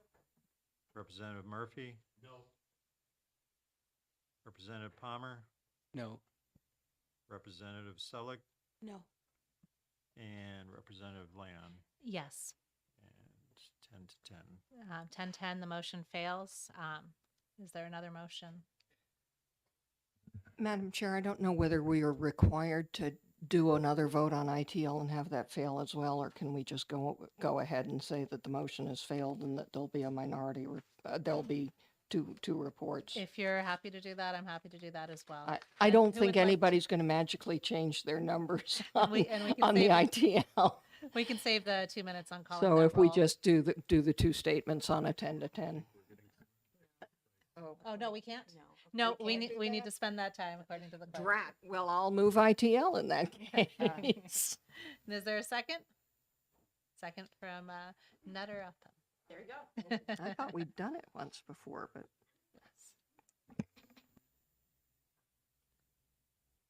And in a moment, I'll ask the clerk to call the roll. All right. This moves a lot quicker than I wanted to. All right, ready? Yes. Representative Cushman, no. Representative Bill King, no. Representative Kofalt, No. Representative McLean, No. Representative Seth King, No. Representative Mazur, No. Representative Nagel, No. Representative Pelosi, No. Representative Love, No. Representative Weber. No. Yes. Oh, that's got you. Representative McKay, Yes. Representative Freitas, Yes. Representative Cannon, Yes. Representative Nutter Upham. Yes. Representative Shapiro, Yes. Representative Howard, Yes. Representative Murphy, Yes. Representative Palmer, Yes. Representative Selleck, Yes. and Representative Leon. No. And that is 10 to 10. Now, I think. Thank you. And who will write the ITL report? I would love to volunteer Representative Murphy. Thank you. Okay. Fantastic. Thank you. And with that, this closes the executive session on House Bill 69. That gets, sorry, and and then the ought to pass report would be Representative McLean? Yes. Yes. Thank you. The next bill that we will be taking up is House Bill 323. I'm going to distribute an amendment, and I think that we should be back at 329, 330, so that we can read through this as well, because it does have some rewrite to it, and it was sent out last night, and we can take care of our necessary coffee and other items so we can get names correct. So thank you. We'll be in recess until 3:30. You're going to hand it out first? Oh, for yes, the yes. recess, please. I told you I need coffee. Eyes on the prize here.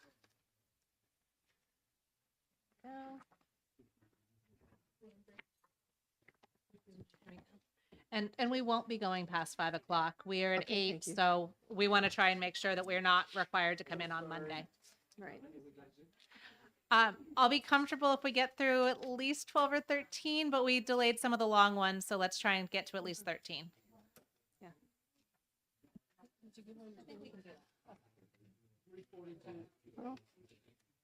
I think. Okay, fantastic. Well, we'll end. I don't have that covered. Okay. I told you I did.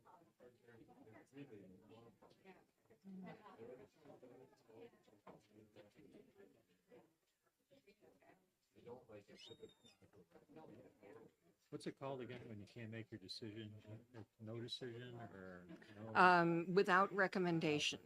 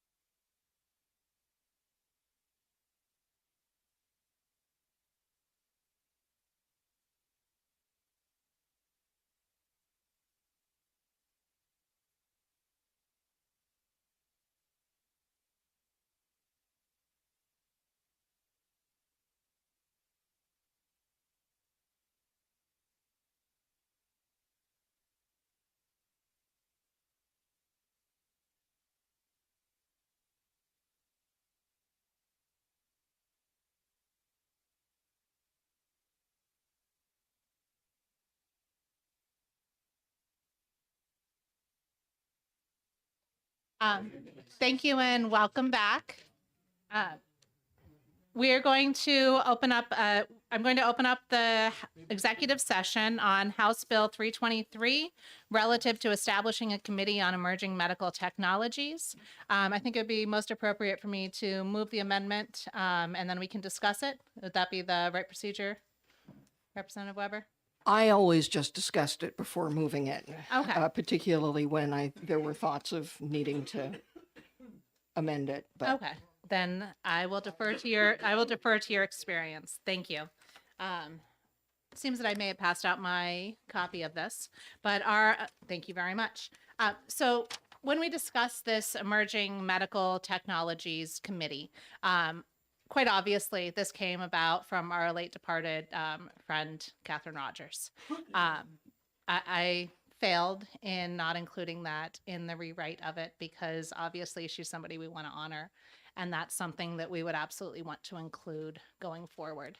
My background is in implantable medical devices and my husband's is in cancer research. So I also automatically assume that biomarkers for cancer would be one of the topics of this. And in drafting the amendment, I failed to include biomarkers in there as well. So my intention would be to redraft this amendment with reference to our dear departed Catherine Rogers, and also to include biomarkers within this. So if we were to look at this through the lens where those are included in this amendment, I want to talk through why these changes have been made and why I think that this would be a more effective committee. I guess one other note, Representative Weber has also made mention that the committee members, that they should be appointed, one by the speaker and one by the minority leader, and the same for the alternates.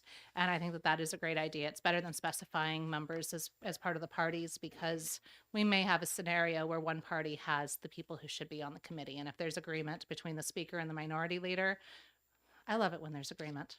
So that we should leave that option open. So by narrowing down this committee, it's so that it can be more targeted about what's going on. It can still bring in all of those resources, all of those stakeholders, all of those committee groups that are relevant to the topic at hand. This was brought in specifically looking to biomarkers, but frankly, emerging medical technology is a lot broader than that. And in our hearing, we did have discussion of that. Right now, there's a big move to move clinical research out of just the hospitals and also into community settings, which is quite fortunate for us because Dartmouth is a fantastic academic center. But that has been our main location for clinical research, and the amount of clinical research that they've been doing has decreased in recent years just because of all the different issues that are going on in the world.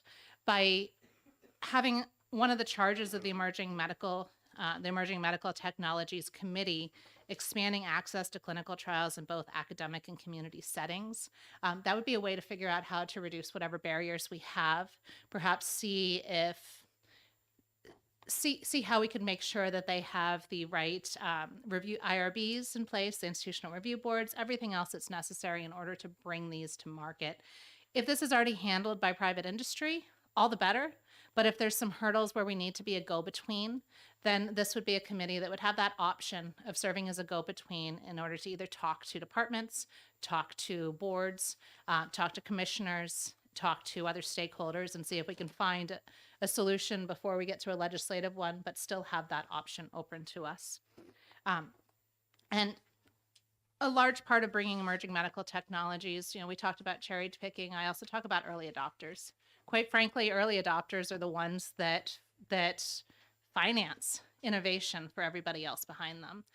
It's a little bit tough when you're looking at these high cost new technologies, but we also want to make sure that there's compassionate care programs as well. And that's one of the things that recently the FDA, through some of the rulemaking changes, have largely shut down a lot of the compassionate care that used to be offered by the pharmaceutical industry. I don't know that we can necessarily address that, but if we identify that as a large reason why our underserved communities are not getting compassionate access to pre-market drugs that would benefit them, there would be more standing for this committee to bring others in order to send that appeal up through the appropriate channels to the FDA than just having a random group of legislators that aren't charged with this task try and raise that to the FDA. And also removing barriers, because it's quite possible that we have significant barriers both in our rules and our laws that are limiting some of these emerging medical technologies. But as we lift those barriers, we also need to look at what happens when you lift them. I was a medical device analyst, and I was there when the drug-eluting stents, so the cardiac stents, started killing people because they were flaking off with the coating. Nobody had expected that they were going to flake off so long, so people weren't on anticoagulant therapy later on. Fortunately, it was caught early, and some great pathologists were doing work in order to find that. I obviously would not say that this committee is getting into pathology or anything else, but looking to see who else has some information if we're starting to hear problems of people in our state harmed by some technology, that it may be in a position to ask questions. I'd say not even 99 out of 100 times, but 999 out of 1,000 times, there may not be a role. But charging this committee with the opportunity to do that in that 1 in 1,000 or 1 in 10,000 chance could have a major impact on the health of Granite Staters. So including that within the scope, I think would be reasonable and helpful. I also know of the risks of implantable devices and how sometimes the way that that's adopted, it may need a little bit more guidance from the Board of Medicine and other overseers in order to make sure that those who are adopting this new technology are doing so with the right level of training, right level of acknowledgement of what's coming out of these device manufacturers who send representatives to help make sure that they're implanted correctly. As an analyst, there were plenty of devices that had to be redesigned so that they wouldn't be implanted incorrectly.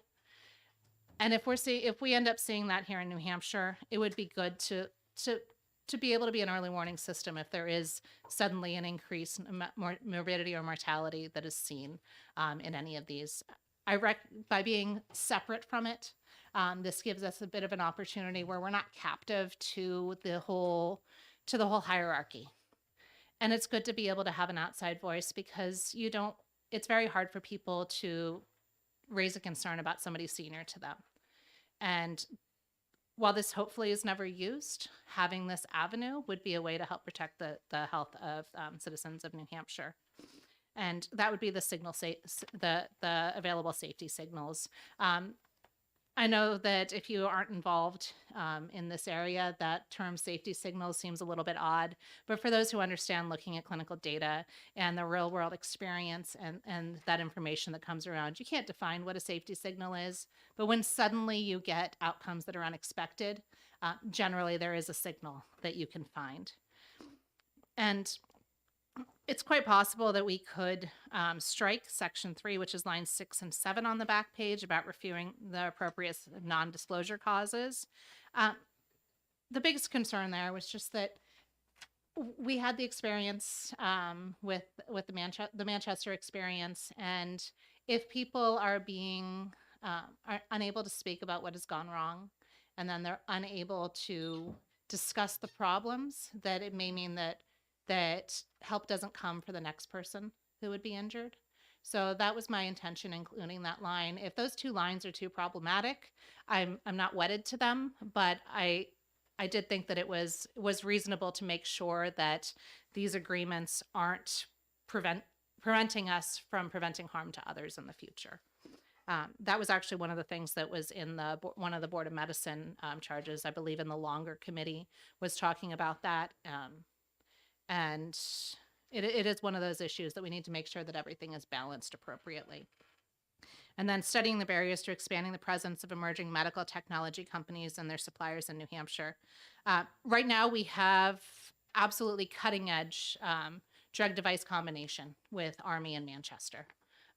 That place I love, the Advanced Regenerative Medicine Institute, and they're doing groundbreaking work in bringing cells and scaffolding and signals in order to grow new tissues and new organs. We at times had more manufacturing for some of the device companies here in New Hampshire, but that has moved out of state, and my friends that have worked at those have moved on to other industries. I would like to see if there is a way that we can encourage some of these industries to come back to New Hampshire.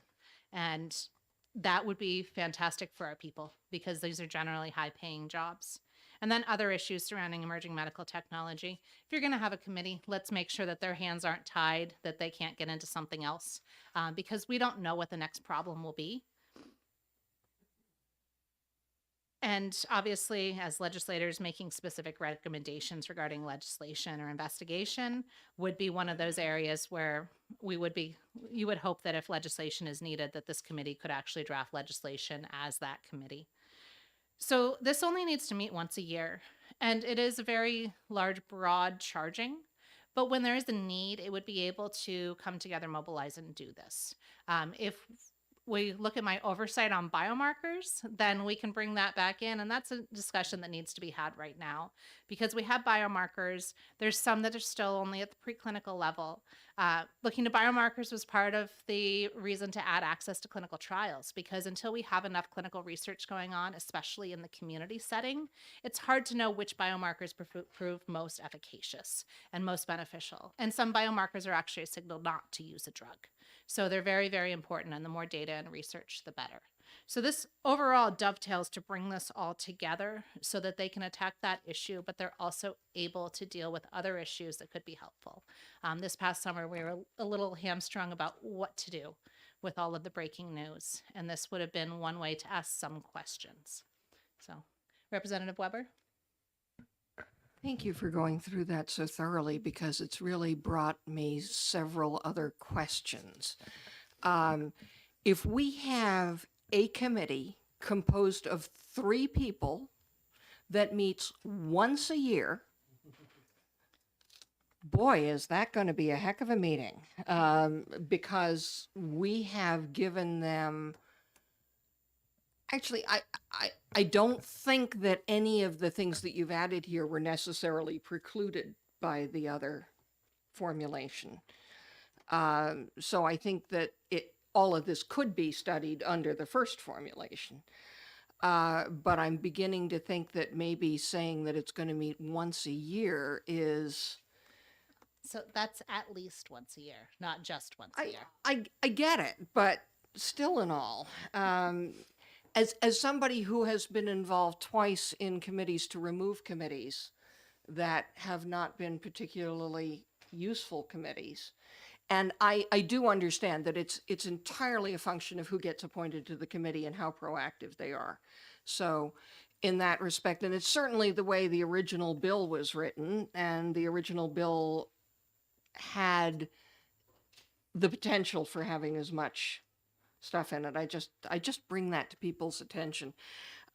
My only concern is that, this is a lot to chew, and maybe the committee will pick and choose, but it's a lot to chew on as currently drafted, and it's more of a mandate for all the extra things than the original language of the bill had.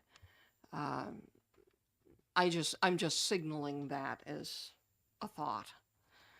Thank you. Would a change of the word shall to may on line 23 get to that real intention that these are all options to the committee, but not mandates? I think that would be prudent. Okay. Thank you. Okay. And then Representative Shapiro? Yeah, I hope you'll indulge my ignorance about this whole area. You talked about compassionate care and how there was less of that than there used to be. In clinical trials for medications, aren't those generally paid for by the drug companies that are doing the clinical trials? Or were you referring to something else? Thank you. During the clinical trial, it's paid for by the drug manufacturer, but there's a time frame between when the clinical trial ends and then when it'll be approved. And especially when you're looking at drugs for terminal diseases, or if you're looking at orphan indications, there may be some where I've known of some drugs that are in development that only 5 or 6 people have a specific need, and there are data to show that the overwhelming benefit would be to offer it to this terminal child. But the way that the FDA rules have been written, it precludes some of that. So this compassionate use is not in the clinical trials, and it's one of those where the drug companies do want to provide it. They've simply been prohibited from doing that. And so we can come to them not from the people looking to make all the money, but the people looking to serve the people in our state. And it'll be a different voice that may be more efficacious. I see. Thank you. Thank And you. also, the other question is, second to the last line, section 2 of this act shall take effect October 1st, 2028. That's the repeal of the act. That's the end. Yes. So we're talking about this bill, this committee meeting for 4 or 5 years and then making a decision about whether to re-up. Yes. Okay, good, Yeah. So it will not be a phantom committee 20 years in the future. good. Thank you. Thank you. Representative Palmer? Yeah, I was just looking and you were talking about adding in the biomarkers. And I'm just wondering if you want to leave it more general so that not only biomarkers, but whatever else comes up that we aren't aware of now could be included. I mean, I was just listening to the whole thing about CRISPR and the first woman who's been cured of sickle cell. And, you know, so there's another one. Not that there probably is a lot of sickle cell in New Hampshire, but, you know, what's the next thing going to be? Thank you. We do have it, and it's not huge, but we do have sickle cell here. So the reason why I thought that biomarkers would already be well included is because we do have other issues surrounding emerging medical technology as deemed relevant by the committee. And to me, it's supremely relevant, but doesn't mean that I'll be around for this committee. Doesn't mean that I'd be chosen for this committee, but that would allow that. So, and part of the reason about having biomarkers specifically called out is that Catherine Rogers' biomarkers were very critical Her in thing. the diagnosis and treatment with her cancer. Yes. Sorry, Representative Cannon? I was on this special subcommittee that reviewed this whole effort. And the thing that we did flag was that there's a lot of great technologies, but some of it's moving as slow as some glaciers, and that we needed to monitor it. Part of it was the technology and what it does, but it's also the impact on the state as far as who's going to pay, which is what we're discussing here. As those products are brought to market, and are we going to have to worry about Medicaid? Are we going to have to worry about which insurance company? So part of this has to be the awareness of the committee, and my guess is one time a year is not enough. But it is going to have to keep track of a number of technologies and conferences and a number of other areas to contribute. No, thank you. And that actually was one of the areas that I had been concerned with the original scope, because if you were to follow all the conferences and all the publications relevant to the area, we'd probably need the entire legislative body trained up and competent on that. That's right. I covered a very, very narrow subset of implantable medical devices, and even with that, I had to narrow it further. I was attending a dozen medical conferences, and they never overlapped with a lot of other analysts. So it's such a complex area that it was ripe for burnout from trying to cover all of that data, because as it is, I get mid-page today, but I can read that maybe once a month when that email comes through. If I believe that the original bill said at least annually. And It was the same language in the bill, so I didn't okay. put that. We might want to change it to maybe quarterly, at least quarterly. I think quarterly would be good. Just for our own comfort level. Oh, sorry, Representative Nagel? I guess so, yeah. But I don't know if you were first. Oh, sorry. Who did I miss? Well, Representative Murphy put his hand up first. Oh, you recognize me, though. Yes. All right, fine. I mean, one of the interesting testimonies that we had heard that prompted something for me was, this is almost an impossible charge. Yeah. And was that what you were going to say? Oh, darn. Sorry. It's Lent. I shouldn't have done that. But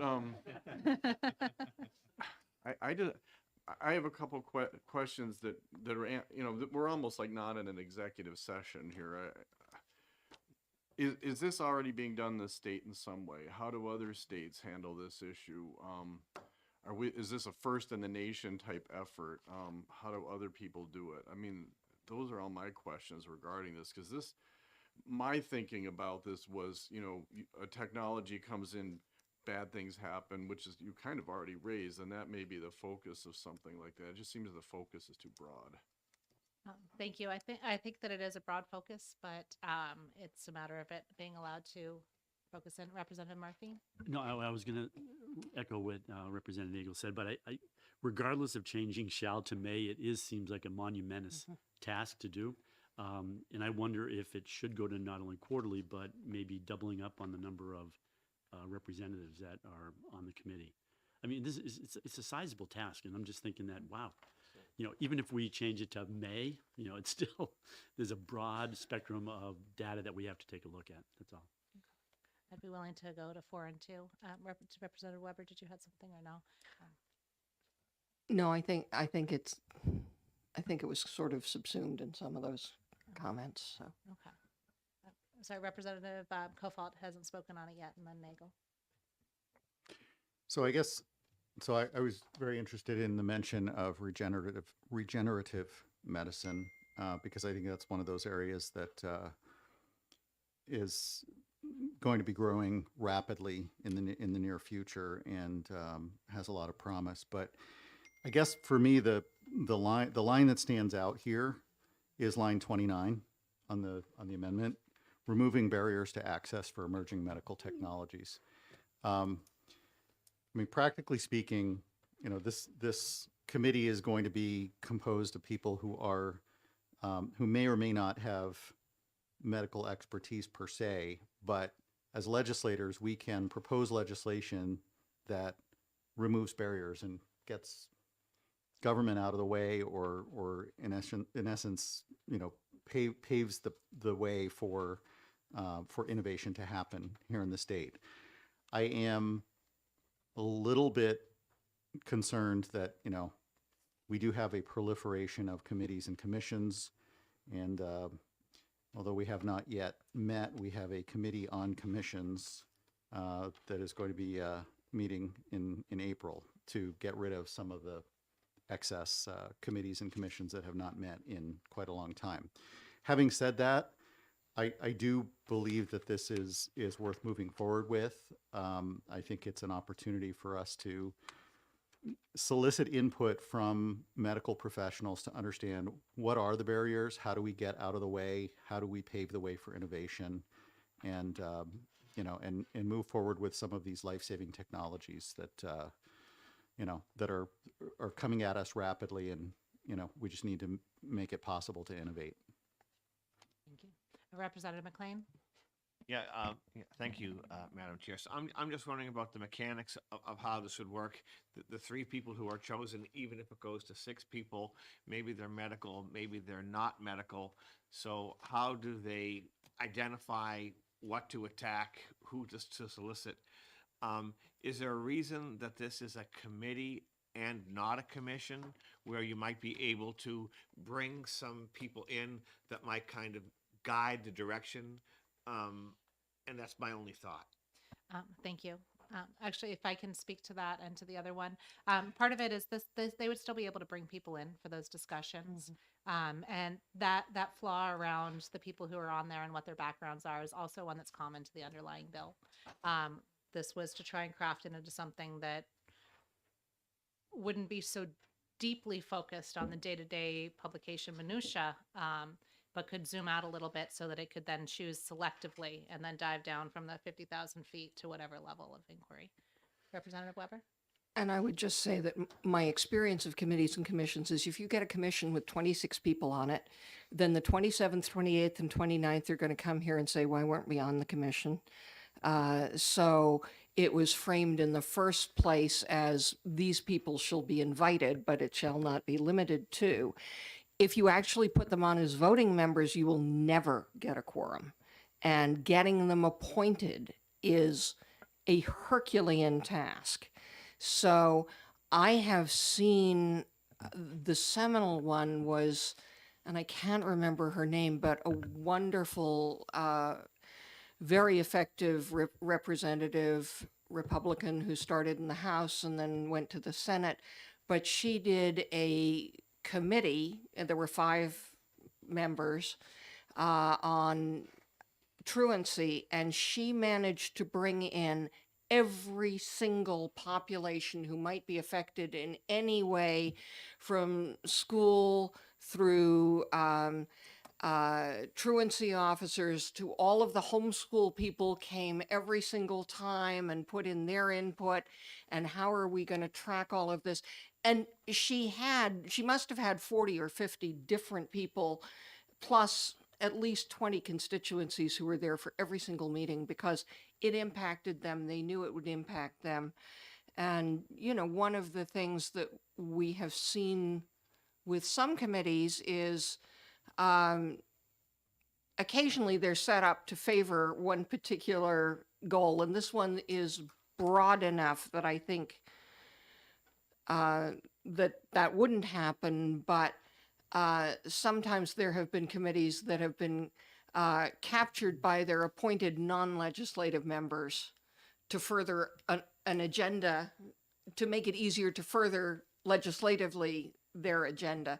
And that's not necessarily a bad thing, but it's something I would look at a little more carefully than otherwise. Thank you.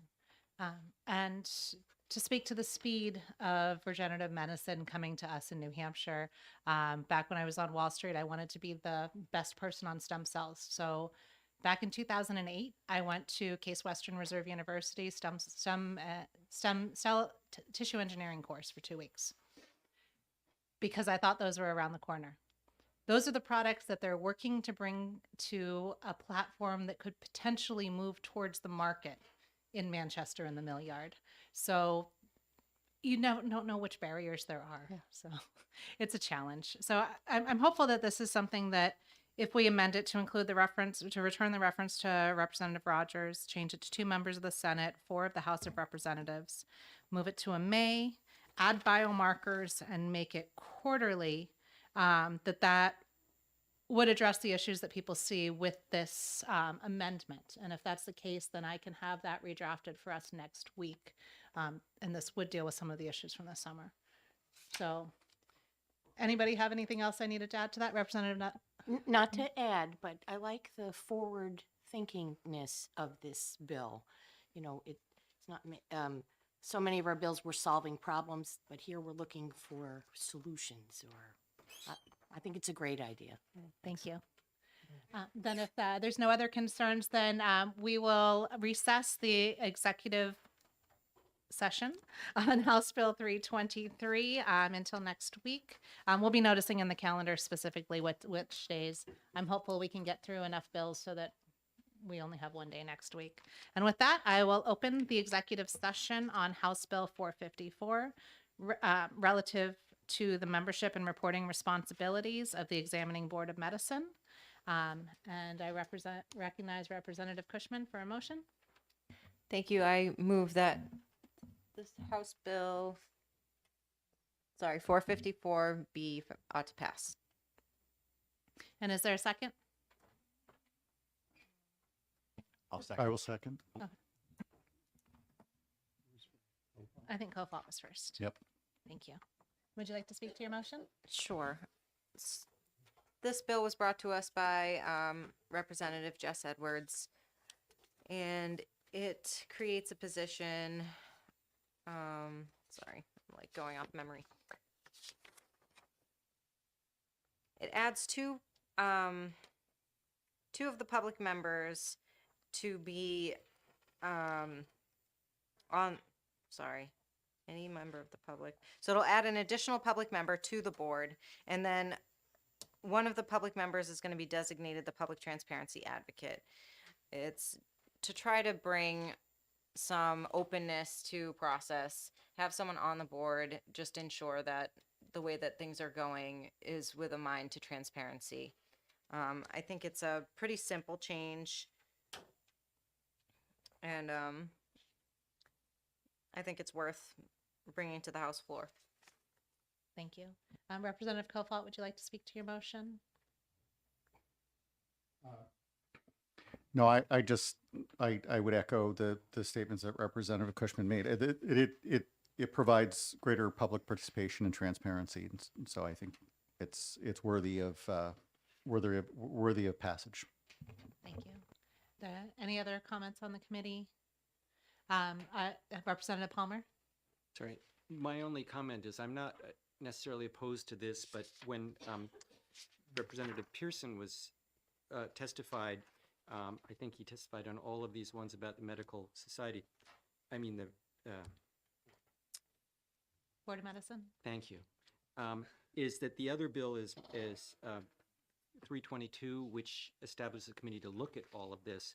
And so I'm just wondering whether that's the bill we want to focus on and then bring it back rather than making a change and then having this committee come up with other ideas for changes.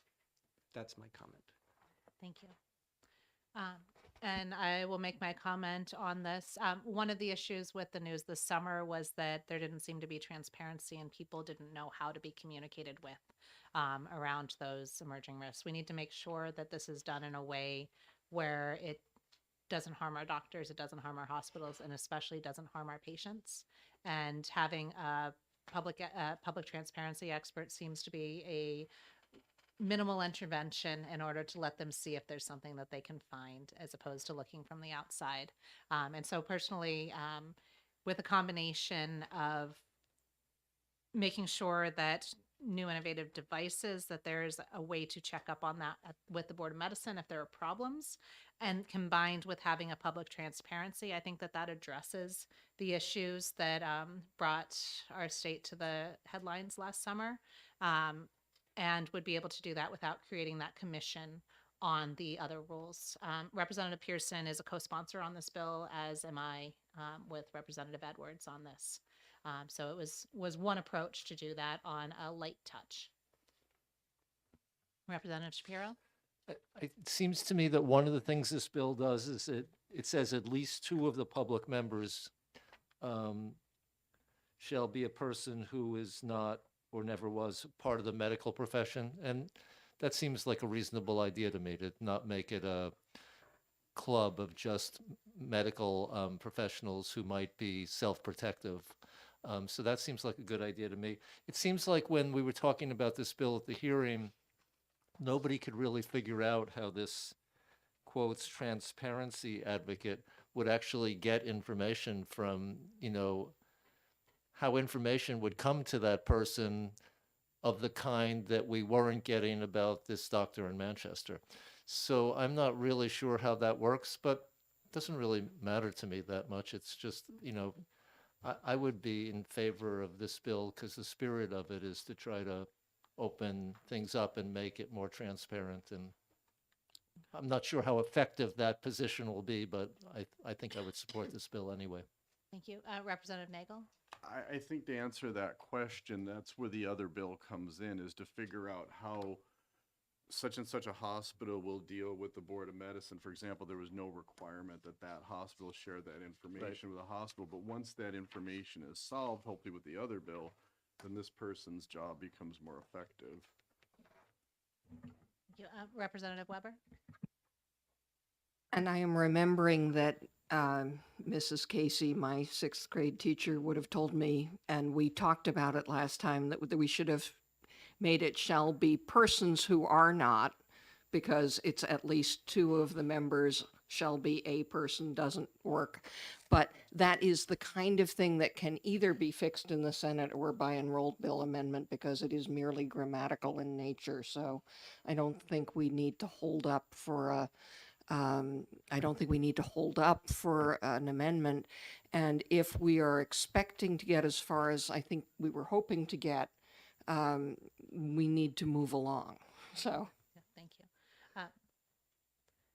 Would you like to, Representative Kofalt? Yeah, so just in response to Representative Shapiro's question about how would that public transparency advocate, there is a line added to statute towards the end of the bill, and I don't have line numbers in front of me right now, but that essentially says that the reports of that public transparency advocate will be made part of the public record. So I think that there is a mechanism in place that helps to at least increase transparency to some extent. Thank you. And with that, are we ready to call the roll?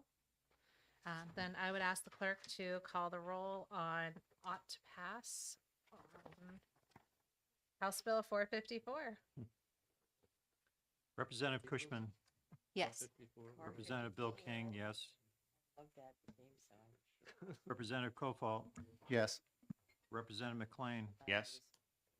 Representative Seth King, Yes. Representative Mazur, Yes.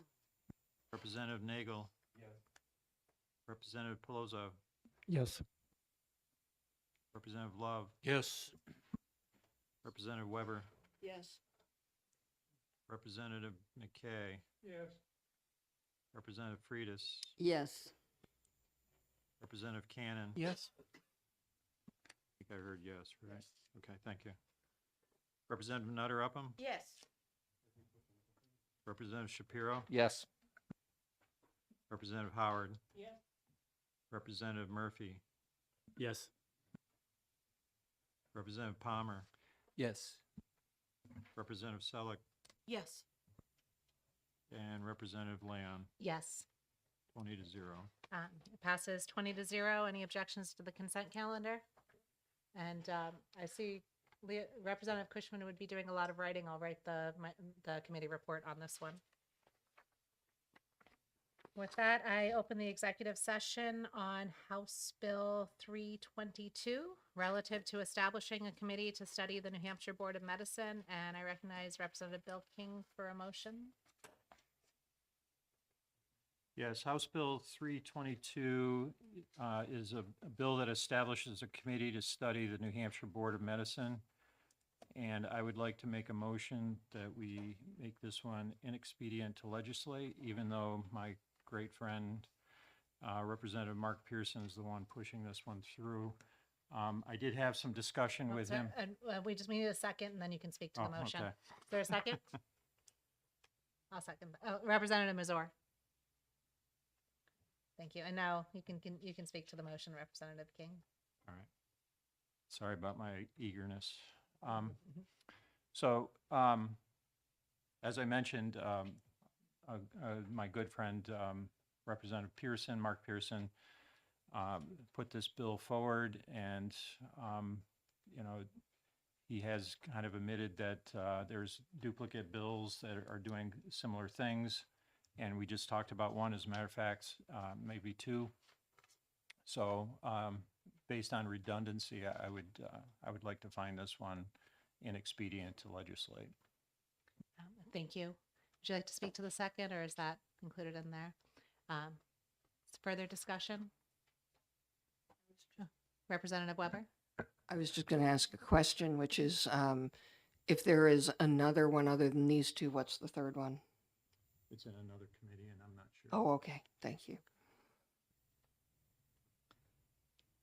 Representative Palmer? So this isn't so much, I think that the state of Vermont just went through a whole sort of reorganization of their committee. And I guess the reason I'd be in favor of starting this, so I'm not going to go nuts about it, is just that there were some sort of tricky issues about how to balance getting better transparency with maintaining peer review. And it may be that we sort of wait and see what happens and come up with another bill next year, but it's an issue that, I mean, the fine line is transparency versus making it possible for things to be reported in a hospital so we can correct problems before they become bigger problems, or and I just want to make sure that we don't lose that. But again, maybe it's see what this does to the Board of Medicine, see what happens over the next year, and then come back with something to look more closely at that. Thank you. Representative Weber? And following on in that vein, I just want to put forward, without really taking a position one way or another, would that mean that it might be more sensible of us to retain this bill in case we need it in the fall, or whether we rather than a straight ITL, which then means you have to bring back something substantially different next year? think that may be reasonable. If that was something the committee wanted to do, we could do that with the person moving and seconding withdrawing their motion, but I don't want to force that on anybody one way or the other. I'm comfortable with either. I'm not sure if that's something where you would like to withdraw the motion to retain. Yeah, I would like to withdraw my motion to inexpedient to legislate and make it retain. Okay, thank you. And our second was Representative Mazur. Are you agree with that as well with John? Thank you. I think that was a excellent point. If we want to vote on the retain motion, I think we're ready to call the roll there. We are. You're tasked with everything on this bill. Okay. So did you make a motion to retain? Yeah. Yeah. Then I just saw you gotcha. One fell swoop. Good job. You're amazing. Okay. Representative Cushman, Yes. Representative Bill King, yes. Representative Kofalt, Yes. Representative McLean, Yes. Representative Seth King, Yes. Representative Mazur, Yes. Representative Nagel. Yes. Representative Pelosi, Yes. Representative Love, Yes. Representative Weber, Yes. Representative McKay, Yes. Representative Freitas, Yes. Representative Cannon, Yes. Representative Nutter Upham, Representative Shapiro, Yes. Representative Howard, Yes. Representative Murphy, Yes. Representative Palmer, Yes. Representative Selig.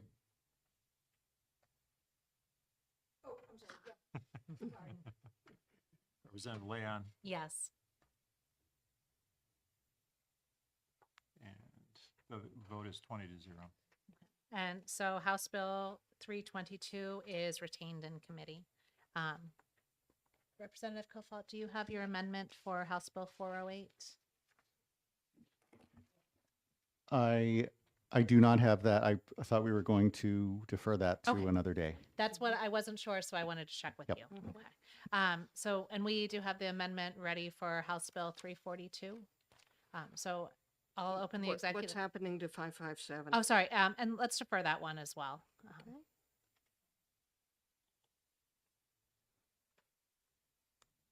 And if you, I'll open the executive session on House Bill 342 FN relative to lead testing in children, and Representative Shapiro has an amendment that'll be distributed now. For those keeping track at home, this was our 11th bill that we're moving forward on. We started relatively late, and I'm not sure the feeling in the room if this would leave if we ended it after this one, this would leave us 16 bills on Wednesday. I'm hopeful we could get to another one, but remember we did spend 2.5 hours this morning in the work session. So I think that it would require work on our part, but could still be feasible for one day next week. I don't know if there's any disagreement about whether that might be feasible. I think we should try and get through as many as we can today to make next week better. Yeah, I was just going to say, I mean, pushing through till 5, I mean, we did talk about 5 o'clock Yes. as the end time, so. Yes. So if you'd like to tell us a little bit about what this amendment does, Representative Shapiro, Sure. Should I make a motion first? you can make a motion. I will make a motion to adopt Amendment 0842 to House Bill 342. And is there a second? Representative Nutter Upham.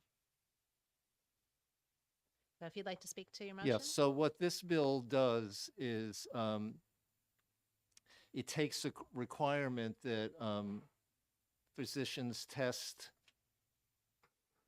healthcare providers test young children for lead poisoning, and it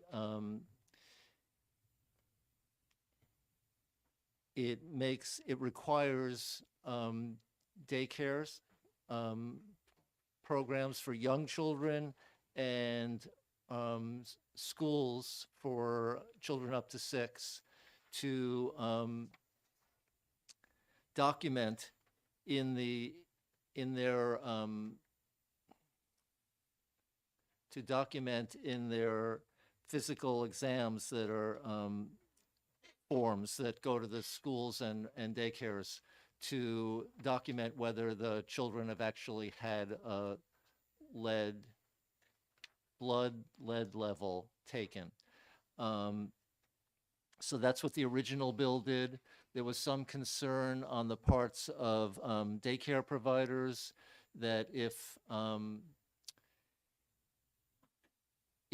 they were required to document this, but the parents didn't get this done, that they would in some way be dinged for this.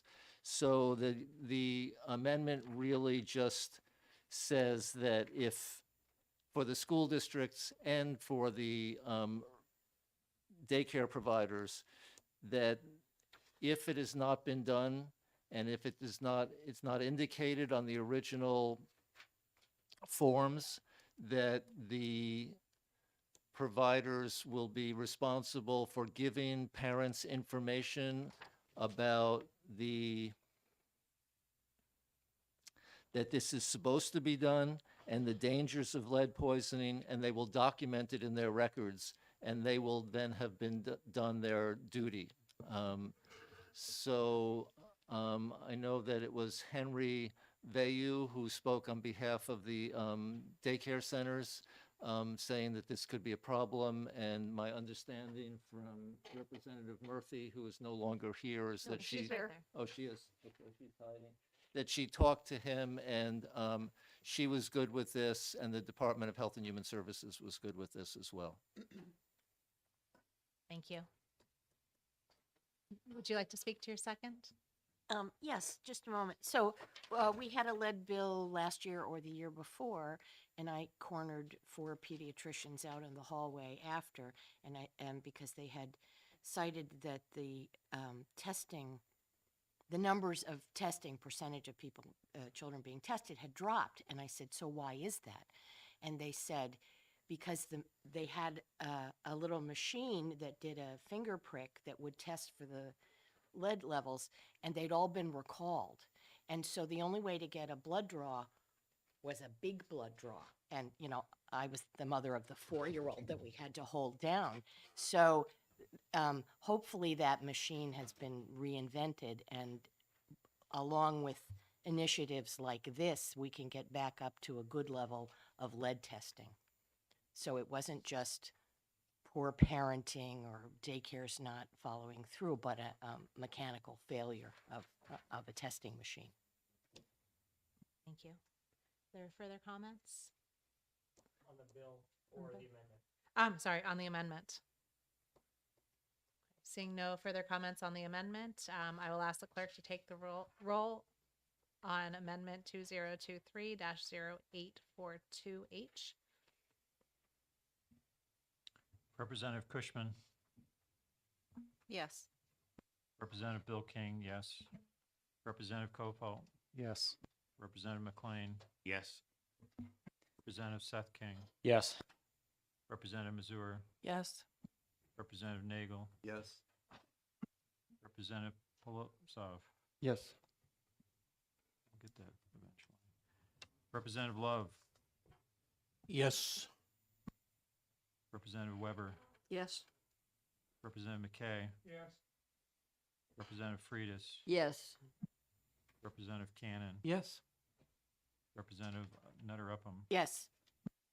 Representative Shapiro,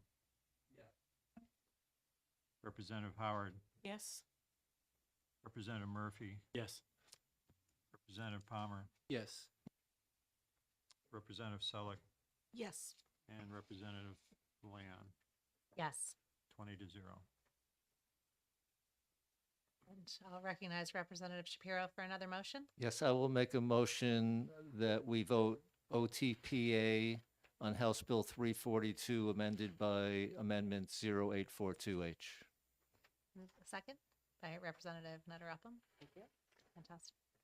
Would you like to speak to it, or do you feel that it was spoken to with the amendment? I would just say that this does not change the requirement for blood testing, which is all blood lead level testing, which is already in statute. It really just talks about recording this when a child goes to school or to daycare. And the reason, as Representative Nutter Upham said, is that the amount of people actually being tested, the amount of children actually being tested had gone down, and this is an effort to up those numbers, and that there's also an exemption for parents who, for some reason, do not want their children to be tested. Thank you. Representative Polizov?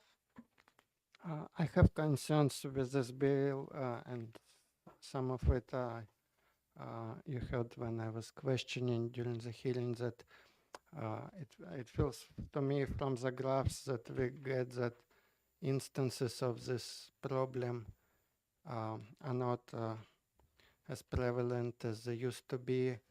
And this morning I heard about program to get rid of lead pipes, and definitely we have quite a few programs to get away from lead in painting, even in older housing. And also knowing that there's already some testing, and this bill just trying to force people into testing that already exist. I have my concerns with this bill. Thank you. Thank you. Representative Nutter Upham? Directly to you, we were told we have the oldest housing market in the country. We have a pathetic program for lead remediation compared to other states. So I think I don't know about lead pipes, but I think there's a great need for this, as so many people live in older homes in this state. Thank you. Representative Cannon?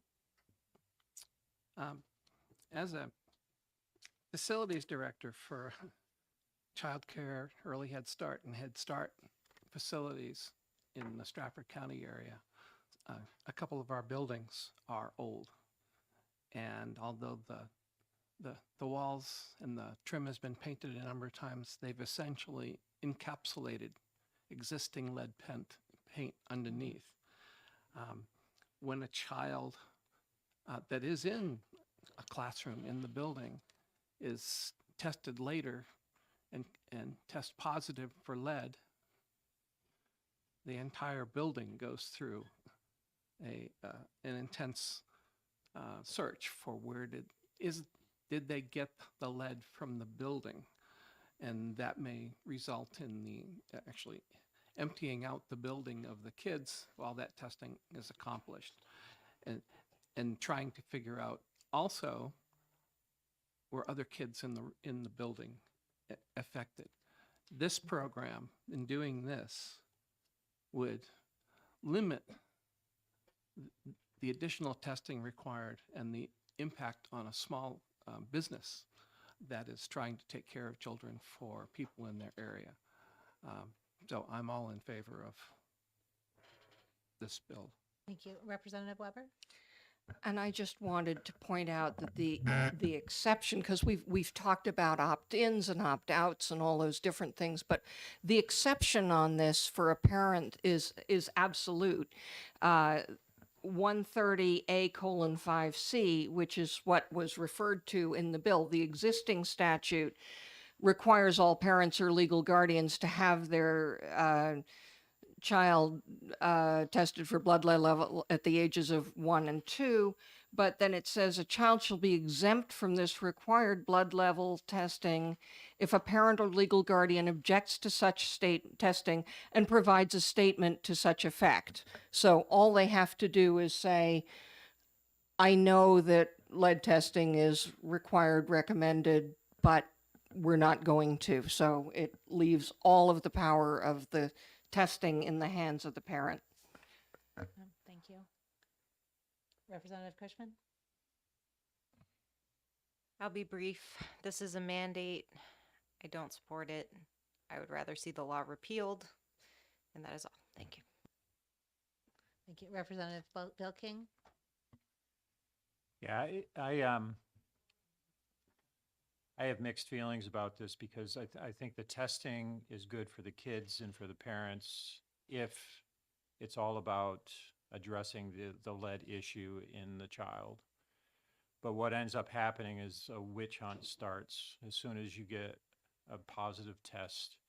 And to Representative Cannon's point, they're going to shut down a building. Everybody's going to go in, figure out where the lead is. They're going to go to the landlord. I actually have a constituent that's being evicted, which I don't think is legal, but she's actually being evicted because her child tested high on lead, and it could have been at grandma's house. You know, there's numerous places you can pick up lead. My fear with laws like or bills like this and the law that we currently have in place, I'm with Representative Cushman that it really needs to be repealed, is that it creates a witch hunt, and therefore I can't support it. Thank you. Oh, sorry. Representative Nutting-Upham? 6 years ago, I went apartment shopping for my daughter and her husband who are moving up from Louisiana and in Massachusetts, where a landlord has to prove that the apartment has been lead remediated if they're going to rent to people with children. So that's a standard that New Hampshire's not going to be able to be up to for a very long time. But this is about safety and health of our children. And I mean, I can't read off the dire consequences of lead poisoning, but maybe some of the doctors in our room could if we wanted to. So I think this is a small step to keep children safe. And of course, it's a terrible inconvenience for landlords. And we had a landlord speak in front of us probably last year who said any program that the state of New Hampshire, any amount of money that they could offer to help towards lead remediation would be so welcomed. So I think that's where we should be working, is to find more money for lead remediation and not say, well, let's not test the children so we don't know. So. Thank you. Other comments? I actually will make some comments myself. I don't know if you know yet, but you probably will soon. I watch way too many forensic files. And I remember Sunday's child. She was a refugee child in Manchester who died unexplainedly until they found out that she had elevated lead levels. They investigated everything around where she was. And then they found out that she liked to spend time on the porch. And so she had pica, and she was flaking off pieces of paint on the porch. That was in Manchester. It hits home. It absolutely is an issue. And I do agree that what we need to do is be focusing and taking our attention to make sure that we can figure out ways in order to solve those problems. I think that we do have the requirements in the statutes. When we have this and we add yet another form for yet another line, I really, really appreciate that this does include it removes any punishments on the facilities and the schools. It makes it very clear again that this is up to you, but here are the hazards and here's the information. But we're going to have written materials that are printed out by the department to be handed out. I actually went and I tried to get some nice informational handouts to distribute from the department. We don't print many just because the return on investment for the printed materials is on the lower side. And I feel for these kids. I feel for these situations, but I feel like we might feel like we've done more than we actually have by passing this. And so that's why I'll reluctantly be voting against it. But I don't think that it actually furthers our goal of dealing with that core issue of lead in the housing stock. And that we also have issues of, toys that are coming in with lead paint. So you may have gone through the entire house, displaced a family, and then you find out that they're chewing on a rubber ducky that they got off the internet that's covered in lead paint. Or the old one that we had that had the lead nugget fall out of the bottom of the rubber ducky that we had from my mom because it finally was loved enough that that piece fell out. And we're nerds, so we test our metals. So it's a complex issue, but I'm not sure. This is well-intentioned. It moves a lot further, but I'm not sure that it does what it does. So Representative Palmer? Yeah, I just add that I was just looking things up, and the lead lead poisoning is twice the national average in New Hampshire. So it's a significant problem here, and maybe this doesn't take care of the whole problem, but at least we maybe will get a better idea of where the problem is. And I certainly agree with the whole idea about needing better programs for mitigation so that people don't get displaced. But it seems to me like this is a reasonable place to start, so we know where the problems are. I think we may have a reasonable people disagree sort of one that we may want to move to voting on. Is that, I didn't mean to cut you off, Representative, but if we're ready to move to have the clerk call the roll for ought to pass as amended by Amendment 2023-0842H. Representative Cushman, No. Representative Bill King, no. Representative Kofalt, No. Representative McLean, No. Representative Seth King, No. Representative Mazur, No. Representative Nagel, Yes. Representative Pelosi, No. Representative Love, No. Representative Weber, Yes. Representative McKay, Yes. Representative Freitas, Yes. Representative Cannon, Yes. Representative Nutter Upham, Yes. Representative Shapiro, Yes. Representative Howard, Yes. Representative Murphy, Yes. Representative Palmer, Yes. Representative Selig, Yes. and Representative Leon. Representative Oh, Leon. sorry. Yes. Sorry. No. No. 11-4, 9 against. So the motion passes, ought to pass as amended. Would you like to write the majority report, Representative Shapiro? Sure. And do we have a minority report? I'll take some of the others off of your plate, but I'll give you the minority report. You'll do the minority report? Great. Fantastic. Thank you very much.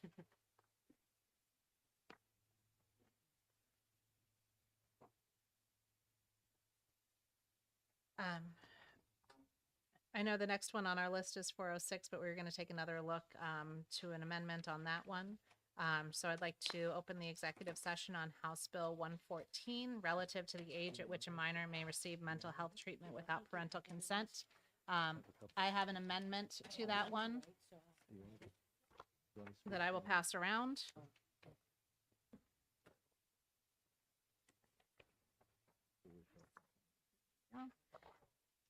And I will make a motion to adopt Amendment 2023-0036H on House Bill 114. Is there a second? I'll second it. Who was the second? Mark. Okay, all right, perfect. Representative McLean. So I will speak to the amendment. Minors, and especially teenagers in those difficult high school years, really need somebody that they can trust to talk to. And a lot of parents want to make sure that there's somebody that they can trust to talk to as well, especially when they know that there's guardrails around that conversation, just to make sure that nobody's being influenced in one way or the other. There's a definition of non-directive counseling from the American Psychology Association. That is what is on lines 13 through 15. Basically, it says that you're there to listen, there to talk, and there to basically have a safe place to experience your feelings, your emotions, and your challenges in order to be counseled, but not guided. This is a difficult thing to wrap our head around because good medicine is non-directive counseling. You would want directive counseling about how you're going to get rid of your cancer, but when you're dealing with personal issues, that's less of an issue. This is something where you want to know that who you're going to is going to listen to you and not steer you in any certain direction. It's simply good practice. This is also an area where you may look at this and say that there's areas where you'd want directive counseling. I definitely want to direct somebody against suicide. But do you want to loop your parents in at that point, because if you have a child who is suicidal, the parents, quite frankly, I think the parents deserve an opportunity to make sure that that child knows that they're loved and they're wanted and that they're supported at home, because they may or may not change the situations in which their child is, and may or may not change how many eyes are cautiously looking around a corner to them, just to make sure that they're not leaving them in a situation or leaving them unsupported after a particularly challenging encounter. There's so many parents that, at least on that side, where if they had only known, there's something that they would have done differently. And lives are left destroyed when you get to something like suicide, that the parents really should be looped in. So prohibiting directive counseling, in that case, I don't think that we should be looking at without consent of the parent's guardian. So basically, this is to make it, I think, make a big improvement where we can get a lot more agreement on this, because there's so many other issues where we do argue. But this getting to non-directive counseling should be a lot less contentious. Representative Weber? Well, my first problem with the definition that's given here of non-directive counseling is that it seems to me that it would prohibit the counselor from exploring with the kid, gee, is there a way that we can include your parents in this discussion, which I think ought to be a very primary exploration. But if you're not, and I think that would be both giving advice and actively directing the therapeutic process and the intended outcome. If a therapist was working at getting the minor to explore ways of approaching their parents, talking to their parents, including their parents, or repairing a relationship with parents. So with only a layperson's understanding of the English language, that would be my concern. Thank you. And I mean, we agree that having familial involvement is very much to be hoped for. Thank you. Representative Nuttingup? Nutter Upham. I need more coffee. So I'm a psychotherapist, and non-direct, this is impinging on my practice. It's not a real thing, non-directive, whatever. And I think it's kind of come up because parents have been so concerned that therapists are talking their children into being gay. I mean, that's where I think this terminology came up from. When I have worked with a lot of children, and I'm not going against the parents. When you're counseling a child, you meet with all of them, you know, what's going on here? What are the problems? What are the solutions? What are our shared goals? Creating a treatment plan that involves the parents. Sometimes I've had contentious parents where the child is living with one and the other one was abusive, but I'm obligated as a therapist to meet with that parent as well. We had a conversation earlier today about many of us therapists some parents think that we keep a verbatim notation of everything that was said during counseling, which we don't. It would be impossible, and I wouldn't record it because I think that's an invasion of privacy. But Representative Kofalt, you had a wonderful saying about the presumed best intention of parents in a bill earlier. And I feel that way with therapists, that most of them have the best interest of their client and the client's family atmosphere and the client's whole milieu in mind. So I don't think this is a needed bill, amendment. So, and I'm happy to talk more off the clock because I know it's been a long day, but, you have your best outcomes with a client when you can involve their family with them. I mean, you have an hour a week with them, they have all the rest of the time with them. So when you can effectively a family structure or maybe how they interact with each other, that's going to have the best outcome for the child. So I don't have to be more diplomatic than I want to be here. This is kind of threatening language to a therapist that is not needed. All right. Thank you. Thank you. I guess to respond to that, this was to try and bridge a bit of that chasm. My opposition to the bill as written is actually the same thing as yours, that the best outcomes come when the family is involved.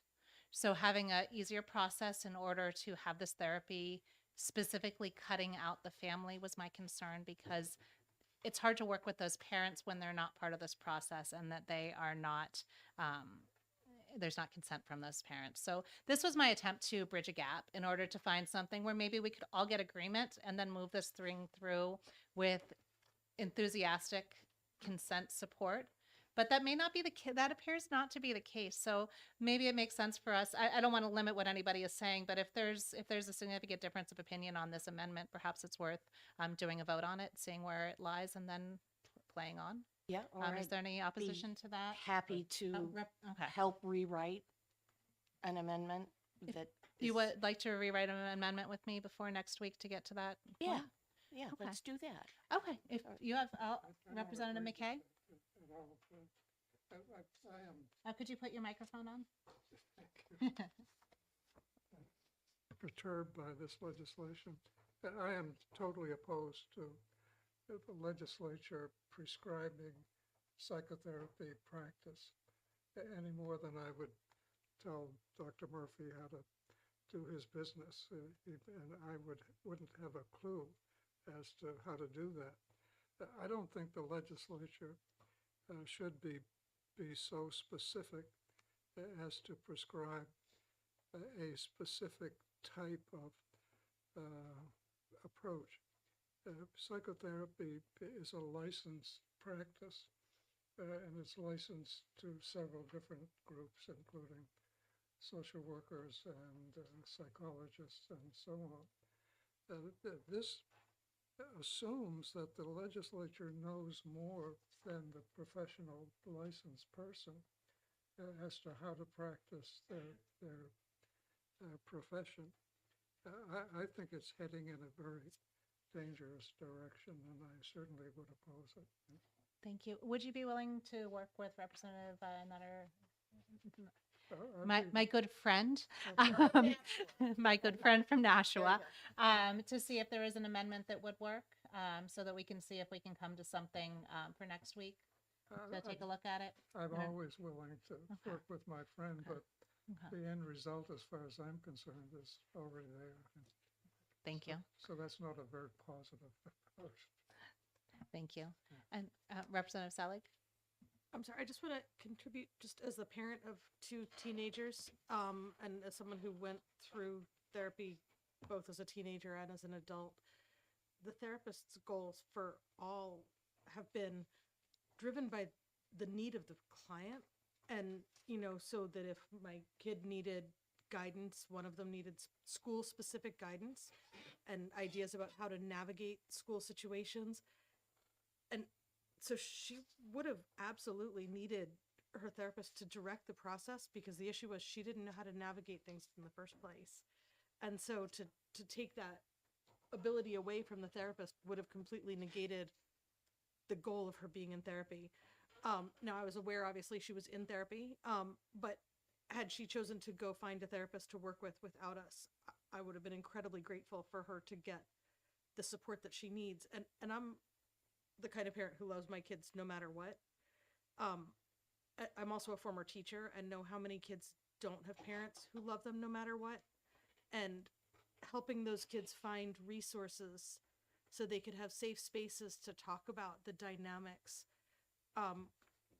was crucial, and finding them ways to help them stay alive and make it till their 18th birthday when they could choose to do these things, whether or not their parents were involved.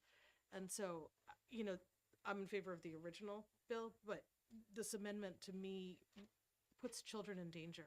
And so that offers me concern, and I'm happy to come in if you want me to consult with you at some point, either by phone or in person. I'm happy to contribute to your committee. Representative Shapiro? Yeah.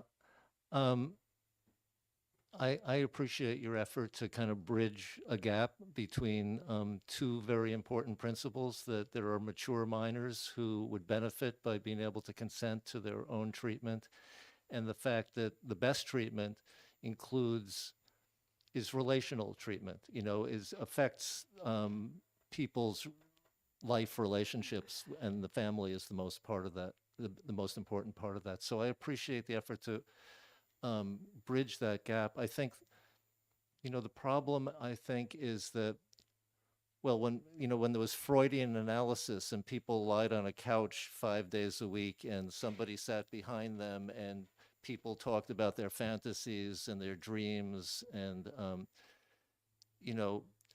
the idea was that there was a neutral screen. The therapist was supposed to be completely neutral. You weren't even supposed to see them. But you can't tell me that going into a room like that and lying on a couch and going through that process doesn't influence the situation. I think it's impossible to be completely non-directive. I mean, I think the very act of engaging with someone changes the process. And so I can't really conceive of any other amendment that would bridge the gap, but if there was some way to let minors consent to their treatment and at the same time encourage involvement of the family without prescribing it, I think that, if there's some way to find something like that, I would think that would be a good thing. Oh, thank you. I actually do want to speak to one of the things that Representative Seelig brought up. I think that what you're seeing is a lot of students who feel that their parents don't support them, because there's a lot of some of those are ones that truly don't support them, but there's other ones that don't recognize that. So figuring out some way to bridge that gap in not the ones who know that they have loving parents and the ones that know that they have unloving parents, because both of those are true. But somewhere in that muddy middle, there are plenty of kids that don't understand how much their parents care, because their parents aren't good at communicating either. And acknowledging that just because you don't think that your parent cares doesn't mean that that's necessarily the truth. I guess I just want to make sure that these kids don't feel hopeless if that's what their perception is. Yes. Thank you. So I'm literally talking about kids, and I having had to make the calls to DCYF on behalf of those children whose parents couldn't accept them for who they were, whether it was a difference in religious views or whether it had to do with something else. But if kids truly feel and believe in their core that they can't talk to their parents and can't even express to them that they need help, giving them a way to access it, because maybe what will happen with the therapist who is able to direct the treatment to some degree is the therapist will say, wow, I hear you saying your parents don't love you because they expect you to keep your room neat. Let's break that down and think about what's really behind it. And maybe they can help them see past those things that, adolescents are adolescents for a reason, right? Their prefrontal cortexes aren't fully developed, but giving them a way, in my mind, giving kids any light in the dark is so much more important than the potential risk of leaving them in the dark. And it's just crucial to find ways to help kids. And if we look at all of the studies now, the impact of COVID and the isolation and the impacts of social media, the levels of anxiety and stress for children are so high that just helping them find any access, whatever that may be, is crucial. Thank you. I guess I'll take that comment. My other part is I didn't know if I'll take your comment, Representative Polizov. Thank you. I'm skeptical about, I think underlying bill goes too far, but speaking about this amendment and what Representative Seelig said, I would agree that therapist need to direct the process, but it's a question of definition. The difference between directing the process and directing a child, and there are directive ways to do therapy and non-directive ways to do counseling. For example, therapist can say, okay, think about your problem, put positives signs on the left side of your list, put negatives on the right side of your list. Now think what you should do. So the therapist definitely directs the process, but he or she doesn't direct the child's what decision to make. So definitely there's a way to be non-directive, but give the kids light in the dark they need, help them to get rid of anxiety while doing non-directive counseling. Thank you. I think I'd like to see if we can do a straw poll to see how many people just wouldn't accept any amendment anyways. And if that's the case, then there's no need to spin our wheels. We can vote and then move forward. So is there anybody who is just going to be in support and not go with any amendment? Because if that's the case, we might as well go ahead and vote on the amendment. Or is that appropriate, Representative Weber? It's perfectly appropriate, but I can't tell you whether I would accept an amendment or not till I saw the amendment. I mean, the concern that I have is I'm entirely in sympathy with everything that Representative, whose name I cannot pronounce, and I'm sorry because I don't remember names anyway, and I really am very sorry about that. So think how awful it is with pronouns.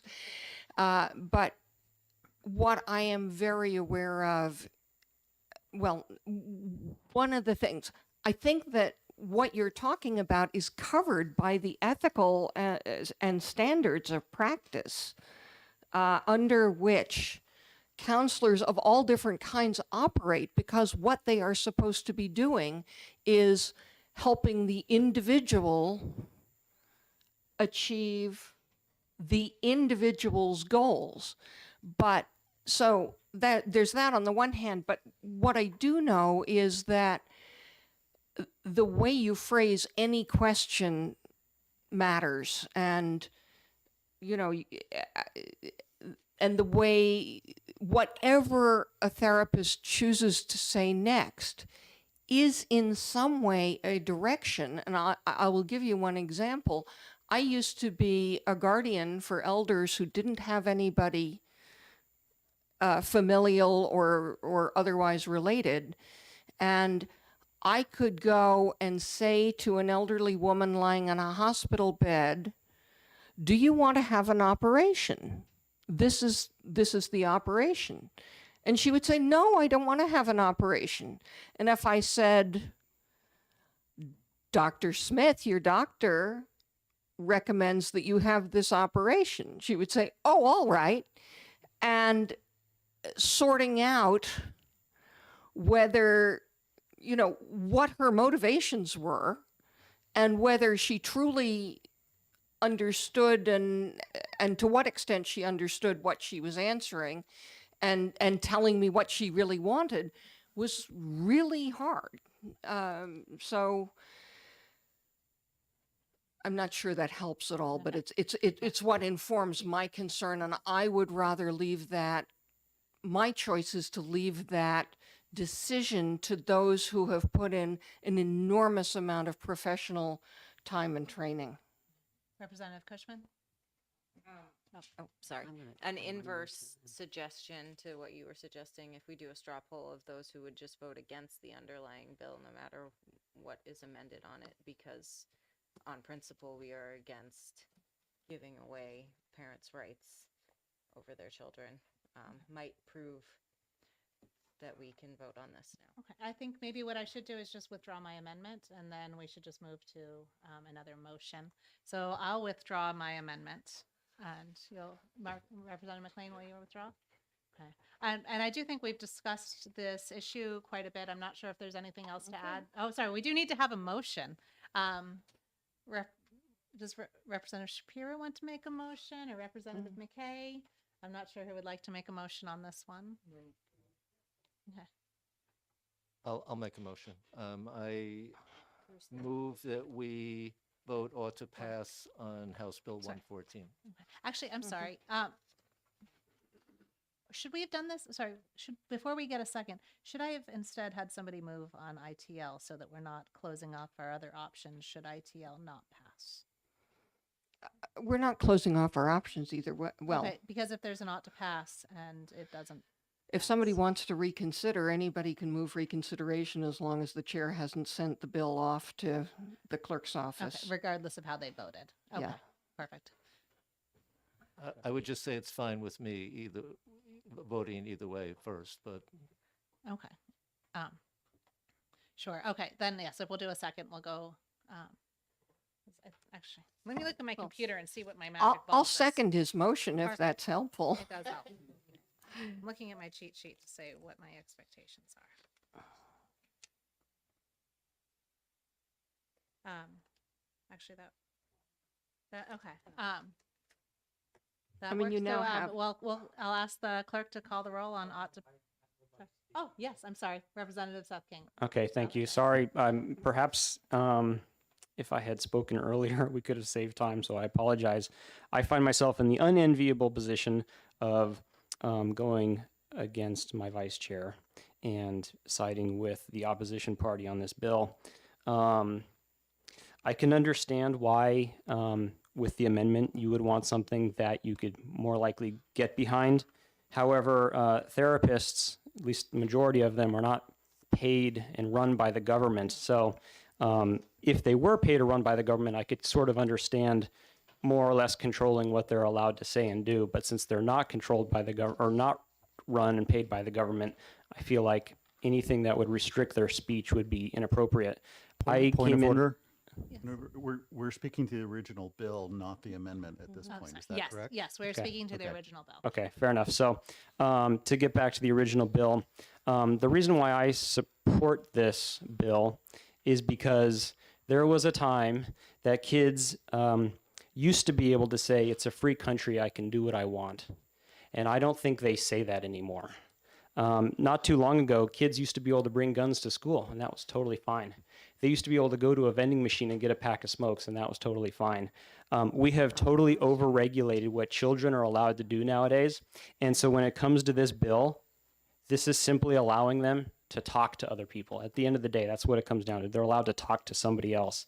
And I fully understand the culture wars that are being waged. I'm not happy with what the left is doing. But if you haven't, as a parent, instructed your child by the age of 16 about what's going on in the world, and they decide to go and do something else by the age of 16, tough.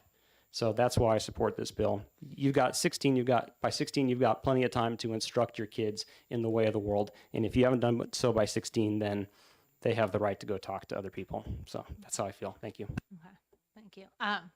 Okay, Representative, Representative Polsov. Question. So if the closest psychologist is a psychologist in your public school, isn't he or she is paid by government? Actually, yes, if it's a school psychologist, it would be. Thank Can you. I try one last Yeah. time? Yes, Representative Freitas. Yes, thank you. I got a master's degree, and our program was Kyle Rogers, who was the guru at the time in non-directive counseling. And I feel like that Seth King has just said, these young people need someone to talk to. And the object behind this program was that you visited with them and talked with them and said, how's things going? And you got a conversation started, and you went from there. So that's how it began, with no direction, just a meeting and a thing. But it was interesting. That seems like it's new to the people at the table today. Thank you. Representative Nadarapa. Yes, your friend from Nashua. My friend from Nashua. A similar bill to this came up a couple years ago, but the age on it was 12, which made me bristle. And although it was cited that you could be treated for STDs at 12, 14? Okay. Anyway, so I couldn't imagine taking a 12-year-old client without their parents knowing or 13-year-old, or maybe even a 14-year-old, but I'm comfortable with a 16-year-old. I mean, people can quit school at that age. The old, no, not anymore. Not anymore. Nope. Boy, I'm behind the fixed times. that. I'm comfortable. I am comfortable with the age of 16. But Of you course, get married. you can get married. Oh no. With court permission. With the court's permission at 16. So yes, children need someone to talk to, and if we operate from the premise that therapists are trained professionals that will behave in professional manner, I think this is a good bill to go forward. Thank you. And One more. I was hoping Gotta end it. Representative Kofalt and then Representative Cannon. So actually, I had a conversation with the sponsor of that bill, which would reduce it to 12. And part of her concern was that she knows a lot of people who do not have parents in their life at all. Young people who are living on the street, having a very hard time of it, and need somebody to talk to. So part of her advocacy involved these talk therapy programs. So, you know, I struggle with how do we balance meeting those needs? How do we balance meeting those people where they are with at the same time saying that, you know, parents have a have a right to be full participants in their children's lives up until 18. 16 is again, I think we are getting into a kind of a gray area here. I will fall on the side of the line that says a 16-year-old is still a minor. They're still living in their parents' home. And I will fall on the side of that argument that says, you know, parental rights prevail under those circumstances. So having said that, I understand and I certainly accept that a 16-year-old is more capable of making that decision than a 14-year-old or certainly a 12-year-old. And, you know, it's unfortunate that we can't, you know, sometimes we have to give in one area to solve a problem in another area. And I'm not sure how we do that. I'm not sure how we help those folks that Representative Klein-Knight was specifically concerned about. But I will be voting no on the OTP motion. And Representative Cannon. One last. This past fall, in the Somersworth school system, we passed a bill to support transgender kids in high school, but it required that their parents were working with them for them to go through a transition process or whatever, but they had to have support from their parents. But that left a number of kids who don't have support from their parents for anything in the lurch. With what do? There's no place. And to have this bill in place, to have the ability for them to decide that they really want to talk to somebody that can help some of that process because they can't talk to their parents. And they could talk to their teachers and a counselor, but that's not necessarily the teacher or the school counselor's job. If the counselor's job may be to help find them someone who's a licensed therapist that they can talk with. This bill would help do that. Thank you. And Representative Freitas. Yes, thank you again for taking. I just want to comment that most of the elementary schools that I taught in had a counselor in the building. So now you're talking 8-year-olds, 9-year-olds going to the counselor in the school. Now, it was not a therapist counselor, but it started the ball rolling. So I just want to defend that can be. Thank you. Representative McKay. Thank you. Microphone. Remember to push the button. My reaction is the state involving itself in a professional practice. I don't see legislation telling doctors how to do surgery or how to do this, that, or the other thing. That's what concerns me, and that this opens the door for more legislation when I feel that there are licensing boards that are very strict. I used to sit on one.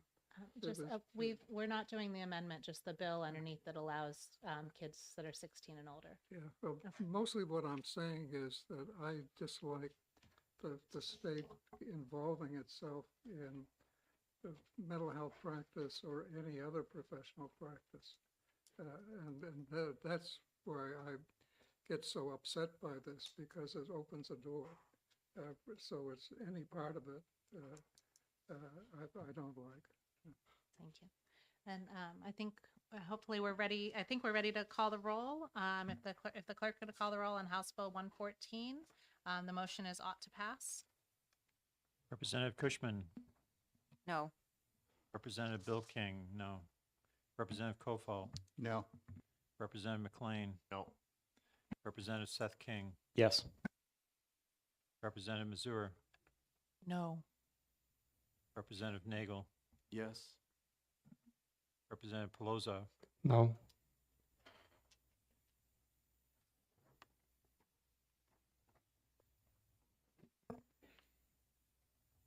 Representative Love, No. Representative Weber, Yes.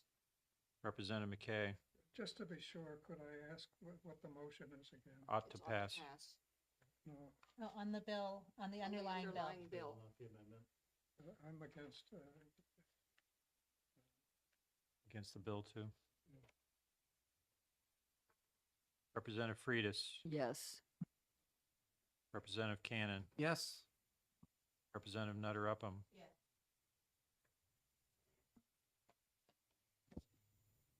It's late. Representative Shapiro, Yes.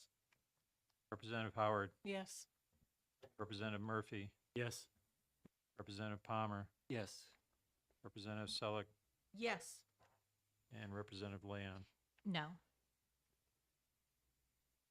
11 for, 9 against. The motion of ought to pass is successful. And this will go on the regular calendar, obviously. Representative Shapiro, are you going to write the majority report, or would somebody like somebody else to? Sure, I'll write it, but Representative Nutter Upham volunteered to write a different one on the lead bill. The lead bill. The lead bill? Okay. Blurb on that. And, So we yeah. won't be doing an amendment because we just passed the bill. Yeah, no amendment because we passed the bill. Just want to be clear, it's late. Yes, absolutely. And Representative Kofalt, would you write the minority report for us on that? Thank you.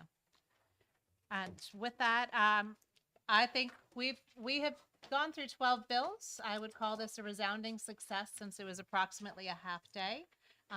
So we will continue all of these executive sessions to Wednesday at 9 a.m. on the 15th. It'll be noticed in the calendar. Is there Representative Weber?